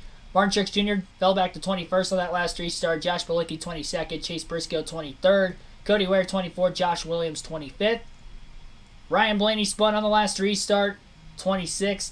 Ross Chastain had that penalty for taking the access road in turn 1, completely blowing turn 1 as well, leading to that move. He'll finish 27th. Daniel Suarez will finish 28th. And then the first car 1 lap down would be Joey Hand in 29th. Austin Dillon 30th. William Byron finishes 31st, 7 laps down after being involved in that last accident. He DNF'd. Alex Bowman 21st. He had an issue earlier. Flat tire at one point after contact with Harvick. Harvick had a toe link issue after the contact and spin on that restart with about 22 to go. And Kevin Harvick also DNF'd. So Bowman 32nd. Harvick 33rd. Again, Byron 31st. Ty Dillon, Kyle Larson finished 34th and 35th after their terrible accident in turn 1 after Kyle Larson had a brake failure and completely doored the 42 of Dillon. Daniel Kvyat ends up finishing in 36th. Luis Hensman's 37th. Eric Almirola rounds out the 38-car field today at Indy. Average race speed of 77.5 miles an hour. Cy Zion, welcome to the... I don't know why I said that. Thanks for the $2 super chat. Love you, Keegan. Thanks for the streams. No problem. Thank you for that super chat as well. Diane O. Thanks for tuning in as well. See you in the chat. Chastain didn't cheat. Said he was avoiding a pile-up. I mean, my honest thoughts. I don't think he went into the restart expecting to go into turn 1 making that move. I don't think he did. But I think when he realized that they were 4 wide, that he didn't even want to try to make the dive into turn 1 because he thought that maybe going around turn 1, taking the excess road, if he didn't get penalized, was his best shot to win the race. Personally, that's what I think. I don't think he went into the restart thinking that, but then when he was probably told by a spotter 4 wide outside, he probably decided to just keep going straight and try that. Because he braked, but he never turned the car to the right to make an attempt to turn down to the inside, which is why I think NASCAR black flagged him, and rightfully so. That's my opinion on it. $3 on Gillen would have won $450. 1 spot short. Well, I was right. He didn't get a top 3, but he was a heck of a lot closer than what I thought he would. Hendrick got obliterated today. Yes, they did. I think Joe Gibbs had all 4 cars outside the top 10. When was the last time that all 4 Joe Gibbs Toyotas and all 4 Hendrick Chevys finished outside the top 10? That's insane. Busch was close. He finished 11th. Bell 12th. And Bell ran top 6 all day. Unfortunately, he had that tire failure with about 6 laps to go. They brought out that second to last caution. Rod G, thanks for the $5 super chat as well, right here at the end. Great job yet again on your live stream coverage. Turn down the TV, listen to your coverage of the race. I greatly appreciate that. I get that comment a lot, and that makes me feel like I'm doing something right, like this commentary thing is going the way that I would have hoped for it to. So I greatly appreciate you guys tuning in. I will say, I can definitely tell a difference in the NBC races versus the cable races as far as viewership. So I greatly appreciate you guys that are tuning in today. Like I'm guessing most of you are still probably able to watch the race. Maybe not all, but some of you guys are definitely able to, and you still listen to my commentary. That means the world to me. It's hard to express that on a week-to-week basis. So no other interviews, it looks like, as the local news is now on NBC with this race going just past the scheduled distance. So we'll take an update. These are the 6 drivers I talked about in the pre-race and my predictions for them. We'll see how my predictions stacked up today. We'll start off with the must-haves. Austin Cindric was my pick to win. He came up close, finished P2. I think the drivers I predicted to win this season have finished second more often than they have won. I've only predicted the winner twice this year. But I have picked the second-place driver now 5 times. If you would include... It's 4 because Kyle Busch ended up getting disqualified last week, and he was my pick to win last week. But if you take away the disqualification, that's the 5th time this year in which I've picked a driver to win, and he finished second. So I'm very close to having a pretty good success rate in picking the winners right. And today was a close one as well. And sure enough, the guys that started on the front row ended up finishing 1-2. But I was right with Cindric's pick and having a must-have pick out of him. Had a great day. Ryan Blaney was the other must-have pick. He scored a lot of stage points today, but unfortunately, despite restarting 3rd, he was the only driver that only pitted for tires once throughout the course of the day today. That strategy looked like it was going to work out, but unfortunately, he ended up getting spun out the front bumper of Allmendinger and finished 26. So I went 1 for 1 on my must-have picks today. As far as the sleeper picks go, Reddick won. He was one of them. And Daniel Suarez, who was in the top 5 on the restart as well at the end, fell back to 28th. I'm not sure what happened to him. I don't remember him being one of the cars that spun. So maybe he spun somewhere off camera around the racetrack in those final 2 laps because he ended up 28th, actually 1 spot behind Chastain. Maybe he cut turn 1 in the grass or something. Maybe he went through the grass to miss a wreck and they black flagged him as well. I'm not sure exactly what happened to Daniel Suarez and why he finished behind Chastain at 28th, which tells me he probably also got black flagged, considering if Chastain got black flagged and didn't finish as the last car in the lead lap, that tells me that Suarez probably had a similar issue. He didn't go through the access road like Chastain did, but he probably had a similar issue. So 1 for 1 on both of those, making me 2 for 2 overall, and the 2 don't have picks of Denny Hamlin and William Byron. I both predicted to finish outside the top 10 today. I was right on Byron. He DNF'd and ended up finishing back in 31st. It was looking like I was going to be wrong on that prediction for the longest portion of today's race. But ended up DNFing, finishing 31st. Got in that wreck on the initial green-white checker with 3 laps to go. And Denny Hamlin didn't run so well all day today. He was 14th there at the end. So kind of ran about where he qualified and where he was on practice all week. So the Toyotas continue to struggle on the road courses. That'll be interesting going into Watkins Glen in a couple weeks and obviously into the Roval, which is the only road course race in the playoffs. So if there's any drivers that are not safe going into the Roval that are Toyota drivers, I would be a little hesitant going into the Roval thinking that you're an absolute lock. And that's not even to mention Talladega is the race before that in that round.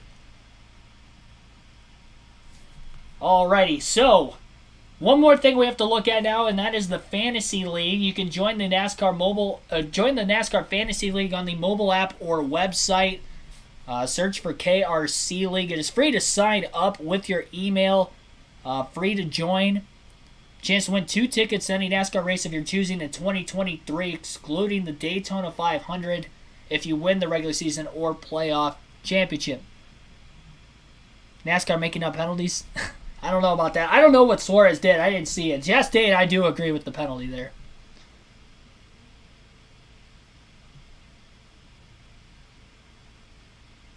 30-second time penalty. Yeah, that's a little... I mean, he still finishes last on the... He would have finished last on the lead lap regardless with the penalty, so... Him finishing 27th, so be it. They could have stated that in the driver's meeting without me noticing. I don't think that's a rule in the rule book, though, too. I agree with you at least on that, but... He still should have gotten penalized. So again, KRC League in all caps. I'll exit out of this now and we'll go and see how my fantasy team ended up doing. I didn't log in to update at the end of Stage 2, but I didn't feel like I needed to. So I actually did that intentionally this week. And that's because Chase Briscoe was not running as well as I thought. Unfortunately, because I had 2 of my guys on my fantasy team spin on that last restart of Suarez and Blaney, unfortunately, they did not all finish inside the top 5. It was looking like they were all going to finish inside the top 5, and I was going to get the clean sweep today. Unfortunately, I did not. So Briscoe, I could have had more points out of him, despite the fact he finished outside the top 20. He did score a lot of stage points today. So wrong on Suarez and Blaney both finishing outside the top 25. Unfortunately, it sucks. They were in the top 5 on the last restart, but things did not go their way there. Couldn't survive the carnage. Tyler Reddick won the race today. Obviously, that's good for my fantasy team. Austin Cindric finished second. Good run for him. Joey Logano actually scored more points than his teammate Cindric, despite finishing 5th. Another top 5 for him. He scored more stage points. Only a couple points behind Reddick. And as far as bonus points go, I had Reddick over Blaney. Got that right. I had Briscoe over Truex. I was surprised that Briscoe... He fell off. I mean, he just wasn't as fast as where he qualified earlier today. He was nowhere near the front of the field, like I think most people probably would have expected. Chase Elliott ended up finishing in 16th. He beat out Larson. And I had Chastain over Hamlin, but that move on the last restart in turn 1 for Chastain had him finishing behind Hamlin. So it looks like 20 bonus points for me total there. And we'll see who won the league this week. And barring post-race inspection, as you'll see in the top right of the screen just above my camera down there, that Inside Uranus with 198 points is the winner this week. Dark Crypto finishes in second with 184 points. 172 points for Sauce Mafia and Austin Dillon fan.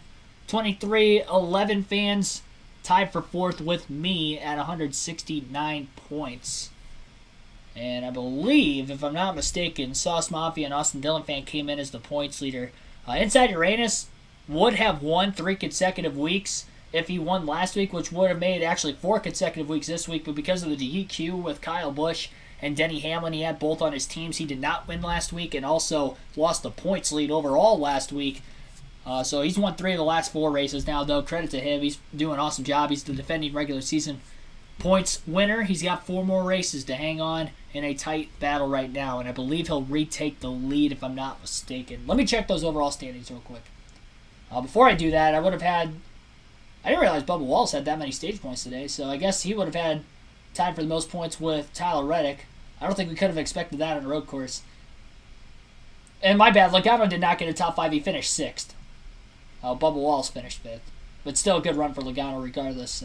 3rd highest points for him, 7th highest for Cindric. Briscoe in the garage would have been 13th, Blaney back there, and Suarez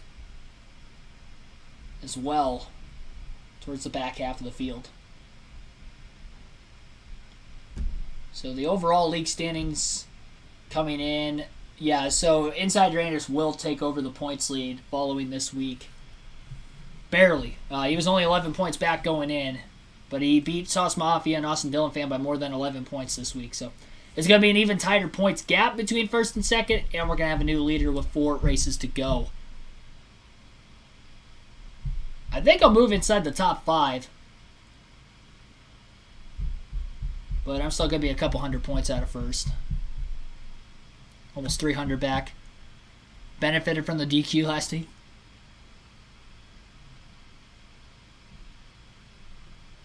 Yeah, I did too. And that's only because I forgot to set my lineup, because originally I was going to have Busch and Hamlin in. Because I think I moved up like 2 spots in the standings because of that. Alrighty. So that is going to wrap up this live race commentary stream today. Thank you all for tuning in. I wanted to see what the voting poll was before I end that. Yeah, 51% said Reddick. I don't know how many of those votes were after the race as well, but 51% said him over Elliott and Blaney on that second to last restart. And Tyler Reddick ended up winning the race.